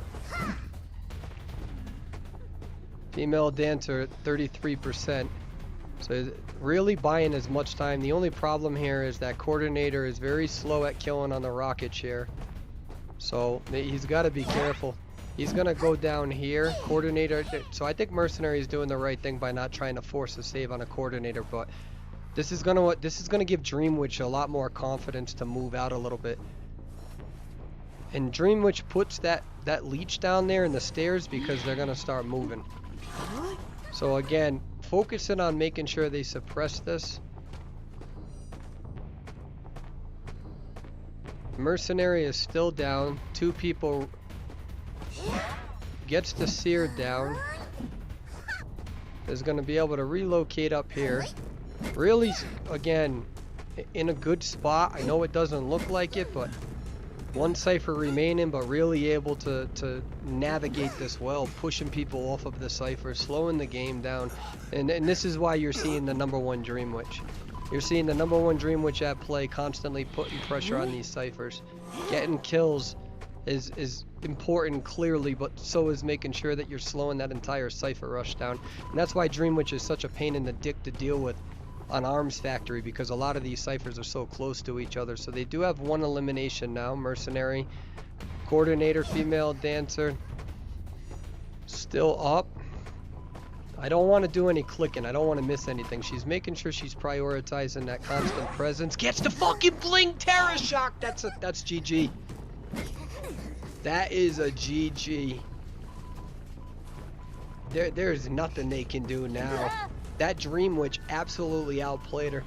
And the IQ there, because Dream Witch was using this player over here, this leech over here, to slow down the decoding on the cipher, right?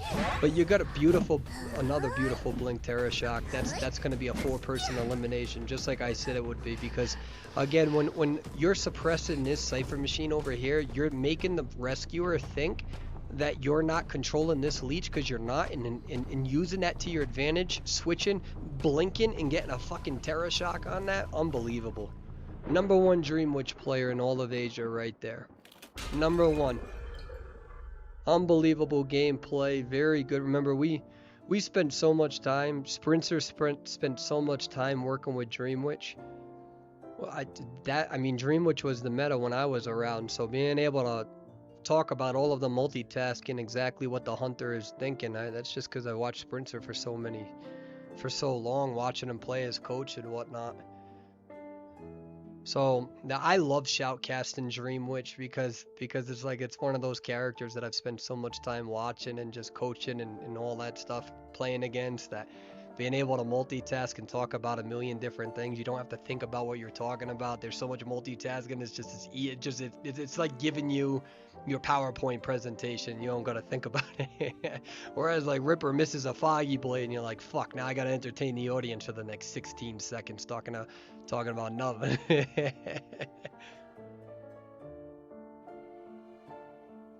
We could see if there's any more.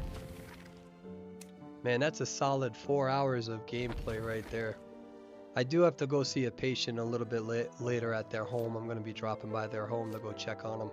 So I'll be off of live feed for a couple hours. I'll be back on later tonight, but we have a top geisha, Axe Boy, Clerk.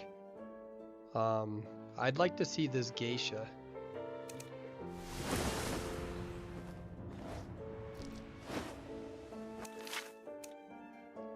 $624 matches, 64% win rate.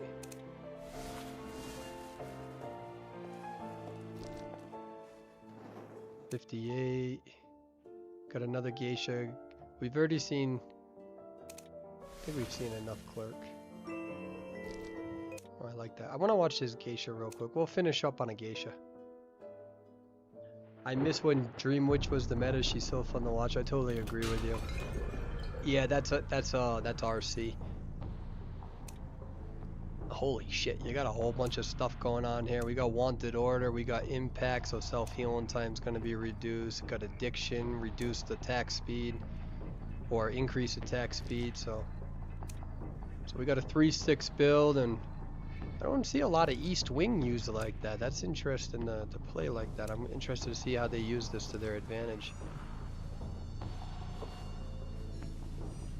I think Dark Woods is gonna be one of those maps that are going to be very good for some hunters and very bad for other hunters, and I think that's going to be figured out in the next 2 months or so. So decides to just completely move away from the mercenary.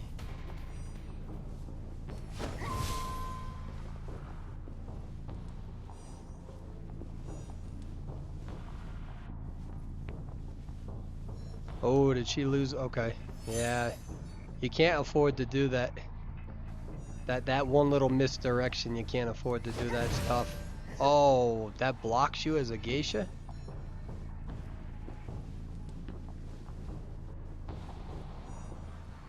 Wait, what happened? So you can't use red butterfly there?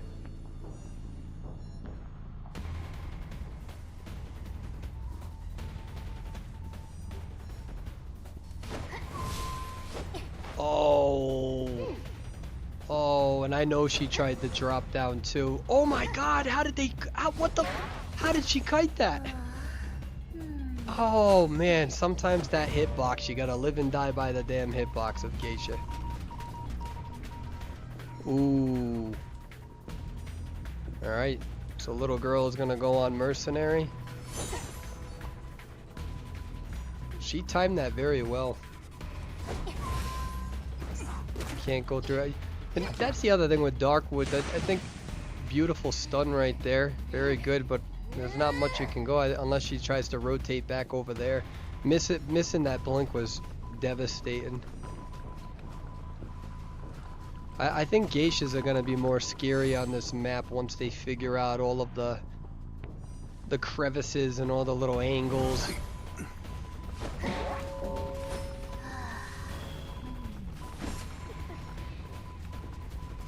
Problem though is that at one point there were 3 people not decoding, but it was a very, very, very strong early game kite so far. So beautiful dash right there. So it's Acrobat coordinators already used the flare gun, so they did pop one cipher. What's going on? Whoever just followed me, what's going on, Feng? How you doing, Feng? Thank you for the follow. I love you. So let's see. So we got coordinator with Wanted Order though, that's the problem. So they're gonna go for a 2-person rescue again. Even though they're playing well, the decoding's gonna be slow as fuck right now. Oh, that's not true though. Yeah, they got another cipher down there. They get the hit over here. Like I said, you see this in the higher tiers in Asia more. You see a lot of 2 survivor rescues at the same time though. Coordinator had Wanted Order, so Acrobat did a good job at dropping down, getting that cipher popped, going in for the rescue. So how long does it take to get to a rocket chair? 3, 4, 5, 6, 7, 8, 9. I wonder if strategy on this map is to play struggle. Cause she could have gotten. She didn't want to go by log cabin though because it's such a pain in the ass. So she rotated out over here because I think there's a rocket chair over there. So I mean they're doing good. They're on 1 cipher. Last cipher though is at 27%. So they got to make sure that they get this right.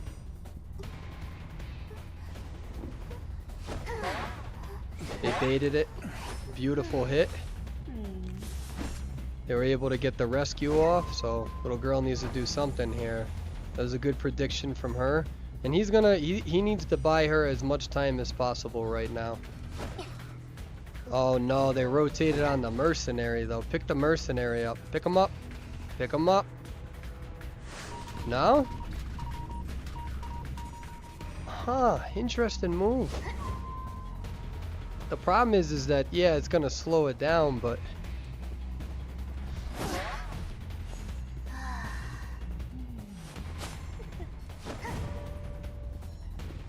So coordinator, her main priority here, I'm surprised she's still alive, is to just get the fuck away from that cipher, and that's exactly what she did. She did a very good job at prioritizing getting away from that cipher.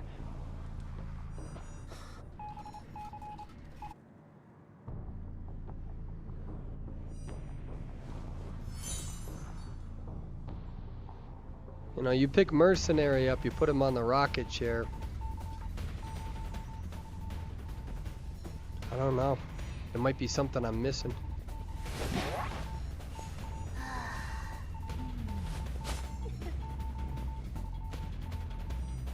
You gotta prioritize. Yeah, she's gonna be in a tough spot.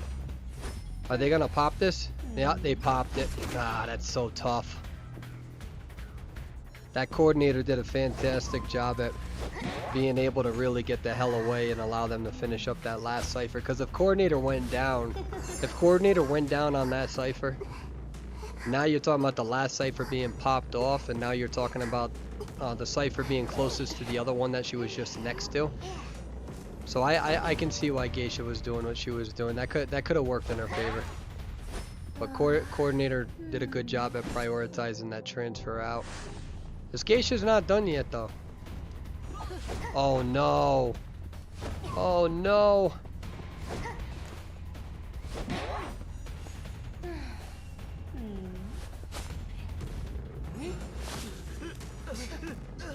Coordinator is still down.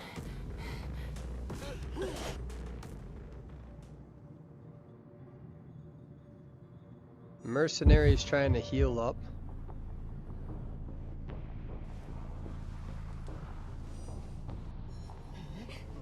How does she know she's still over here?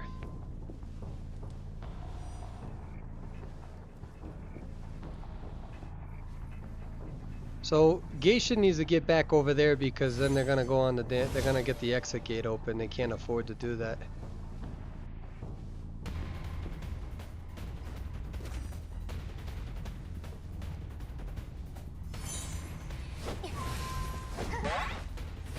But very good 180.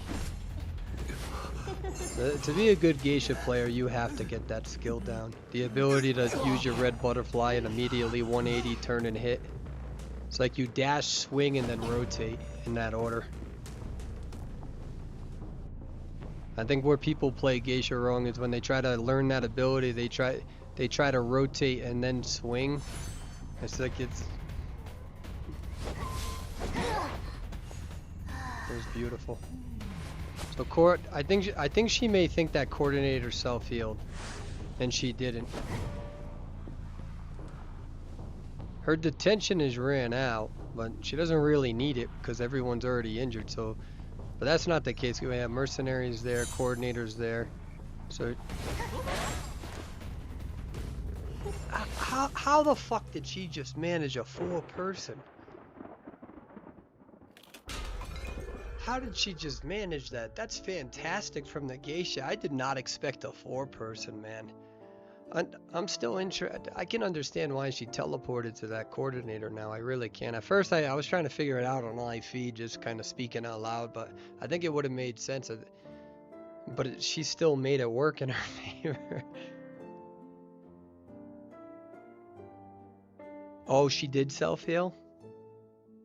I thought mercenary ran over so I thought coordinator got healed. My bad.